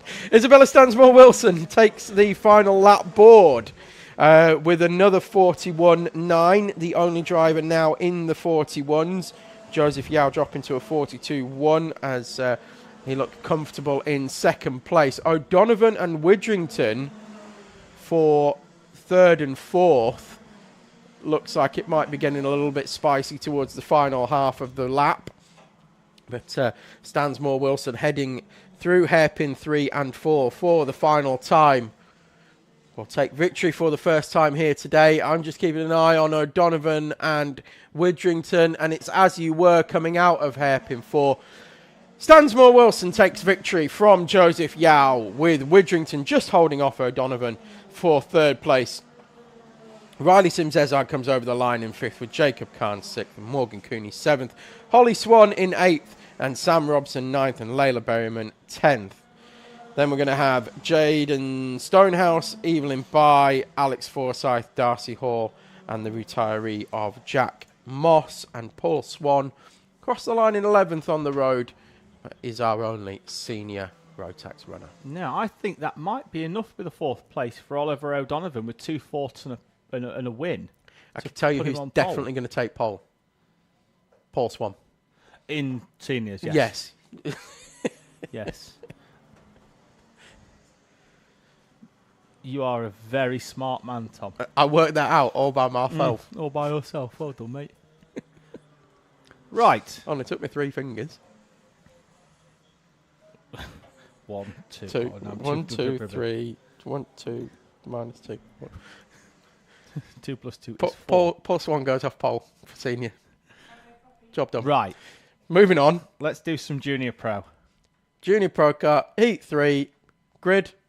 Rhys Dodds will go off pole position, although he has historically moved himself out of some of the grid slots as he's sort of learning his craft. So we'll see whether he does indeed roll out off pole position. But it should be Rhys Dodds and Rhys Cranston on the front row, or Rhys front row, with Josh Brown and Grace Matthews, Daniel Camp and Isaac Welburn, Ted Hall and William Howard in front of Scarlett Whittaker-Dunn and Adam Roberts. And it's Elvis Hartley and Jensen White, Liam Edmonds and James Winstanley, with Joshua Sullivan and Ashton Carmichael completing your grid. Morgan Cooney getting pushed home.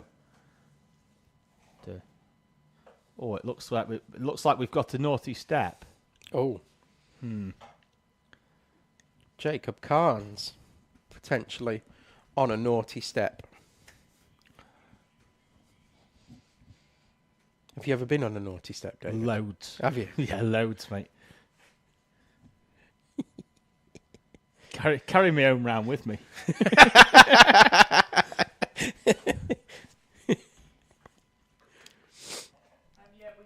Right, track is clear and we await Junior Pro Kart to head out onto the circuit.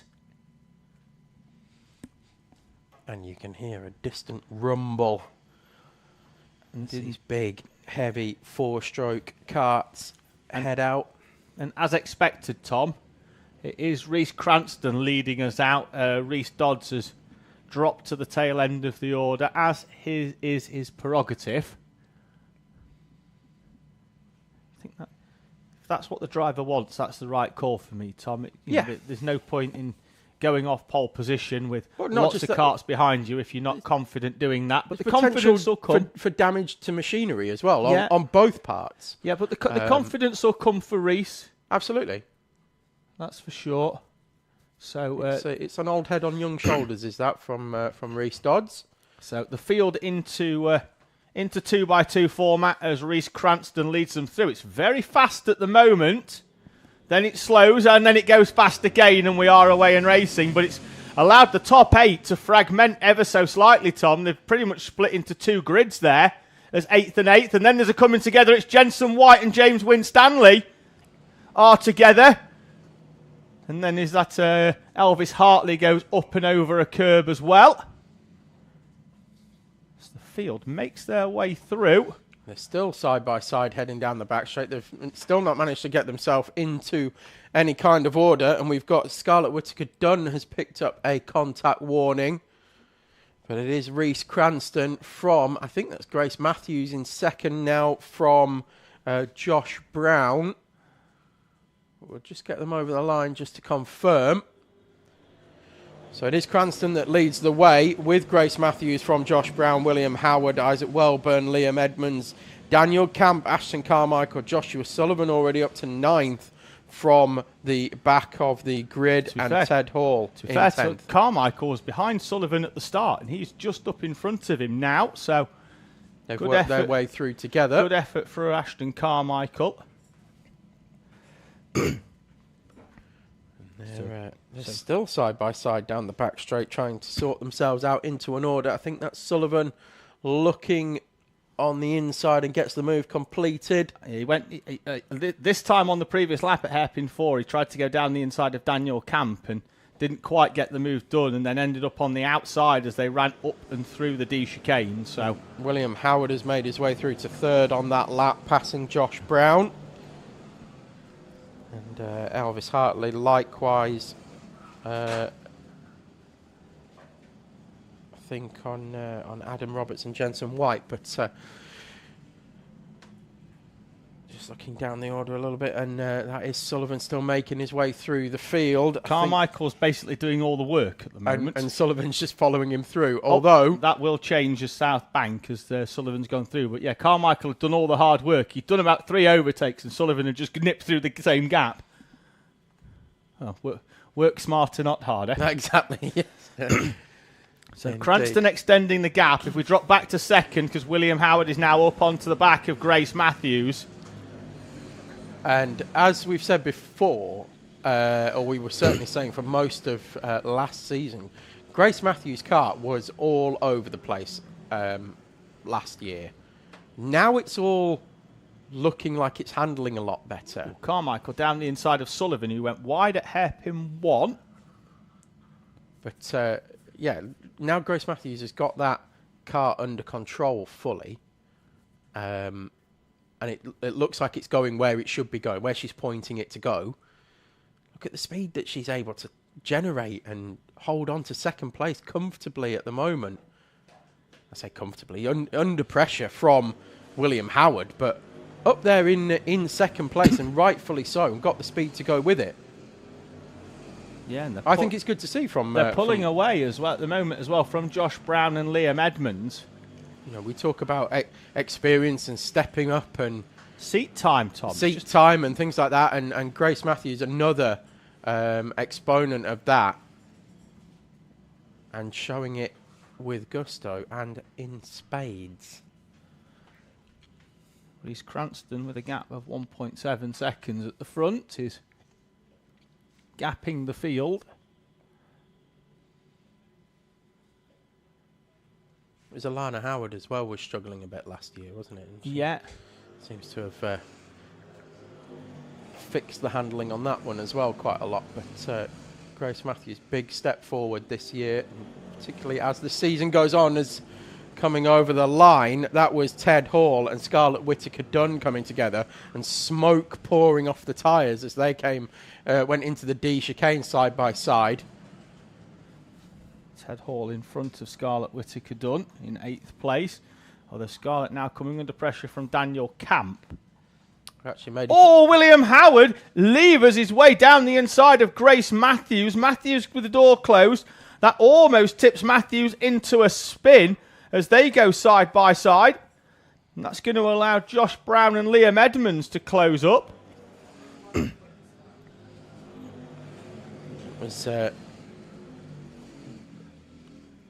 Got a bit tasty there. Sullivan pumps in another fastest lap of the race. That's 2 in a row. Up onto the back of Edmonds here. And he was 4 tenths quicker than Reese Cranston at the front of this one. I think Cranston's probably as I said with Sullivan in the previous heat, where Sullivan looked comfortable at the front as he now makes his way through on Liam Edmonds. But Matthews defending here then from William Howard. And Howard then another nudge into the rear of Grace Matthews on the run up towards South Bank.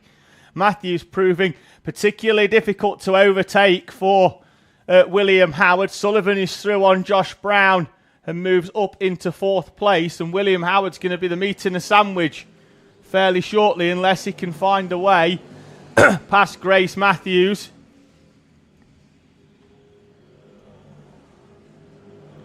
It's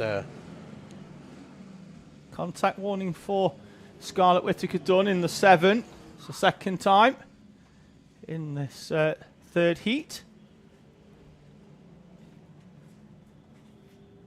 They head down the back straight one more time. Reece Cranston, as I said, looking pretty comfortable at the front of this one, and then you can see William Howard almost questioning the move of Grace Matthews there as she went defensive into South Bank. You can see him pull his hand off the wheel like, "Where are you going? I'm not overtaking." Well, but doing a job though. But she doesn't know that, of course. So that's what's going on there, William. And as you said, David, he is now the meat in the sandwich because Sullivan is right there. Another fastest lap, another 3/10 faster than Reece Cranston as well. Probably is, in fairness, going to run out of time if he makes his way through this field to catch Reece Cranston, but he's going to have a good go at it because he's already passed William Howard. 46.2 on the previous lap as well, using the 2 in front to try and tow himself along. As he's up towards the back of the 26 of Matthews. Hairpin 4, not quite close enough to nose down the inside, and that's allowed Howard to close right back up onto the back of the 13. As Sullivan pushed along now is Matthews. Drafts Grace Matthews up and over the timing line. Not enough to get Matthews squirrely though, so it was a perfect bump draft. He left a little gap into the D chicane. And then Matthews is defensive at hairpin 2, and then Sullivan looking for a switch back as they head down that back straight. She'll migrate to the inside, and Sullivan will try and go all the way around the outside, but will indeed, I think, slot in. Don't think then slides wide, struggling to hold the apex on the inside. I thought Howard was going to take advantage of that, but and that's why it looks like he'd lined it up down the inside, side pod to side pod, and through goes the 13. A little bit of an arm up there to acknowledge the side pod by the 13, but he's through up into 2nd place and picks up a contact warning for it. Probably justified. Yeah. Yeah, I think it was, to be fair. I don't think there was anything malicious in it. No, I'd say just justified, yes. Traditional pro kart move, also yes. Yeah, yes. It's not like we haven't seen it with the front runners in senior pro kart over the years do exactly that. So, heading through South Bank, I'll get the gap as they come over the line. There's a minute and a half plus a lap to go.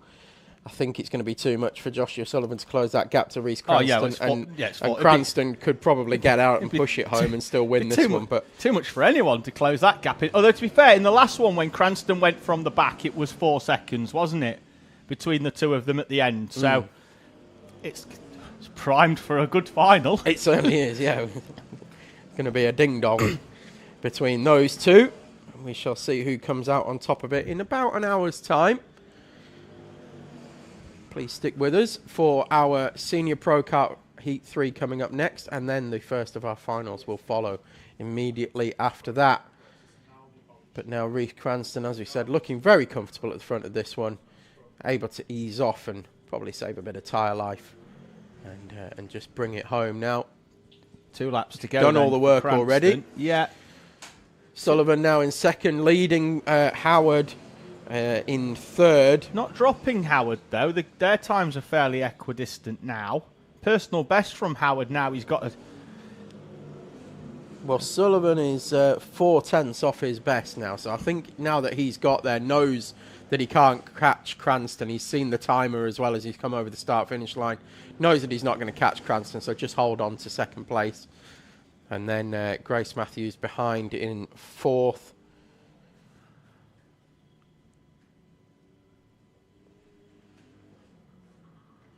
Who we had as big movers in this one?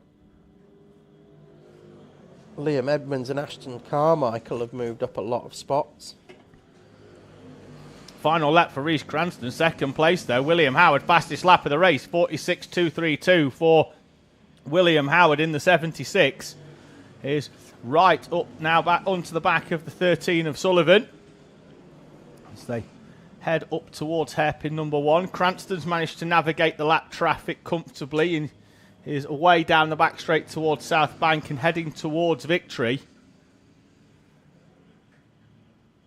With having found a way past Rhys Dodds, and he will indeed come out of hairpin number 4 to take the victory in heat number 3.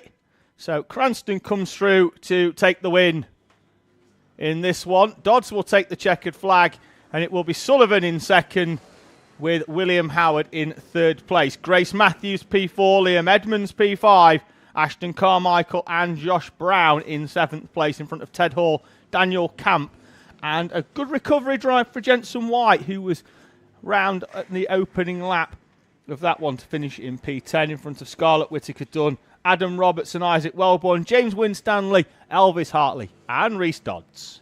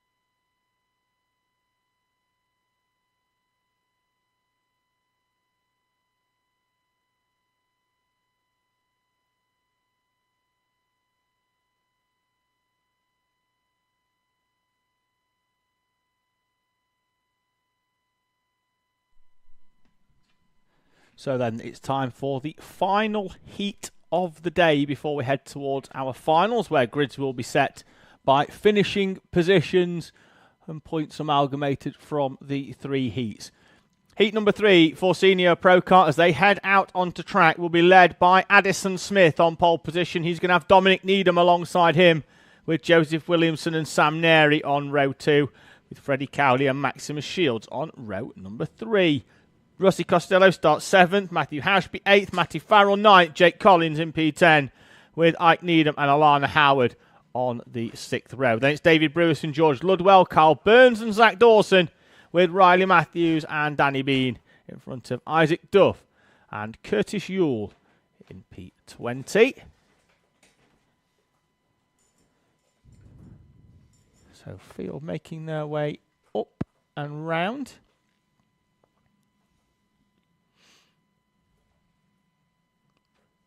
Led by Addison Smith in the 44. Had a difficult day, I think it's fair to say.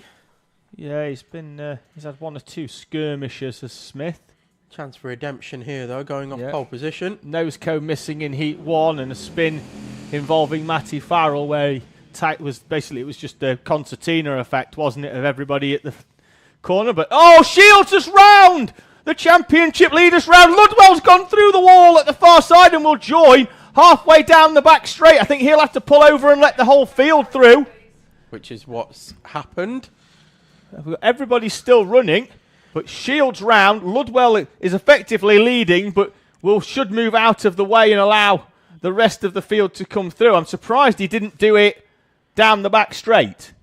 For Shields, that started even before the start-finish line. He pulled out of line and went left. and I thought that's risky to try and go right the way round the outside. What he was trying to do was power down and use the power. Black flag for George Ludwell. Now, I feel if he'd have pulled over to the side, down the back straight, allowed the field to come through, but he's effectively now, he's gained an advantage by going through the wall. He's gained 11 places on the opening lap, and by not handing positions back there, George Ludwell will receive the black flag. Why would he think you could just jump 11 places and carry on? Yeah, I know. It's not Super Mario. You don't get extra levels by breaking through walls. No, exactly. You can't take a shortcut and think it's going to work. That's not what we do here. And, in fact, acknowledges that, pulls in, and that will be the end of the race for George Ludwell. Senior Pro Kart generally get 14 or 15 laps, Tom. If he'd have waited on the outside of hairpin 2, allowed the field to come through, it's still close enough together that he could have picked this off and got all the way up towards the front of this field, as Maximus Shields now will have to recover from the tail end of the field after his spin. Addison Smith is comfortable at the front now. Well, as I said, Shields set that up going over before the start-finish line, and I thought it was risky, and he was putting a lot of faith in those around him. Did it involve him coming all the way to the outside? He came over to almost to the white line here on the left. Yeah, as they come in front of the commentary box. He does when he's at the back. He does that a lot, but he was P6, so it was risky. Yeah, I agree, and it's not paid off this time. No, when he does it from the back, it's worth the risk and reward, isn't it? You can make up 10 places comfortably if you keep it pinned round the outside and everybody else takes a slower line. From P6 to try and sweep round the outside of people. 5 other carts. When you've got 15 laps to try and pick people off, if you just get round that first corner with a 1 place gain or loss, you've still got enough time to pick your field off, haven't you? Exactly, yeah. Showing a bit of youthful vigour, I think, there from Maximus Shields. It's not paid off this time, but Smith leading at the front of this one. We said it was a chance at redemption here in this heat because of the troubles he's had throughout the first 2 heats, but went off the front of this one and showing the class that we know through the years Addison Smith has in his pocket. Joseph Williamson in second and Ike Needham in third. Matthew Fowle and Sam Neri in the novice class, 4th and 5th. Farrell up 5 places to run P4. Started in 9th, so great effort for him. Hauschby, Bean and Duff, and then Brewis and Yule round out the top 10. Shields already up to 13th after the after that first lap spin that we mentioned before. Bean and Duff very much nose to tail coming over the start-finish line in that group that's, I think, headed by Sam Neri. They are very evenly matched, those two. They're generally, we see it in most races, they end up together at some point during that race, don't they? Did we see them quite a lot together during juniors as well? Am I right in thinking? There was a bit between them. Bean was sort of like a year ahead in sort of his like arc of learning. Yeah. Sam Neri's going to learn here that if you try and stick it out all the way around the outside of South Bank, you generally lose a lot of places, and has done. Yeah, and that's the train effect, isn't it? We've seen multiple times. Ike Needham now right on the tail of Williamson for second place. As I said, Addison Smith looking very comfortable at the front of this one. 2 seconds. Near enough, the lead. Pulling a gap of 0.2 a lap, and that'll go out further because behind him, Needham and Williamson are battling. Needham has found a way through and is up into second place. And Matthew Farrell still showing very well in 4th place, and did have a bit of a gap, I would think probably a lap and a half ago, between Bean and Duff. And Duff has now gone through on Bean just off camera. It was just to the right of the camera shot there. But Duff has now overtaken Bean and will go about chasing down Matthew Farrell. Tom. Wide goes David Brewis, and that hampers Sam Neri and opens the door for Maximus Shields and for Matthew Hauschby. Curtis Yule as well, side by side, forcing Neri up and over the grass. And that's Neri's going to fall down the order even further.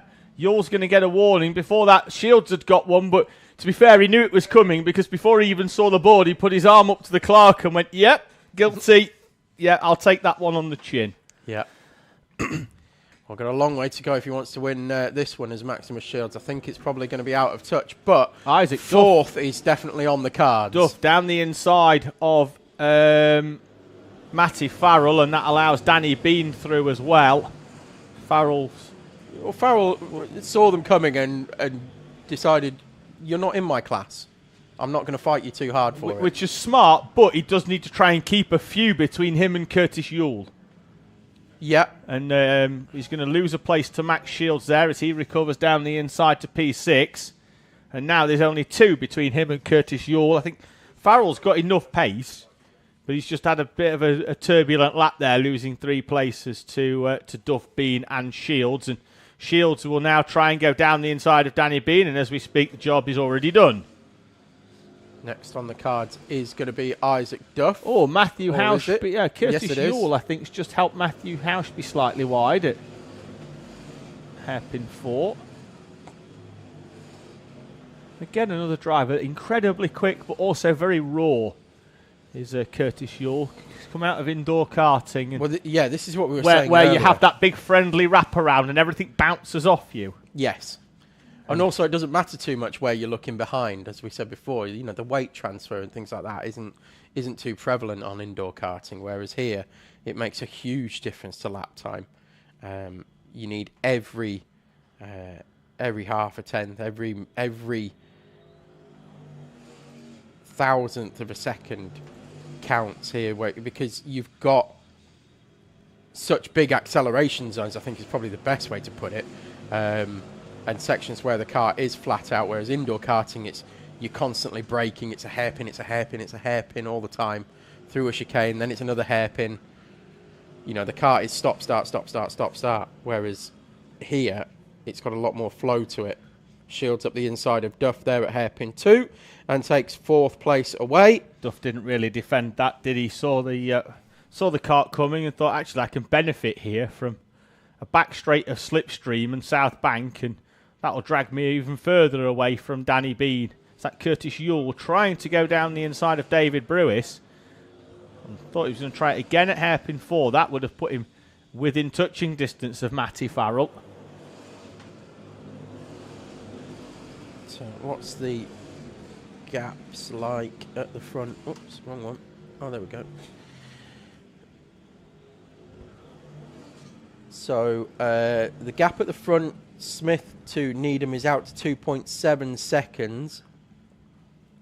And then it's another half a second back to Joseph Williamson. So Williamson doing well to hold on to Ike Needham, now that Needham has made his way through a few laps ago that we commented on.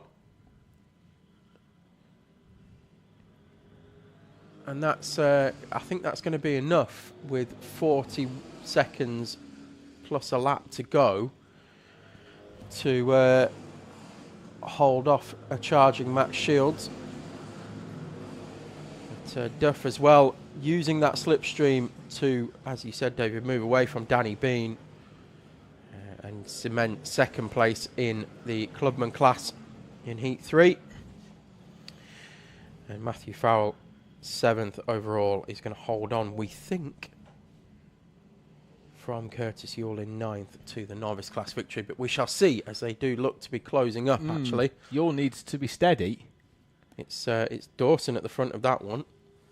Oh, I think... Oh, Matty Farrell has just been squeezed out down there by Curtis Yule, but that was because Matty Farrell had got past Danny Bean. Danny Bean's got a problem wide here. I think Bean's got a real problem. He's something...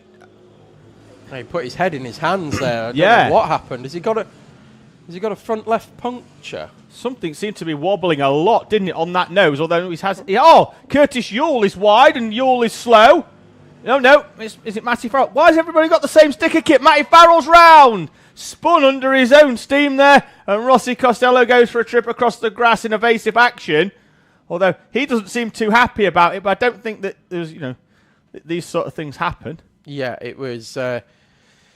That was just one of those things, wasn't it? Meanwhile, Addison Smith has come over the line and takes the checkered flag and takes victory in heat number 3, followed by Ike Needham and Joseph Williamson. We'll discuss that incident a little bit more once we get them over the line. Max Shields finishes 4th with Isaac Duff 5th and Zach Dawson coming over the line 6th.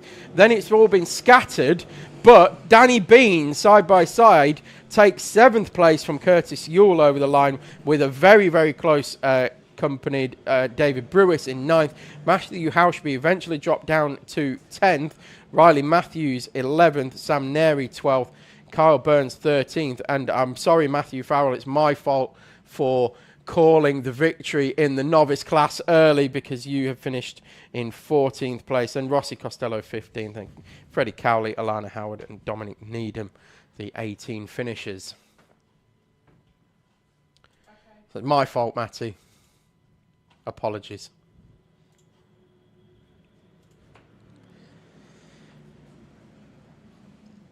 I was right in junior Rotax, Tom. Oliver O'Donovan will start on pole position.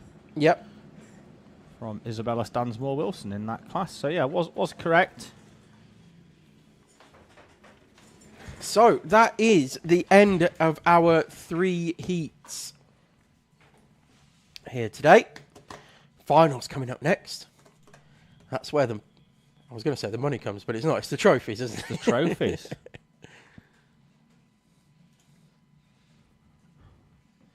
So it will be Archie Mostyn and Logan Grassi Durate.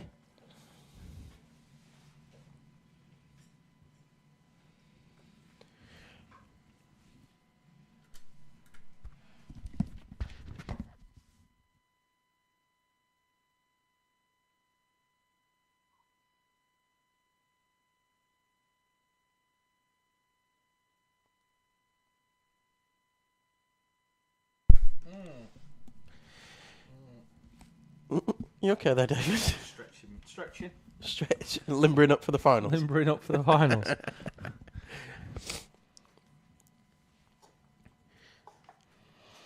I just did what was possibly the world's loudest sneeze, so I had to mute the mics in preparation for it because I could feel it building. So you muted the audio, yeah, and then didn't tell me you put it back on, so I was there like sort of trying to crack my neck and just stretch myself out, ready to go.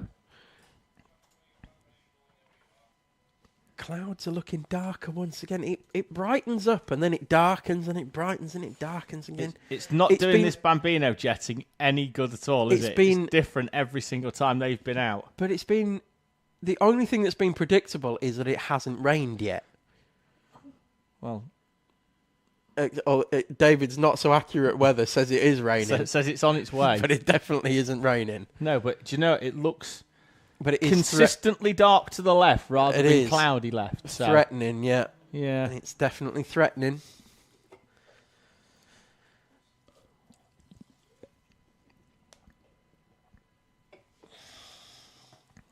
How are we doing in the comments section? Have we got anything? Has anybody said anything lately? No, other than Luca Bicocci says the hairpin one's the hardest. Definitely the hardest corner. So we've had 3 opinions and three different corners. So. Yeah, well, we respect your opinion, Luca, even when it's wrong. You're not a very nice man, Tom. Oh, it's fine. This is the banter that we like in the comments section. That's why we ask for it.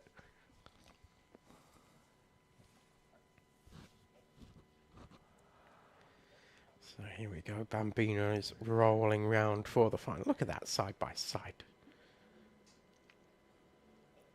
Synchronized parking. Right. Let's see whether Logan Grassi Durate can get a good start again this time.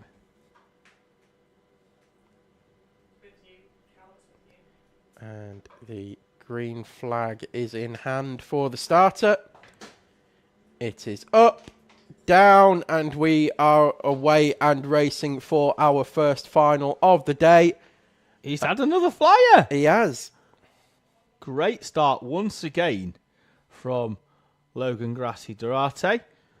It's the hairpin number 1. He's just got to get this one nailed. I think on a couple of occasions since he's got slightly sideways carrying the speed on the colder tyres. But this time, Tom, he's all the way around the outside, and that's how you take hairpin 1 on lap 1. Yes, much better that time around. We've seen him scrub off speed a couple of times through that hairpin, and then both times, actually, it's cost him the lead, has Logan. Archie in close company. And looks like he's got some overspeed through South Bank. Are we going to see a move early on in this one? Just happy to follow in the wheel tracks at the moment, it seems.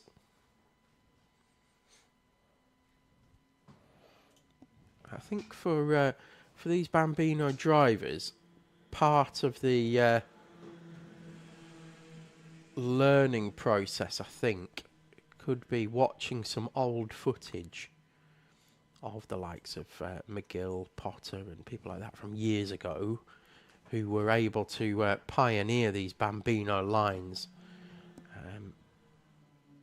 But we've seen these drivers go on to big success as well, the likes of Austin O'Man and Colby Patterson.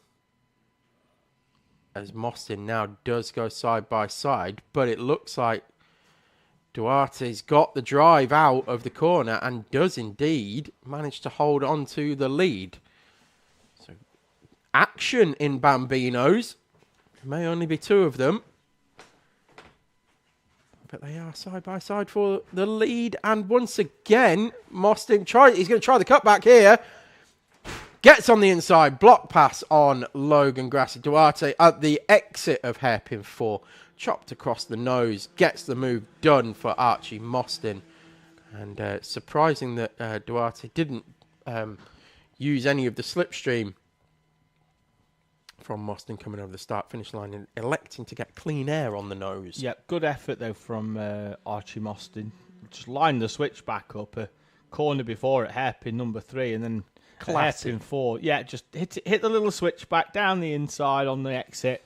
Job done. And we'll now hope to move away down the back straight. Indeed. So yeah, going back to old footage, you've got the likes of Edward Haynes, like I said, Colby Patterson, Austin O'Man. Well, Edward Haynes, who was Chloe McGill, Thomas Potter. He was qualified on pole, I think, for the Intermax final at Dunkerswell in the Motorsport UK British Championship 2 weeks ago. Was cruelly taken out at the first corner was Edward Haynes with some contact. But looked like he was heading towards a victory prior to that because he'd done very, very well throughout his heats. And obviously we know Austin O'Man. He's another driver that stood on a podium at the Rotax Grand Finals last year, who we saw here month on month in the applied his Bambino, trade here, learned his craft here at Teesside. You know, we had that epic round where 3 drivers set identical lap times in the heat. Yeah, identical fastest laps, and they were all new lap records as well. All new lap records, and all 3 of them. It was Jerez 97. Yeah, Schumacher, Villeneuve, and Frentzen. Yes, not necessarily in that order, but that was your. They still think that was rigged, by the way. Certain people in the know, right? Yeah, right. Think that was not necessarily a timing error. Right, and the moon landers were in a studio and all that. No. It was like they think Bernie might have had something to do with it. I mean, wouldn't put it past me if it was Bernie, but I mean, look, he's rich and powerful. He could probably have me dealt with. So I'm don't sue me, Bernie. Exactly. You can afford to, and I can't afford it. But there is, there's very much talk of that not being the accurate timing, shall we say. But that's going back long before most of our competitors were even born. Way before our Bambinos, the cadets. 97? I'll bet we've got seniors who weren't born before 97. Max Shields. Yeah. Yeah. Well, that's 20. Anybody who's younger than 28. Oh, yeah. If you didn't hear that on the mic, ladies and gentlemen, that was David going, oh yeah. Also, he suddenly realised quite how old he is. We is well old. You're like 6 months older than me. Stop. Yeah, laughing. I know, but I know how old I am. David realising it was 28 years ago. You could hear the shock. Yeah. Oh dear. Yeah, we are that old. 2 minutes to go until Hey, I was about to say 2 minutes to go until I'm 2 minutes older. I'm old enough that I've genuinely got an actual 1998 McLaren Works team jacket in my car Oh, silver. to wear this evening. It's The silver one. It's black. Oh. But it's got, instead of the tobacco sponsorship, it says team on it, and it's an actual one that was worn by a team member that I've managed to inherit. Thanks, Mum. Oh. My mum managed to source that. But no, it's an actual second-hand, used by a team member jacket. Nice. Got some T-shirts as well. Oh. And it fits. You'll be opening up a stall. No, I won't. I'm keeping them. But no, I'm very proud of it. I love it. But as second-hand team wear. I'll show you it after the meeting today. And you can tell me how good I look. That's unlikely. But no, it's quality. I love all that kind of stuff. The niche kind of memorabilia, I think, or merchandise, I think, is probably the best way of putting it. Niche merchandise. I have another jacket of a Toyota Gazoo racing jacket. Oh yeah, I've heard of them. But it was the last year of the LMP ones, and it's a team jacket, like an outer layer, kind of dry. So has your mum got like an in with some race teams, or is she just a prolific thief? No, my mum's partner Simon, I'll give him a name check. He's pals with a guy who worked for McLaren for a long time. Well, worked for Mercedes at Brixworth actually, because I used to live in the next village to Brixworth, grew up there, and so he's good pals with a guy. I won't name check him in case he gets in trouble, but he worked for McLaren for a long time, and had a load of gear sitting in the garage that was about to be chucked, and my mum were like, don't chuck it. I'll have that. I know someone will have that. But as house clearance. Exactly. Archie Mostyn commences the final lap then of the Coma Bambino Final here from round number 3 of the NRG Karting Owner Sprint Series here from Teesside Autodrome. Round hairpin 1 he goes. Logan Grassi Durate. A little bit slower on the previous lap, but again down in them low 101s, Tom. Still a massive improvement from Logan compared to where we were a month ago. But Mostyn makes his way around the national loop for the final time. Up towards hairpin number 3 and 4. They are safely negotiated by the number 17. And he will come through to take the checkered flag and victory at round number 3 for Archie Mostyn. And again does a grand job of ensuring that we run slightly ahead of schedule by peeling straight off into the pit lane, as does Logan Grassi Durate in the 28. And we are pretty much ready to go straight away, Tom, with the Honda Cadet. Yeah. Good to see. And in fact, we're slightly ahead of schedule, which is also good to see. I'm just going to quickly find out what Cat's eating.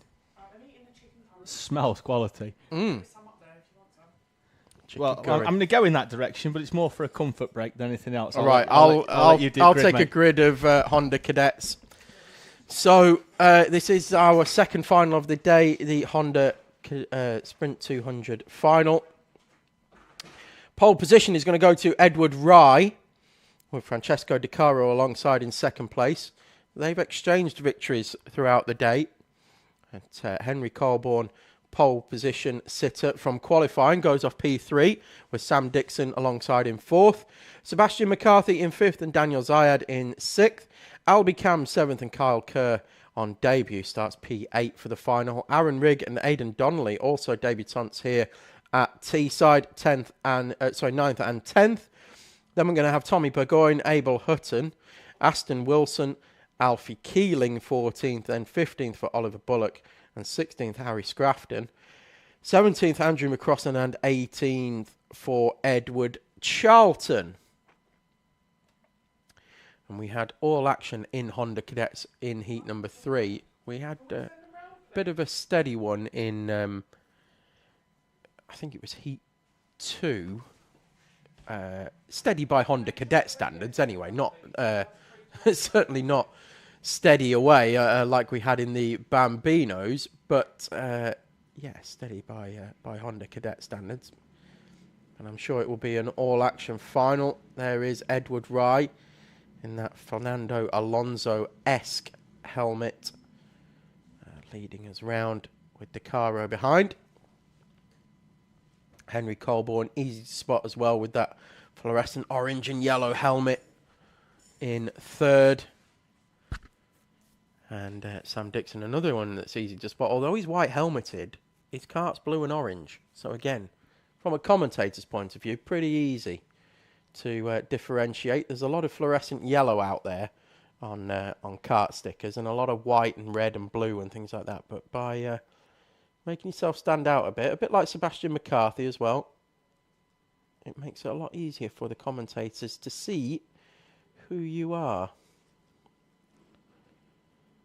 So Dixon aggressively weaves his way to the grid spot, almost doing, looks like Formula One style burnouts. Of course, that's not happening because they haven't got the power really to do that unless they're in extremely wet conditions, but weaving sharply left and right.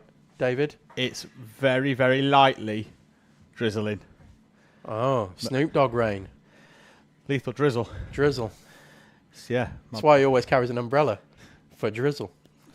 So this is, at the minute, it's not a drizzle that affects the track, but it affects the driver if they see a few little bits of water on their visor.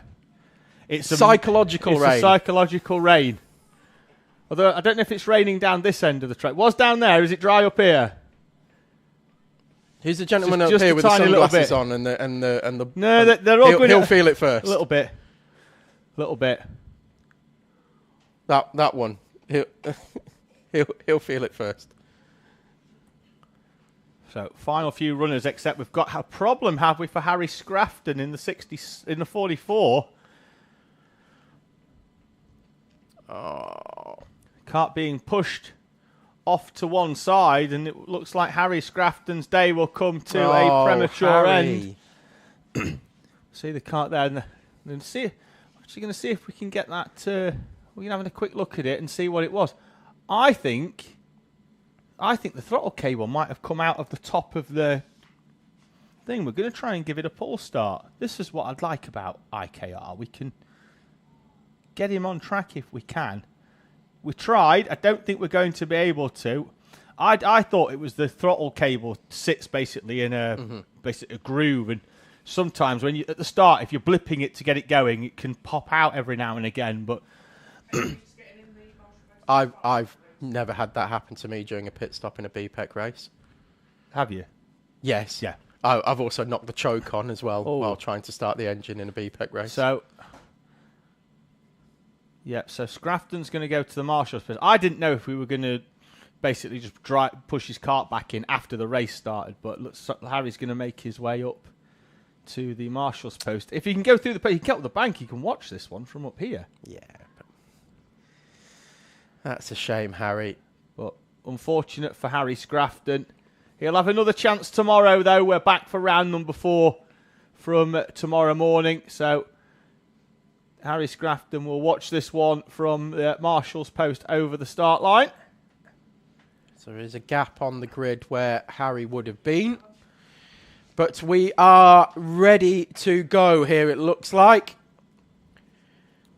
Flag is up. It's down and we're away and racing in the Honda Cadet Final, and good start from Francesco Di Caro, managing to get across in front of Henry Colborne, and they are line astern heading into the National Loop for the first time. Edward Rye then from Francesco Di Caro, Henry Colborne, Sam Dixon. Oh, contact into the rear quarter of Dixon by Sebastian McCarthy, who was carrying a hearty amount of speed. No harm done. They've all managed to come out of that completely as they were, with Daniel Ziad just behind. It looks like Kyle Kerr going down the inside of Albie Cam into the right-hander of South Bank, and he is through.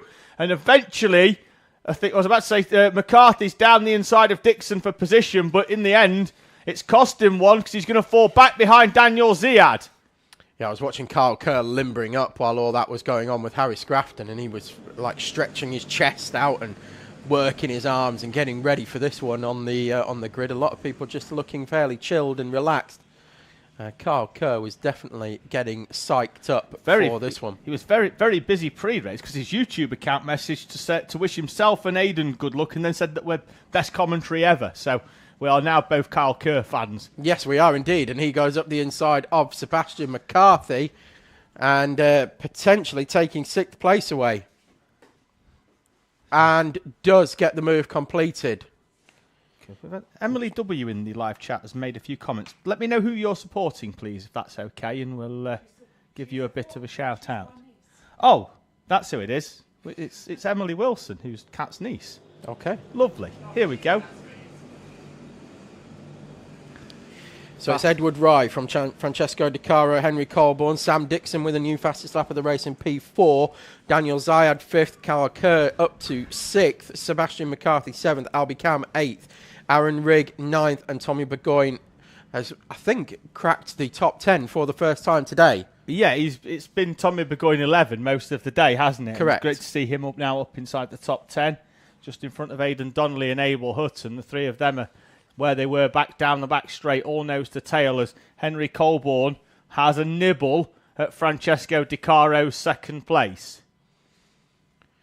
Di Caro, I think he's going to need a bit of a push from Colborne and Dixon to try and close that gap again, and in fact gets one going into the D chicane. Yeah. Probably not quite where he wanted it. No. But does get a bit of help. He needs a bit more coming through the wiggles, and then again down the back straight. If they're going to give us a bit of a show for the lead in this one, they need to work together. Daniel Ziad right there as well.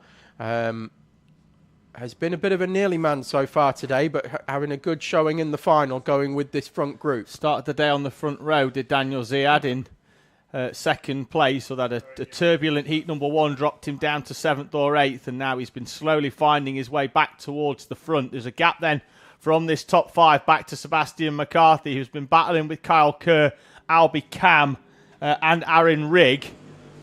McCarthy appears to have broken away ever so slightly from Kyle Kerr, who had some really good pace in the opening lap or two, but it's not quite managed to transfer that all the way through. Potentially a little high on tyre pressure for Kyle Kerr, particularly in what is going to be a long final, an extra 2 minutes plus 1 lap compared to where our heats were for our Hondas.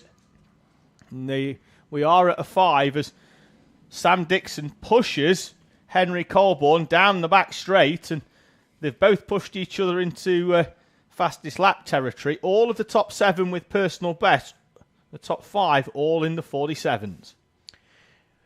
Yeah, and that gap is bridging, I think, with a bit of help from Colborne onto the back of Di Caro, and then likewise Dixon helping as well. They are closing in once again on the back of Edward Rye. They need this, because Rye gets any sniff of breaking the slipstream to Di Caro, and he will move away. Proper Vettel, isn't he? Yes. Very, very good way of describing Edward Rye's driving style and race management, yes. Dixon's got work to do here. He's just clipped the curb at hairpin number 2, and that's dropped him off the back of Henry Colborne, although he might get some respite because Colborne's going to send one down the inside of Francesco Di Caro, and these two are not working together to try and catch up with Edward Rye, although to be fair, they're not really dropping away because of that, but that could give Sam Dixon the reprieve that he needs after that curb clattering into the right-hander of hairpin 2 to get himself back up within touching distance of a podium. Colborne with the fastest lap. That's why he was looking racy on De Caro. Yeah, now he's got the pace. He must be thinking, right, this is what we've got. This is probably going to be our best chance so far this season. Colborne with full Euro lean through hairpin 1 as well. We saw him taking that wide entry, but leaning right out of the kart as well to try and get the weight over onto that right-hand side and get the squash down on the tyres to get some extra grip. Well, the benefit of that, normally, you'll think it's about leaning into the corner, but these aren't bikes. Because it's a solid axle, it's not a slip diff. So if you can release the weight on that inside rear, lean out, get the inside rear off the floor, the rear wheel has to do less work. You can rotate the kart better. You can carry more speed round the corners. And that's what Colborne is doing. You don't see it a lot in Cadet, to be honest with you. In fact, barely anybody does it, but you can see right there Colborne leaning right out of the car. Yeah, he leant away from the apex, though. That was the problem there, Tom. He didn't manage to find it. He needed to throw a line on the tyre wall, and that could open up an opportunity for Sam Dixon, who pops out the slipstream. I don't think he was ever going to be able to draw alongside by South Bank, though. However, he may well draw alongside into hairpin 3. I'll tell you who it has opened up an opportunity for, and that's Francesco De Caro. He is now right on the tail of Edward Rye and has gapped now Henry Colborne. So the three behind, Colborne, Dixon and Zayad, are going to need help from each other here to get back onto this front two. Now, we saw this in Heat 2, I think it was, that De Caro took a long time to close up onto the back of Edward Rye, managed to pick him off with 2 corners to go. Edward Rye didn't know he was there for a long time, but it looks like De Caro has already let Edward Rye know that he is there already with 3 minutes plus a lap to go in the final. Indicating to him that he was willing to try and push him. There, he was saying, look, go forwards, I'll push you away. And Rye acknowledging that because he went wide into hairpin 4, left the door wide open to get a better exit, and De Caro went with him. This is what we saw in the race earlier on in Junior Pro, is that if you take the two of you, you can battle over the lead with a minimal amount of risk. And what they're doing is, the more they extend that gap back to Colborne, Dixon and Zayad, they're minimising the risk that a move down the inside, a half spin, is going to drop you from 2nd to 5th. It might just lose you. It might just send you back into the pack, but it's not going to ruin your race. Indeed, and Rye with leaving the door wide open as well. De Caro could have taken full advantage of that and just didn't. He's very willing to work with Rye at the moment. I think that will change in about a minute's time. 4 laps to go in this, if my calculations are correct. Lapping in the 50s, so that's 1 minute and 40. They're crossing the line at 1:58. So 4 laps to go. Plenty of time. I wouldn't like to pick step 3 on the podium, Tom. Colborne, Dixon, Zayad. 2 of them have not stood on the podium yet here at Teesside. Colborne has. I don't think any of the front 5 are set in stone at the moment. And there's a change for 3rd. Dixon down the inside of Henry Colborne at hairpin 1. We've said all day that line from Henry Colborne is very, very fast, but very inviting. Mm-hmm. You basically, you're saying, look, I'm quick, I've got confidence in my own ability, but you're always going to invite someone to stick a nose down the inside.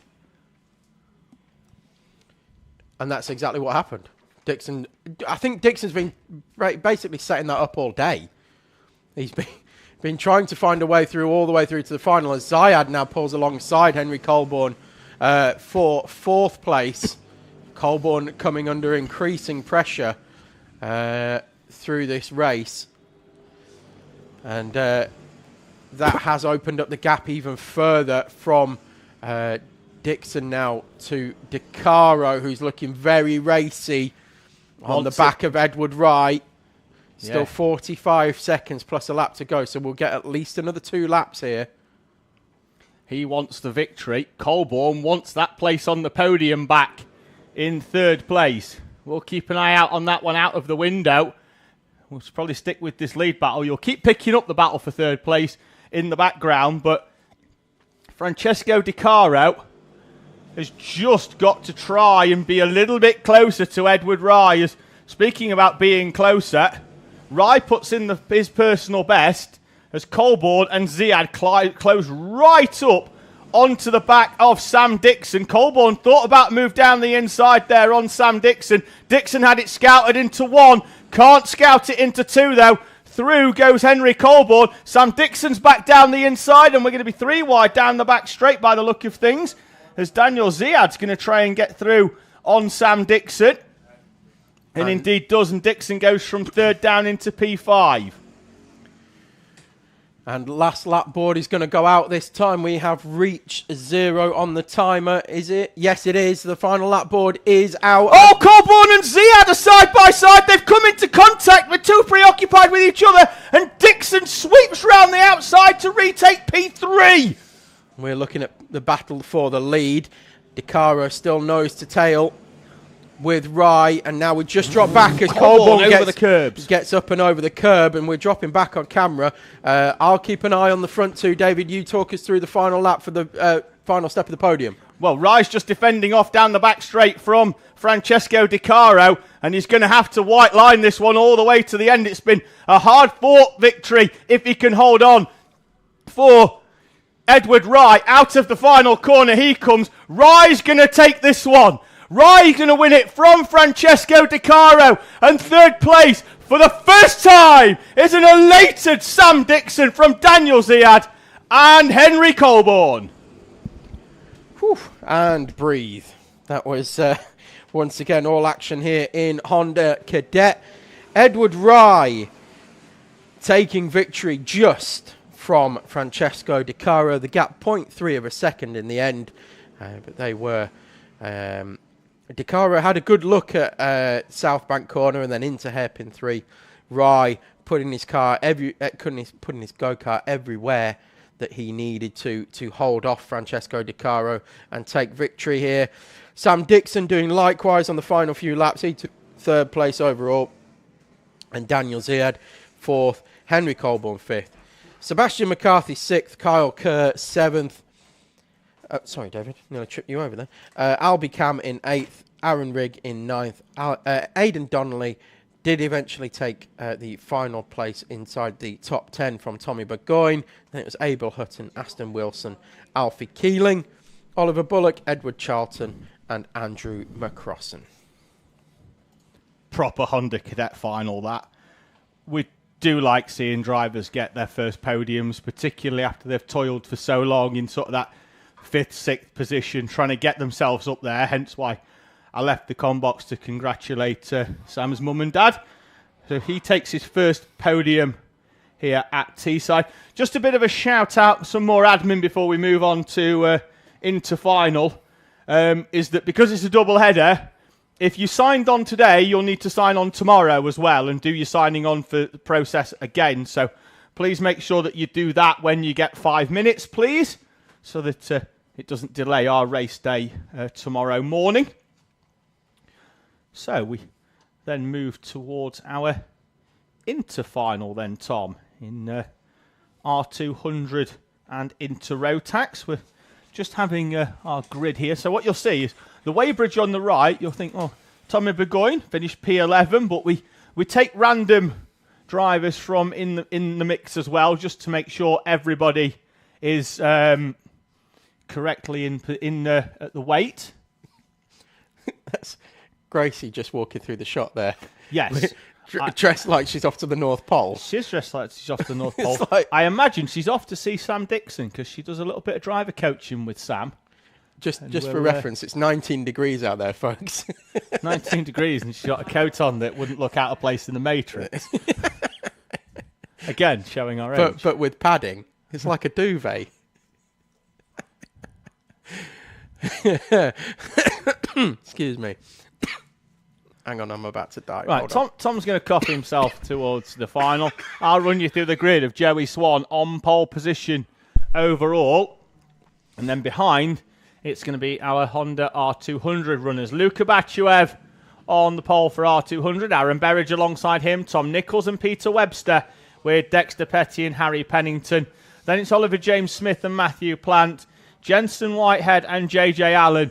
And from the back of the pack will be Ashton Horsepool. Now, you might be wondering, why is Horsepool at the back and Petty's in the middle when they both had a retirement. That will be because Petty got to half race distance, so he gets heat points, whereas Ashton Horspool didn't get to half race distance, and therefore you don't get heat points. However, Horspool in the final heat of the day went last to first. He did go last to first, so let's do it again. He's got to do it all again. With 2 minutes extra as well on the clock. Joey Swan's already commenced his race at the front. R200 are away again at a very fast-paced start for Honda R200 as they head up towards, and Batchev and Berridge argue over tarmac, and that's Peter Webster up and alongside Aaron Berridge, but then backs out. He's currently going to run in third place. Dexter Petty up to P4 as Tom Nichols goes wide. Nichols then gets on the brakes to stop him running into Petty. Matthew Plant up into P6. He always starts well anyway, does Matthew Plant. He's moved up from 8th on that grid up into P number 6. So 9th overall. There's a contact warning going out for Dexter Petty in the 16. And they were 3 wide coming down the back straight and into South Bank towards the bottom end of the field. However, Ashton Horspool managed to make up a couple of places through that and is up to 9th. So we said he went last to first in the previous heat. Going to have to do it all again here. Well, he's already taken 3. Talking of taking, Dexter Petty takes third place off Peter Webster, but then gets some oversteer. Almost has to stop himself from going to a full spin. Peter Webster gets back through, and then Peter Webster says, look, come on, push me, we can get onto them. But then Petty comes out the slipstream with Tom Nichols pushing him through, and Webster will indeed drop down into P5 eventually. Now, they're going to have to work as a 3, not only to try and catch the 2 in front, but also to try and hold off what will be a charging Ashton Horspool. He's not had as fast a start as he had in heat number 3, Tom, in coming up the order. He's made up 3 to run in P9. That's another one. He's just got past Oliver James Smith on the previous lap. So he will now run in 8th place, 7th in class. Yep, that's Joey Swan is in the Soul into Max. Let's not forget that one. So Joey Swan will always be in P1 by benefit of A, having a faster car and being the Inter Max, but also being starting the race half a lap ahead. So Joey Swan, our Soul Inter Max, will come through in P1, but then in the R200s, that is headed by Luke Batchev. On your timing in P2. So Batchev from Berridge, Petty, Nichols, Webster, Horspool up to 7th now. Took 2 places on that lap, with Plant and Smith being demoted to 8th and 9th respectively, with Whitehead, Pennington and Allen. They're having a good little battle between the 3 of them. We've got Whitehead currently, I think, in front of them, although he has been helped wide round South Bank by Harry Pennington in the 22. Pennington now back in front of Jensen Whitehead.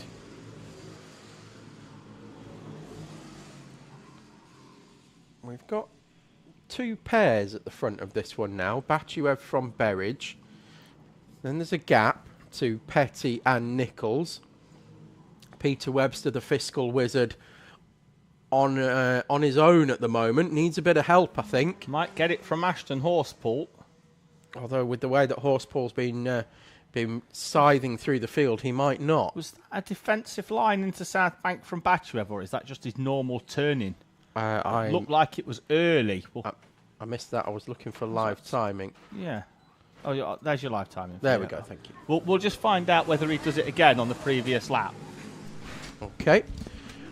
So, as Berridge gets all crossed up coming out of the D chicane in second place, managing to hold on to it just, but looked like he was possibly making moves on Luka Batchev, and it cost him a little bit, but not in terms of position, as Petty and Nichols still nose to tail for 3rd and 4th. And then Ashton Horspool is now closing in on the back of Peter Webster.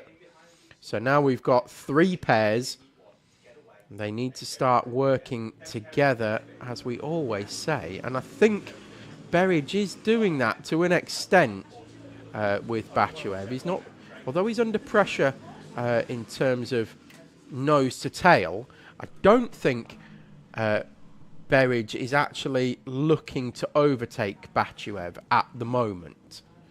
Keeping his powder dry. I'm sure he will at some point. Oh, I'm sure he will at some point. But yeah, he's definitely playing it cool, is Aaron Berridge. I think it's just Bachuev's line into South Bank there. He just turns in a little bit earlier. You can say, let's hope nobody opens the end of a bar. Playing it nice and cool. Oh, nice and cool. Nice and cool, Trig. Nice and cool. We're currently racing Noah's Ark style here, aren't we? Well, we are, but Horspool has two, just overtaken Webster for 6th place. My apologies. 6th on the road. Yeah, 5th in class. Yeah. So Horspool now, we were 2x2, but Horspool already moving away from Peter Webster and trying to bridge the gap to Tom Nichols. Yeah. We do need a minute-by-minute reminder that Joey Swan's still here. Yeah, we do. Poor Joey Swan. Should come up at the bottom of the screen. Yeah. No luck catching them swans then. No, definitely not at this. Well, nobody else in Intermax is going to catch Joey Swan because there isn't anyone in Intermax. Just spitting bare facts there. Wide slightly there by Bachuev. Round the national loop, but the door closed, and one that I don't think Aaron Berridge is too keen to go through just yet, with 3 minutes and 25 on the clock. Continuing to push away and trying to just open up the gap lap on lap from Dexter Petty. We just had your lad in the commentary box. You haven't mentioned it. No, I haven't. We just had a special guest. Special guest. Of your lad. Just came to say hello. Just came for a chat. Did he come for a quick team talk before? No, just came before the final. Came for a chat. He'd just been up to congratulate Sam Dixon, and then ended up staying for an extra 2 minutes to watch some F1 qualifying. Oh right, okay. Well, I'll watch the highlights of that this evening. I can tell you though that in practice 3. In the F1 qualifying. Retirement for Jenson Whitehead. Sorry, Tom. He was pointing down to the right-hand side of his kart, was Jenson Whitehead, and he'd fallen away off the back of his battle with Harry Pennington and JJ Allen. And the right-hand side being where all the technical gubbins are. Well, yeah. Well, no. Engine chain. No, that's the left. Engine's to the left on a Honda. Right on a Rotax, left on a Honda. That's what I said. It's not. I can assure you it's not. And he was he was looking to the side that doesn't have any engine. Right. So we'll have to see what that was. So left. Generally, it could be axle or side pod. I'll find out later. They're parked down near me in the paddock, so I'll find out, Tom. I'm going to say hello. Hello. What happened? Oh, Horspool's up onto the back of Petty and Nichols. He is. Just gone down the inside at hairpin number 1 for 4th place. So Ashton Horspool splitting the Dexter Petty, Tom Nichols battle for 3rd. It wasn't really a battle. They had been trying to work together to try and close up these two in front, who have been very compliant with each other thus far. But as the time ticks down to... Well, there's been no need for Berridge to... Sorry to jump in there, but there's been no need for Berridge to overtake because he's been able to see behind that the gap is increasing all the time. So long as he's able to go with Bachuev... And partly increasing because they've been very compliant with each other as well. Yes. I think Horsepool's lining something up here. There you go. Oh, it's like you've done this before, Mystic David. Meg, gone. David Sullivan arrives. Horspool asking Petty to push, but it's going to be a long stretch to try and close that gap in. 2 seconds. Yeah, I think to the two in front. And I think it's just going to be a bridge too far in that one. But still all to play for, for the lead. You never know if these two start battling it out, as we think they will. 30 seconds plus a lap to go. Well, yeah, that's from when Swan comes over, though. So well, that's true. So they'll probably get another lap on top of that. They've got 2.5 because Swan will cross now with 20 seconds. But of course, they don't know that that's the Well, case. When the timer reaches 0, they don't know until the final lap board comes out. No, so that's something. So at some point, they're thinking, right, I've got 30 seconds left, and they do. But it's 30 seconds when Joey Swan comes round. So if they're thinking they've got 4 laps, they might only have 3. They just have to be mindful. It's down to 0, but it won't be last lap for these drivers because Swan's the leader. And to be fair, Luka Batshev's gapped Aaron Berridge slightly. Yeah, he had a long look over his shoulder there as well.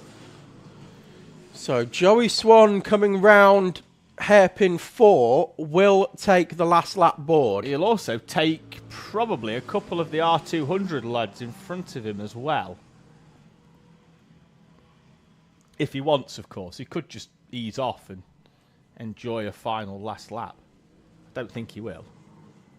Now he gets an opportunity to put some overtakes in. Oh, Oliver James Smith with a move off camera where he arrived down the inside of Matthew Plant from a mile back. Got it done, but then Plant's going to come back at him round South Bank. So the leaders will come over the line in Honda R200 to take the final lap, and Batchev has gapped Berridge when Berridge needed it most. When Batchev needed it most for the gap to increase, he has done so. And Berridge has been unable to go with. Joey Swan has taken the checkered flag and taken victory in the Inters. What it is here, Tom, is that Batchev's not going any quicker. Berridge is going slower. He's done 45.8, 45.9, 46.2, 46.2. Berridge is losing 0.2 a lap off the back of Luka Batchev here. And if there was another lap in this, he might be in a bit of trouble. But I think he's going to hold on for second place. Luka Batchev will win round number 3 from Aaron Berridge, Ashton Horsepool and Dexter Petty in front of Tom Nichols and Peter Webster. Your R200 grid, the top 6 in that, or top 5 in that class. Is it top 6 split by less than 3 seconds? In front of Matthew Plant, Oliver James Smith, JJ Allen and Harry Pennington.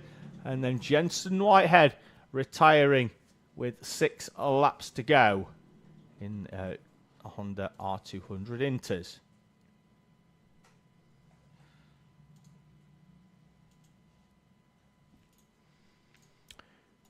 Which brings that to a close. With a bit of a... It ended up just... The gaps just opened up, didn't they, at the end? I mean, Horsepool was coming at some rate of knots to the back of Berridge, but I genuinely thought Berridge would have had a bit more for Luka Batchev, but just dropped off in the end. Yeah, I don't know whether he had a problem. Like I say, it was 0.2 a lap towards the end that he was dropping away off the back of Luka Batchev, and Ashton Horsepool was closing at the rate of 0.3 a lap, so he was taking a bit out of him as well, was Horsepool. But problem, you can see it on lap times there. The final lap, 2:45.9s either side of Aaron Berridge's 46.25, so 3.5 tenths faster for those either side of Aaron Berridge. But the checkered flag comes out in just enough time that Aaron Berridge will stand on the second step of the podium. Here we go for our junior Rotax final with Paul Swan as well in senior. So it will be Oliver O'Donovan with 1 race victory and 2 fourth places will go off pole position. He's got Isabella Stansmore-Wilson alongside on the outside of the front row.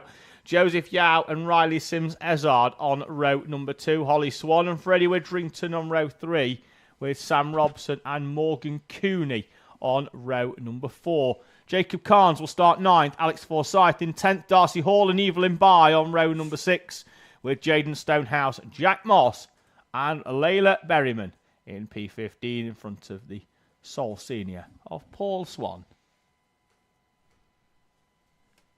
I'm just looking at the gaps, and if you look at where Riley Sims-Ezard is in 4th place, 5 positions over 3 heats would have got him level on points with the pole man. With the pole man, really tight, isn't it? That's how close it was, yeah.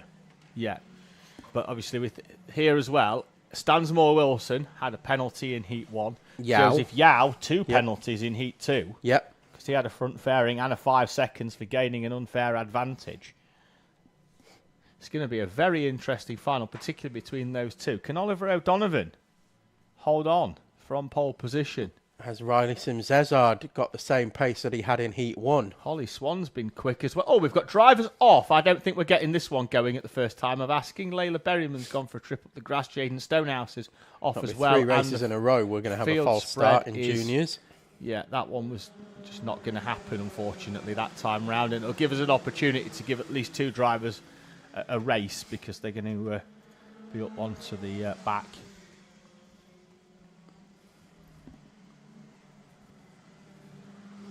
Again, Paul Swan's coming around like, can I have another lap then? 3 laps, aren't they, really?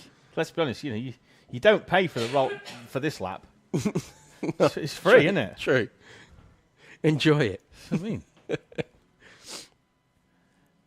that's like, I appreciate the Bambinos coming in early, but they're doing themselves out of a cool down lap. Well, we used to see the Bambinos do their cool down lap, and they used to do it at full race pace, didn't they? Oh yeah.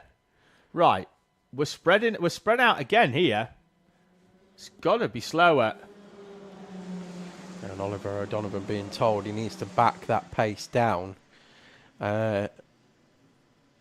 Coming out of hairpin 4. So that everybody can take position. I think if... we've got a marshal on the outside of the exit of hairpin. Oh, he was trying. He was trying, Tom. He was doing the full slow down hand signal. But I think they're gonna get how they would say in Scotland. They're gonna take a telling this time around. Yeah, they certainly are.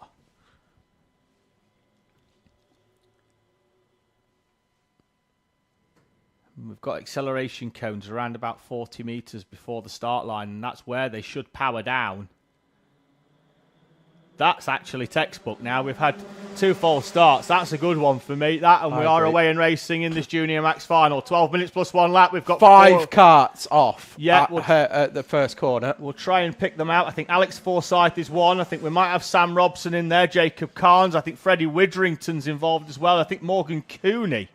And meanwhile, Joseph Yao has taken the lead away from Oliver O'Donovan, who powers down round the outside of hairpin 2. Yep. Oh, and chops the nose off of Joseph Yao. Poof, door slows. Comes round in front and manages to hold on to the lead. Joseph Yao tried again down the inside of Oliver O'Donovan at hairpin 3 and again had the door slammed firmly. I think intentions have been made clear from O'Donovan. Over the timing line up towards the national loop as barriers are being replaced after the skittle job. All 5 drivers that I mentioned were the 5 that were involved. Witherington, Carnes, Forsyth, Robson and Cooney dropped to 10th and 14th, down to 14th respectively.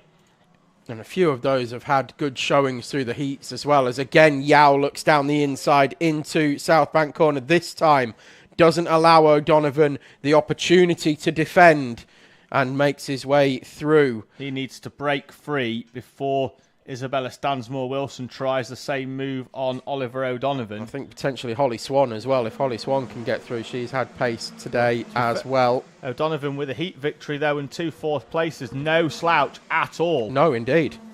But we've got 5... Here at the minute, we've got 5 for a podium. And Layla Berryman from last on the grid, I think, just held back a little bit at the start, let all the carnage unfold and just whip through. Great effort from Berryman. To be fair, smart. It was very similar to the previous round at round number 2, bearing in mind she didn't do round 1 because she was in Honda Cadet. She had 2 retirements effectively in the heats and then finished the final P5. And Stansmore-Wilson had a go at overtaking O'Donovan at hairpin 3 and then kind of backed out of it on the apex, and it was a bit late, and I don't mean... Oh, Sims-Ezard, sorry, Tom, for chopping across, because Riley Sims-Ezard was chopping across the front of Holly Swan, all the way round the outside over the timing line and up to 4th place. Yeah, close one, that one. I saw that myself, and it was a chop. But got the move done, did Sims-Ezard. Sorry, you were saying? Up to 4th. No, it's fine. I was just commenting on... Stansmore-Wilson, we'll see whether she goes for it again. No, opts for a different line this time. Tries to get a cutback through hairpin 3. O'Donovan Kind of placing his car in a bit of a difficult place to overtake. Semi-defensive. Yeah, neither in nor out. And making it difficult. But all that will do is help Joseph Yao edge clear again by another couple of tenths that time around.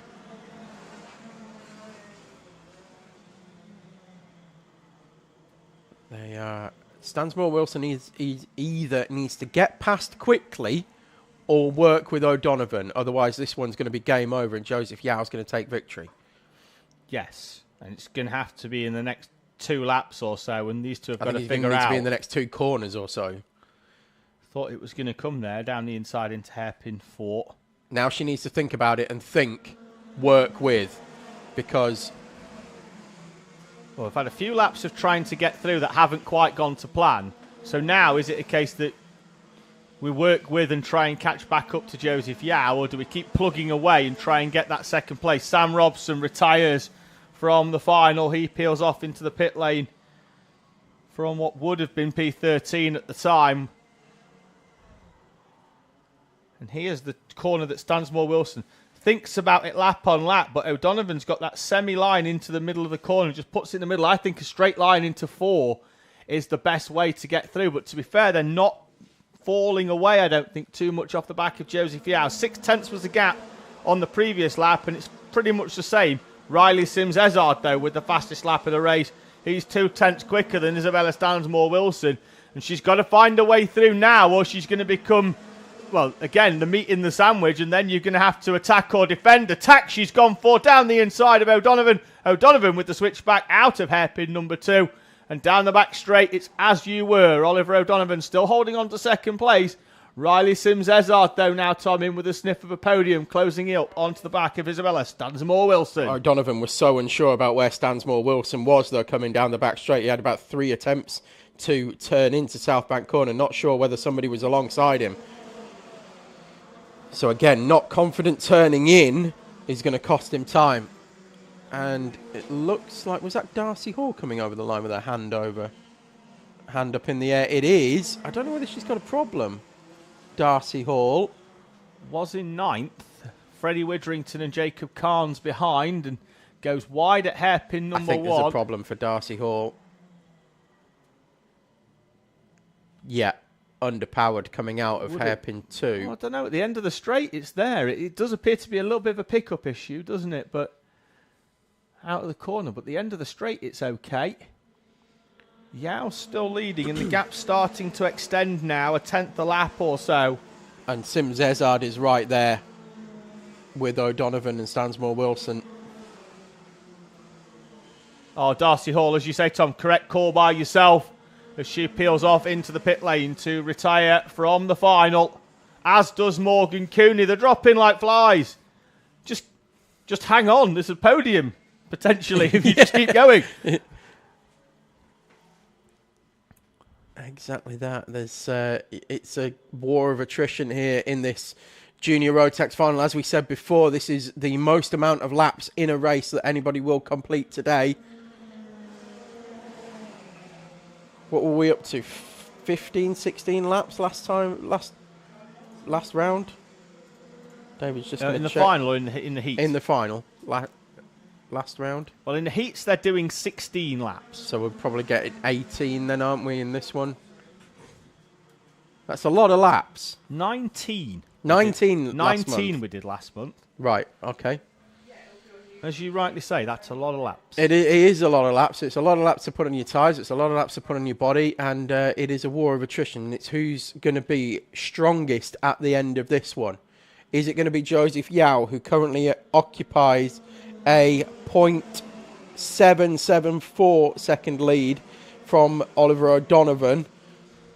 Just in the live chat, Ben Boverill just in wishing Freddie Witherington good luck. Unfortunately, an opening corner incident with 5 drivers has taken him away from contention for a podium. Started the race in P6, currently runs in P9, but is some 7 to 8 seconds away from the front of this race. 9 seconds off the lead and 8 seconds off a podium.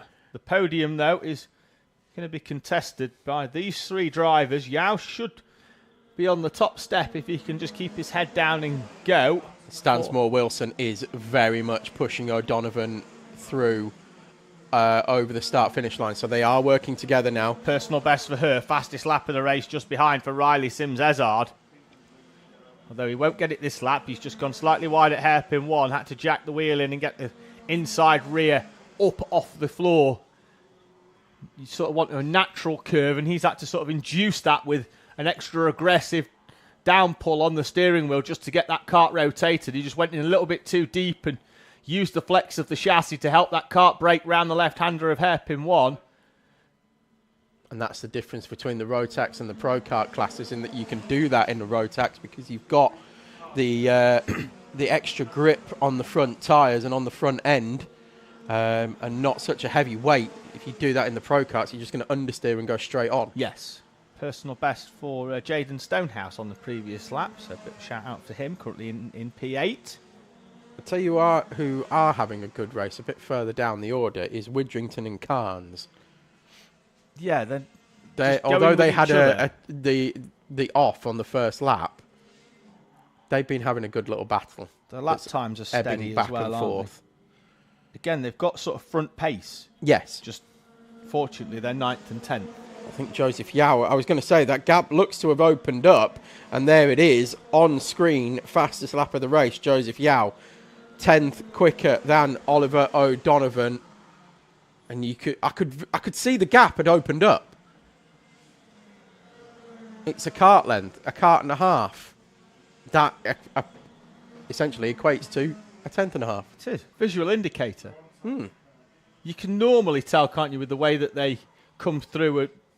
It's normally out of hairpin 4. Once they're on the power, you can sort of see that the gap is going out. And I think it will again. This is over a second now, I'm fairly sure. Joseph Yao's just putting the hammer down and turning the screw 0.2 faster on that previous lap. And this is what he needs now. This is the sort of range now where you break the resolve of 2nd, 3rd and 4th, and they go, right, we're going to scrap over 2nd because we can't catch the leader. But we're also into that peak point of the race now where your tyre pressures have fully reached where they're going to be as well. So everybody's now on an equal footing in the sense of you haven't got a tyre advantage. Your pressures are where they are.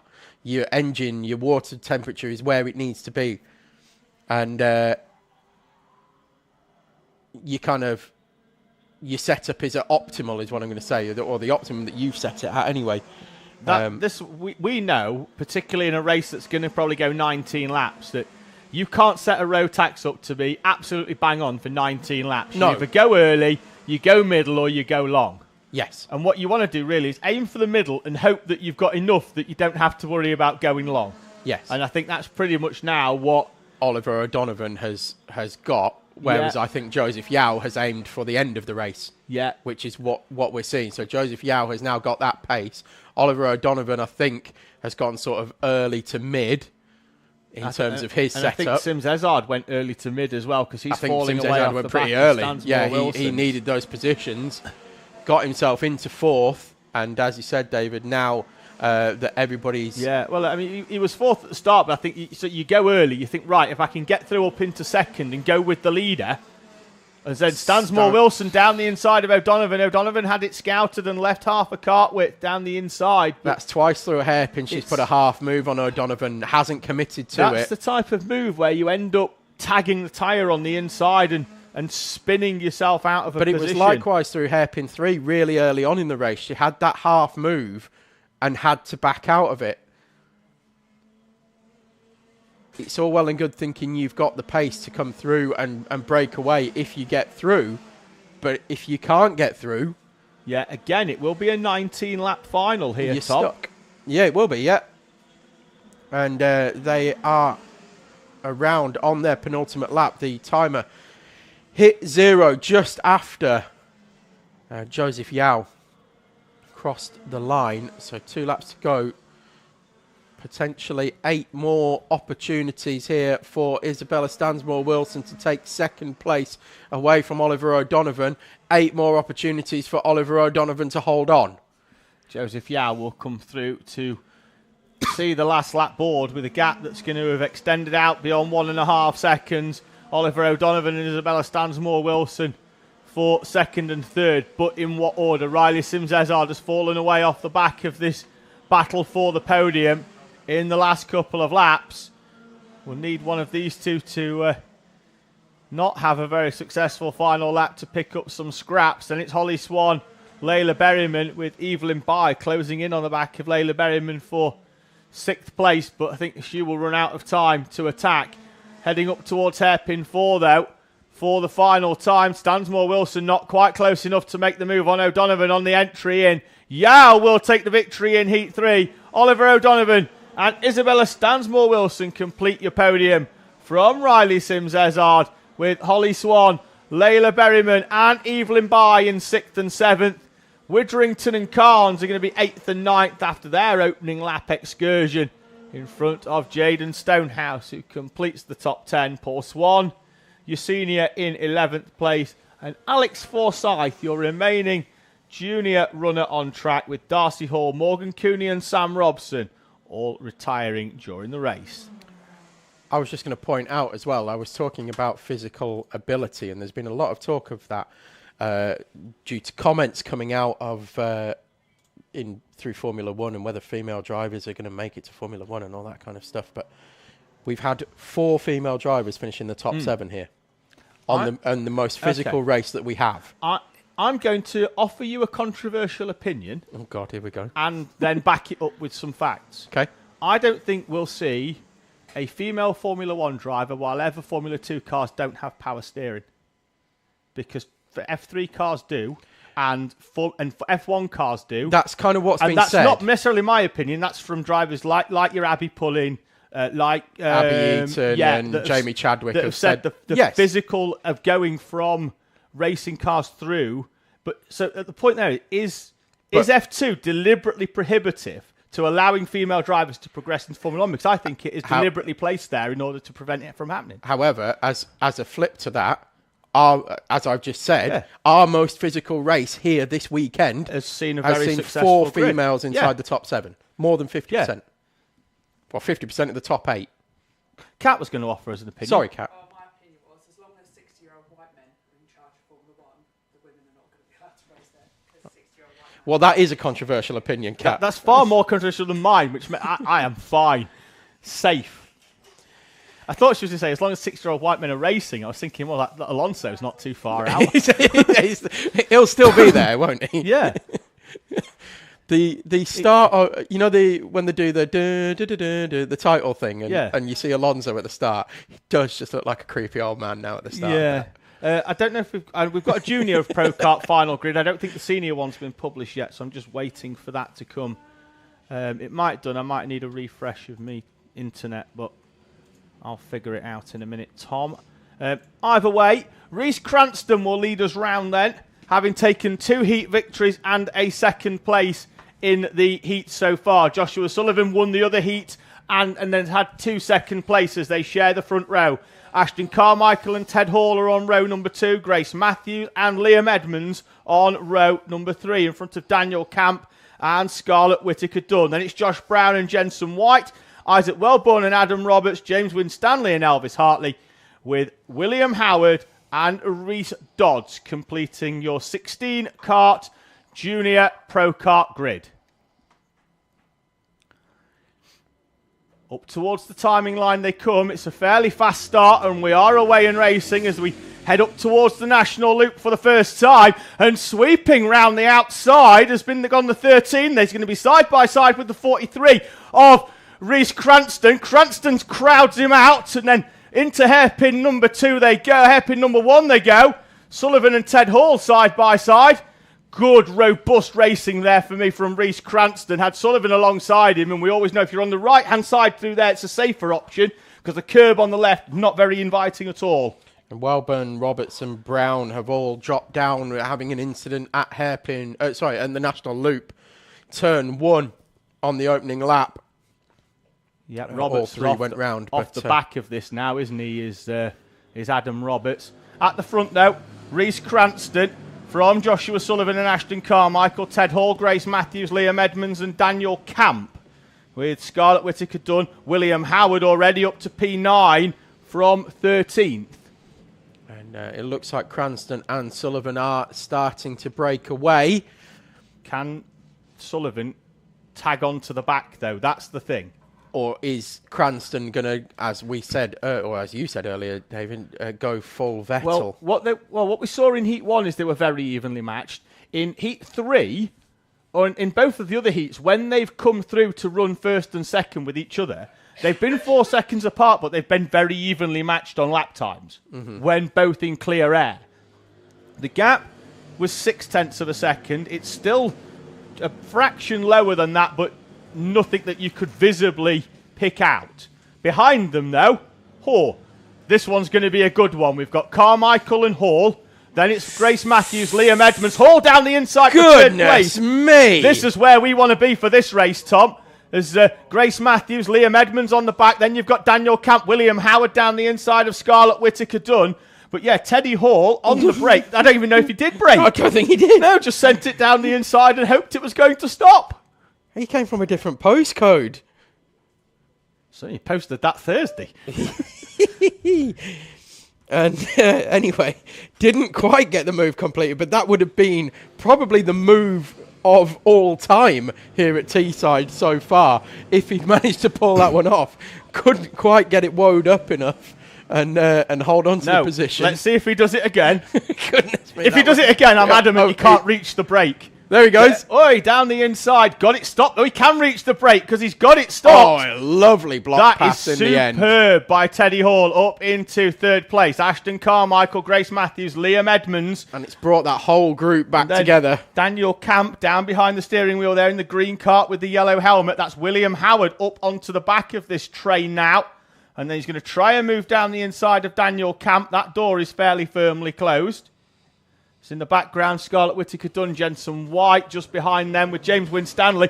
It's tight at the front, Tom. Sullivan with a 46.333. The gap's down to less than a 10th. What are we on for lap record pace? What's the lap record? It's a 45.9 by... so we're a fair way off that then at the moment. Our good friend Max Shields. So 4/10 off that at the moment. We were a bit quicker in Heat 2, but still plenty of time here. Hairpin 1, William Howard into the back of Daniel Camp. As Grace Matthews has got alongside Ashton Carmichael here down the back straight. Edmonds needs to get across behind Grace Matthews and get in that gap. There it goes, yeah. There it is. And then pushes Matthews through. If he'd done that a little bit earlier, they still wouldn't be side by side with Ashton Carmichael. They're going to be too wide into the corner because Edmonds is going to stick it out on the outside. I think Edmonds is going to get hung out here potentially. And then William Howard and Daniel Camp come into a little bit of contact that allows Scarlett Whittaker-Dunn to come through. Oh, Carmichael's off onto the grass. A problem for Ashton Carmichael. He turns the engine off. I think if I had to call it, that's the throttle return spring has come off, and it's just kept the throttle on. And that was Grace Matthews getting levered wide by Liam Edmonds at hairpin 1. I think that's fair to say. It was definitely a push through from Liam Edmonds on Grace Matthews, who I was just about to compliment as doing brilliantly by placing her car exactly where she needed to. Breakout weekend for me here, I think, for Grace Matthews. I would She's been really, really good all day. Second that. Yeah, excellent weekend for Grace Matthews, no matter how this finishes. William Howard. Big step forward. Up onto the back of her in 6th place. He sets a personal best. Oh, Cranston's wide at hairpin 2. Half a kart length wide, and that's could allow Sullivan down the inside. It does allow Sullivan down the inside. Off camera, we've had a change for the lead. A slight mistake by Rhys Cranston, and we don't say that very often. He goes half a kart width wide into hairpin number 2, and we have had a change for the lead. We're not at half race distance yet, 6.5 minutes on the clock. And on camera, we had a change there for 5th place with William Howard overtaking Grace Matthews as well. So Matthews dropping to 6th place now, although still putting in a personal best that time around. Yeah, I reckon if we go back to the 4th place battle with Edmonds, we'll pick the leaders up in a bit. I mean, unless something drastic happens, I think they'll be fairly close to each other throughout the rest of this race. So that one's almost a given. Liam Edmonds now under pressure from William Howard as they go down the back straight. Howard head down the steering wheel. Edmonds also with his trying to get his There he head down, goes. but then leaves the door very, very open for William Howard to slide down the inside. Still half this race to go, Tom, and there's nothing here to stop William Howard from closing up on Teddy Hall for third place. No, indeed. And Ted Hall has done very well here to not only gain third place, but then pull away. Gap was out to 3/10 at the front, but then Sullivan clatters the left-hand curb of the D chicane and then fails to defend hairpin 1, and through goes Reese Cranston. So a mistake from Cranston allowed Sullivan through into the lead, and then a mistake by Sullivan allows Cranston to come back through and retake the lead at the head of this race. And they are still very much nose to tail. Don't know if we go back to them and then we'll come back to William Howard as and when, if he can catch up onto the back of Ted Hall. Because we are fairly spread out now from third down into sixth. The leading duo, nose to tail, with less than a tenth or just over a tenth between them as they come up and over the timing line. Yeah, it's now whether Teddy Hall can hold on from William Howard, I think, for the final step of the podium. We will, of course, keep our eye on the front two, but I think this is the battle we need to be focusing on. Yeah, Hall, Howard, Edmonds, and even Matthews, I would say, is in the mix for the final step of the podium here. Yeah, we've just cut to the lead battle because these two are a little bit closer than where Howard and Hall are, but we'll keep an eye on Howard and Hall because that'll come together in the next lap or so, I think, as Reese Dodds pulls off into the pit lane. So leaders still by less than a tenth this time. It's 0.07 ish when they're nose to tail over the line, and that's exactly where they were. Fastest lap of the race by Sullivan, 46.2. Battle for third place now sees William Howard right onto the back of Teddy Hall for third place. We'll pick them up as they come through the chicanes now. There they are. Ted Hall in the sort of mint-coloured cart, and then you've got Howard behind with the white helmet. In the MS liveried red, white and blue, with mainly the white on the background. Fastest lap and a personal best for the two leaders on the previous lap. And Teddy Hall is defending this third place, Tom, with a straight line job. 3.5 minutes is a long time to hold off a driver like William Howard, but he's going to have a good go at it. And if he is doing so, that's just going to bring Edmonds and Matthews right back into the mix once again. Certainly is. Edmonds will be first on the scene. And Edmonds on the previous lap was a tenth slower, but now I think they're going to start backing themselves into Yeah, we'll see what it's Liam like Edmonds. this time when they come over the line. Oh, the leaders! The leaders! Sullivan had the nose down the inside round South Bank. Cranston slammed the door shut, and they did have a little bit of contact between each other round there. But Sullivan was definitely alongside, pretty much on the middle part of South Bank. They're still nose to tail. There'll be, 0.06 between them as Hall and Howard are side by side up and over the timing line. We're going to have to commentate on two races while we've got pictures of one here, Tom. Right, you focus on what's happening through the window. I'll focus on what's happening on screen. We'll focus on what's on the camera because the people at home, Tom, want to see what's going on. There is Edmonds right up onto the back. William Howard tries to move down the inside. A little bit of contact. Chopped into the back of Teddy Hall. Yeah, chopped across the nose did Ted Hall, and Howard still in that fourth place. Hall holding on to third, but Edmonds, as we said, is right there now on the scene. Hall with a superb straight line out of hairpin number 3. I wonder if he's watched some videos of how seniors defend that corner, because he's putting it in a position where if Howard's going to have to drive all the way around the outside of him, but if he does that. Now Howard has got a big question mark over his head, because does he attack and risk being overtaken by Liam Edmonds? Well, because Edmonds is right there. We're going to find out. Just flashing through the top of the shot, you saw the leaders still nose to tail. Cranston defending hard down the back straight and moving to the inside to fend off Sullivan's run up towards South Bank, because that's where Sullivan got alongside a few laps ago. Did I see some spots of rain coming across the front of the camera then? I don't know. I don't know. Nobody out there is looking like it's raining. It might have just been... Howard's alongside Teddy Hall. just out the final corner. There they are on screen. Through. Lot of action here in Junior Pro Kart, and this is what we love to see from 16 entries. Well, 3 laps to go. This class amazes me. Last year we were struggling for 4, 5 and 6 entries. All of a sudden we've got 16. And I tell you what, I bet people at home are watching this thinking, I want a piece of that. So if you're anywhere between 12 and 16, come and play. Definitely. Even if you're in Rotax, just get yourself one and come and have come and build some racecraft. William Howard last year, Rotax.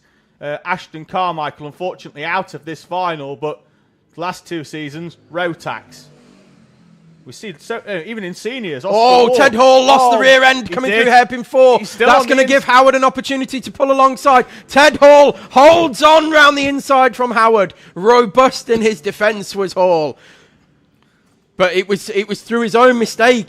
Change for the lead at hairpin 2. It's only brief though. Sullivan down the inside. Cranston with the switch back. Cranston should have track position up towards South Bank and indeed does hold on. Howard's down the inside of Teddy Hall. They're side by side down the back straight as well. Edmonds is going to come to the inside and Teddy Hall's going to struggle here, I think. Edmonds now back to the outside. Howard then back to the inside. Hall struggling to hold on off the racing line on the dirty stuff. Final lap. And the leaders, if we can cut back to that, I don't want to do anything away from this one, but they're still nose to tail, split by 0.067 of a second. Yeah, I think the handling's gone away for Ted Hall. Set the car up for early in the race, and the rear end has gone a bit loose for him now. We've seen it for a few corners, and unfortunately that's dropped Hall down to 6th place with Howard, Edmonds and Matthews moving through. It's a shame we haven't been able to focus more on this front battle, but rightly so, because the battle for third's been quality, but these two at the front have duked it out corner by corner, lap by lap. Reece Cranston will lead us into hairpin number 3. Sullivan not close enough to straight line it. He's tried hard. It's been an epic battle, but Reece Cranston will take his 3rd final victory of the season. Chased home hard by Sullivan over the timing line. There was some contact over the timing line, but I think it was inadvertent because Cranston eased off the throttle and Sullivan just kept it in. William Howard from the back of the grid to 3rd. A great run by him to the podium in front of Liam Edmonds, Grace Matthews, and a very unfortunate Ted Hall, whose kart just went away from him, Tom, with 2 laps to go. He looks a little bit disappointed. It looks absolutely gutted, does Ted Hall. In an hour's but he's time, got no reason to be. No, in an hour's time, when he looks at the positives from this, he's got loads and loads to take away. We said breakout weekend for Grace Matthews. As much so for Ted Hall. Same for Ted Hall as well. Really good shot. Daniel Camp in P7, a debut finish in a final of P8 for Jenson White. Good effort from him. Is banging the midfield at the first time of asking. James Winstanley finishes 9th. Scarlett Whittaker done in 10th in front of Josh Brown, Isaac Welburn and Adam Roberts. Also on debut, finishing in P13. As is Elvis Hartley and Reese Dodds with Ashton Carmichael retiring the way through. A quality race all through the order there, Tom. Really was. It's one of them. There's only one more to go. Yeah, I was going to say with that, if we'd have focused on the lead battle, we'd have done the battle for 3rd a disservice. If we'd have followed the one for 3rd, we'd have done the lead battle a disservice. There was too much going on. Yeah. But never a bad thing. Never, ever a bad thing. Keeps us excited and entertained. I still don't have a grid available for Senior Pro Kart, so I'm just going to wing it. It's up apparently. It's not on the Hit the refresh, David. F5. Still can't find anything, Tom. Tom, I'll tell you what. Tom, go to the left. I'll take it off Cats if I can. There you go. All right, it's off the hub. So, pole position, Max Shields. 2nd place, Ike Needham. Then it's 3rd for Danny Bean and 4th for Zach Dawson. Isaac Duff will go from P5 with Joseph Williamson 6th. 7th for Curtis Yule and 8th for David Brewis. Rossi Costello will be 9th with Matthew Hauschby P10. Then we're going to have Kyle Burns and Riley Matthews, Sam Neri and Matthew Farrell, and Dominic Needham and George Ludwell. Then we're going to have 17th for Addison Smith. Despite taking a heat victory, will go off P17. Then it's Freddie Cowley, Alana Howard, and Jake Collins, the 20 runners. Yeah, I don't think we've seen Collins throughout the day. He was here yesterday practicing, number 62. I think we had, didn't we have 18 runners? So maybe we've missed somebody else as well, but might be 19 out there. Now David and I are going to start counting too. Count them as they cross the timing line. 2, 4, 6, 8. Good luck. 19. 19. I could have just checked the result from the previous heat. I added up my fingers and your fingers when we got to 19. 19. I'm going to check your maths. Yeah, we had 19 in the previous race. There we go then. Right. All set for a good one in Senior Pro Kart as well to finish off our day. This will be the final race of the day. And usually the most exciting one. So if you thought Junior Pro Kart was good, let's see what the seniors have got to offer us. That was the starter. This is going to be the main course. Maximus Shields will lead us through with Ike Needham alongside Danny Bean and Zach Dawson on the second row. We're away and racing for 12 minutes plus 1 lap of action. Shields leads us through. Bean is through up into second place, but then goes wide. Isaac Needham up into second. Then it's Bean from Isaac Dove with Joseph Williamson, Zach Dawson, David Brewis. Good start from Matthew Hauschby up into 8th place in front of Curtis Yule and Matty Farrell. The 2 novice runners, they'll scrap it out. Behind them, it looks like it's Rossi Costello and then George Ludwell. I was watching Addison Smith struggle to find a path through, and in fact has had contact with down the Dominic back straight. Needham. And we need to zoom in on that because I think that's a front-end issue. That kart stopped in the middle of South Bank. Smith is out and out of the kart. That's going to be tough to recover that under a local yellow, maybe. He's going to try to push it away. I don't know what's happened with that kart, unfortunately. We're trying to pick it up there on camera, but he's being urged to get back in. Yeah, just so that they can steer it away. They have covered it under a local yellow. Great work there to get that kart up and out. What it doesn't show on the camera is how steep that hill is that they're pushing it up. Yeah, the old banking up Monza is anything steeper than that, and maybe that hill in Lincoln. Smith is out, though, and heading up towards the tyre wall. Shields leading and leading comfortably at the front of this one. So he's got the gap to Needham and Bean. Ooh, was up and over when, I think that was Curtis Yule. It was Curtis Yule going up and over the curb on the inside of the kink over the start-finish line. It's always a bit of a worry when... and then Yule's round. He's tried to go down the inside of Matty Farrell. Sam Neri goes in hard into the side of Curtis Yule. And Alana Howard is also involved in that one as well. An unwilling passenger in the ride. And Sam Neri's got a side pod that looks a little bit like a scene from Finding Nemo. It's up in the air. Well, Curtis Yule has had the same, but he's had that all day. I think he had contact in the... Yesterday in practice. Oh, right, okay. Just need somebody to stand on it. My services are available for needs a couple of big heavy lads. For a hefty fee. So Neri and Yule are still side by side, and Yule's off again. He's tried to go down the inside of Neri into a gap that was never going to be there, unfortunately. And again, this is raw pace, partnered with youthful enthusiasm and inexperience. Unfortunately, for Curtis Yule. Karting, yes. Taking nothing away from his driving skill. Oh, the pace is unreal, as we saw in round 1 when he just arrived and put a marker down. Yes, exactly that. In clean air and no traffic, absolute rocket. However, when there's karts around, we've found a bit of a chink in the Curtis Yule armour.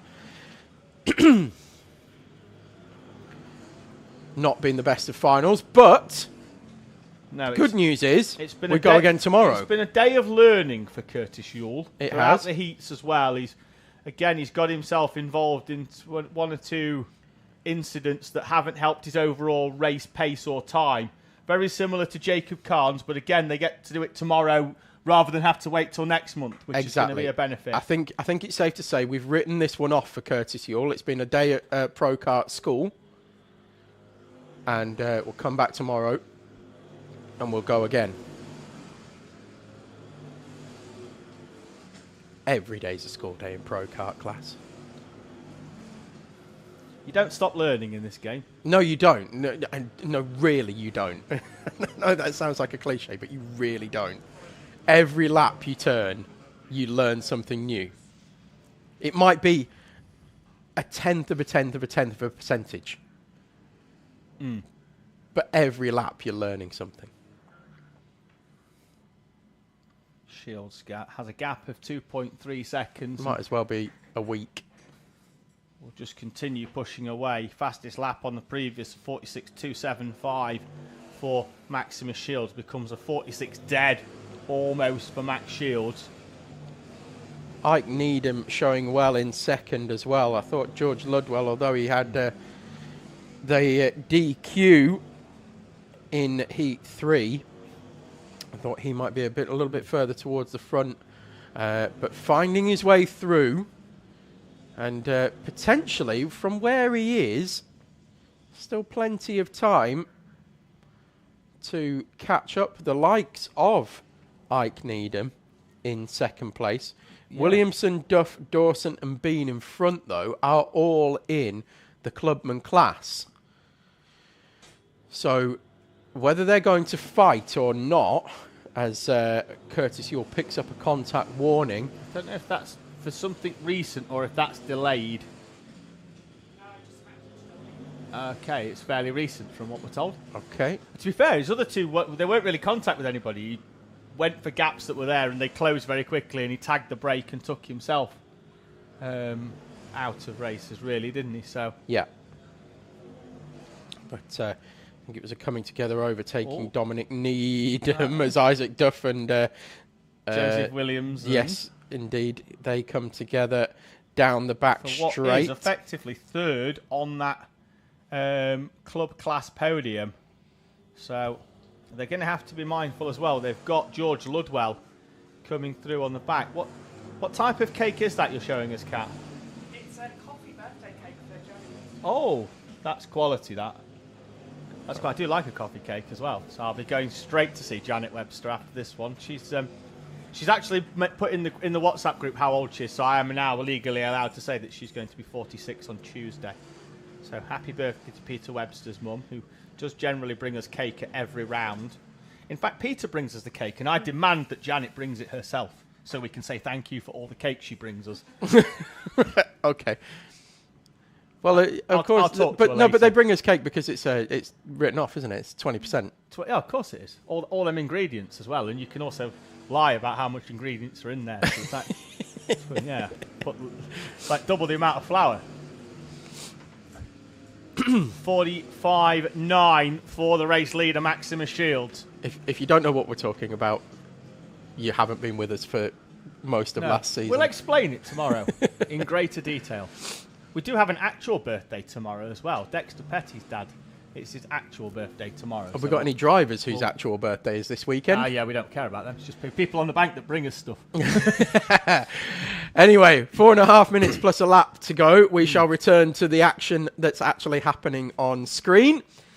It is still Maximus Shields from Ike Needham, Danny Bean, Zach Dawson, Isaac Duff. George Ludwell still in 6th place. Hasn't been able to find a way through Isaac Duff so far. Joseph Williamson and Matthew Hauschby. And then it's David Brewis and Rossi Costello, the top 10.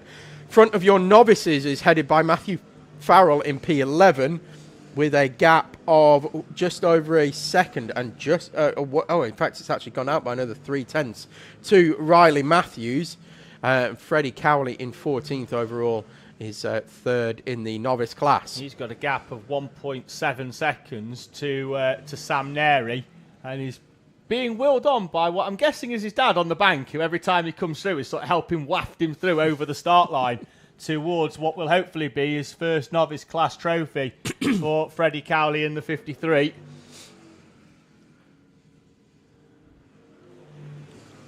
Yes, karting hand signals from the bank is a thing to behold.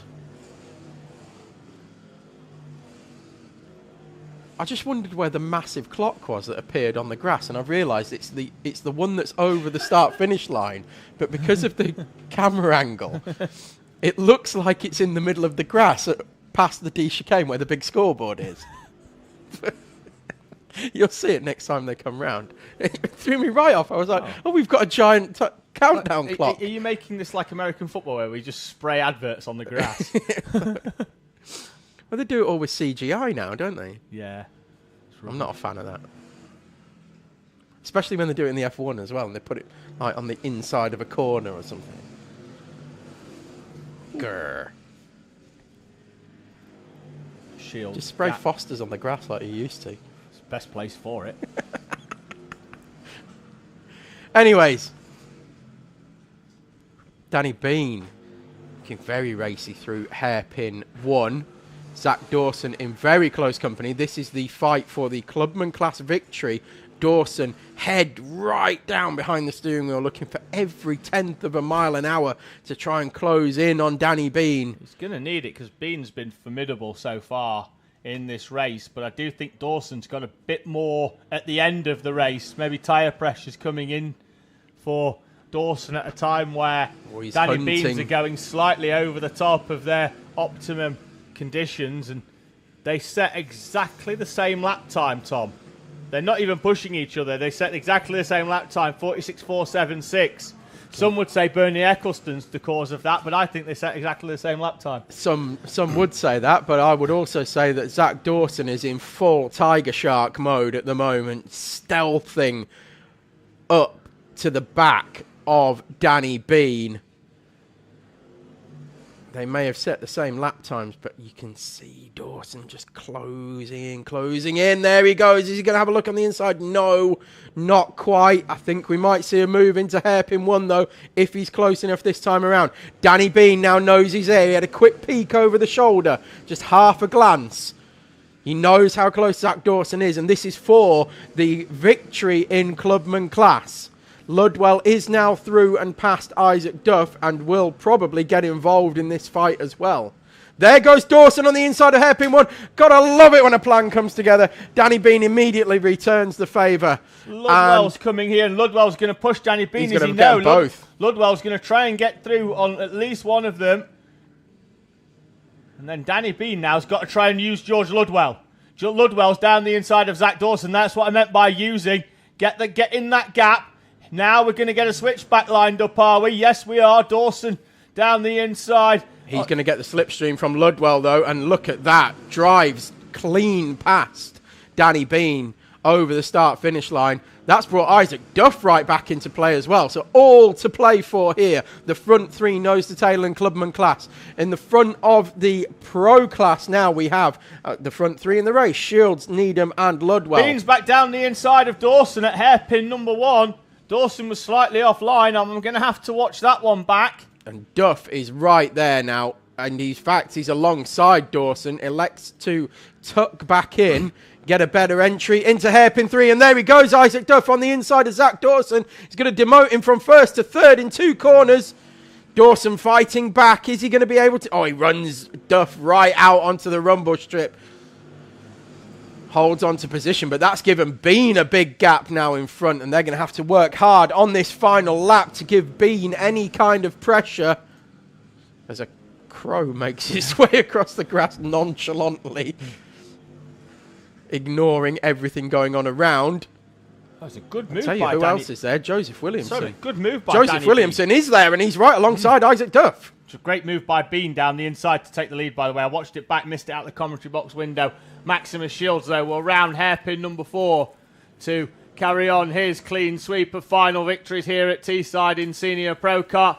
Maximus Shields wins in the 43. Isaac Needham in second place. George Ludwell up into third. Danny Bean wins in club from Zach Dawson and Isaac Duff, who holds off Joseph Williamson for the final step on that club podium in third place. Then it's going to be Matthew Hauschby in 8th, Rossi Costello, David Brewis. Matty Farrell wins in the novice class from Riley Matthews. And it will be Sam Neri in 3rd place in that class, despite that mid-race incident that dropped him down the order. He finishes P14 behind Kyle Byrne. with Freddie Cowley, Curtis Yule, Dominic Needham and Alana Howard, with Addison Smith not classified. The incident on the opening couple of laps sees him still down at South Bank. And that brings to an end our action for today, day one of our double header. Great action throughout the field, from Bambinos right the way through to Senior Pro Kart. As always, have loved bringing you the commentary, as I'm sure David has as well. Double thumbs up. Double thumbs up from David. So as always, big thanks before we end the stream need to go out to all of our race organisers, our clerk of the course, Nigel, Cat, of course, here in race control, pressing the buttons, making sure the flags all work, all our marshals, without which we could not go racing, and likewise for Medics UK as well, who are here as our first aid support and a series sponsor. Other sponsors, of course, Infratech, ARC Plant Repairs, Metro Plum, HRS Racing Engines, Garage 29 Graphics, MS Kart Racing Technology, and our series sponsor, NRG Karting. We thank you, as always, for your contributions to the championship here. And thank you all for viewing. And hope you've enjoyed it, and we'll see you again tomorrow. Half past 9? We will be live. We half past 9, Cat, tomorrow? 9-ish. Yeah, so about half 9-ish. Yeah, about half 9-ish. Qualifying, Tom. Ish. We're doing Very-ish. We're doing qualifying again tomorrow. Yes, we are. So we're very ish. About half 9-ish. Yeah. Join us. The best way to find us is like, subscribe, and hit the bell notifications. And that way, as soon as we go live, you'll have a little pop-up on your phone that goes, oi, oi! Let's watch some racing from Teesside Autodrome. As Tom says, we'll be back at around about 9:15 tomorrow morning for the qualifying sessions here and another race day here from Teesside Karting. Thank you much for joining us for round number 3 of the NRG Karting Owner Sprint Series. You don't have to wait long, though. We'll see you tomorrow for round number 4.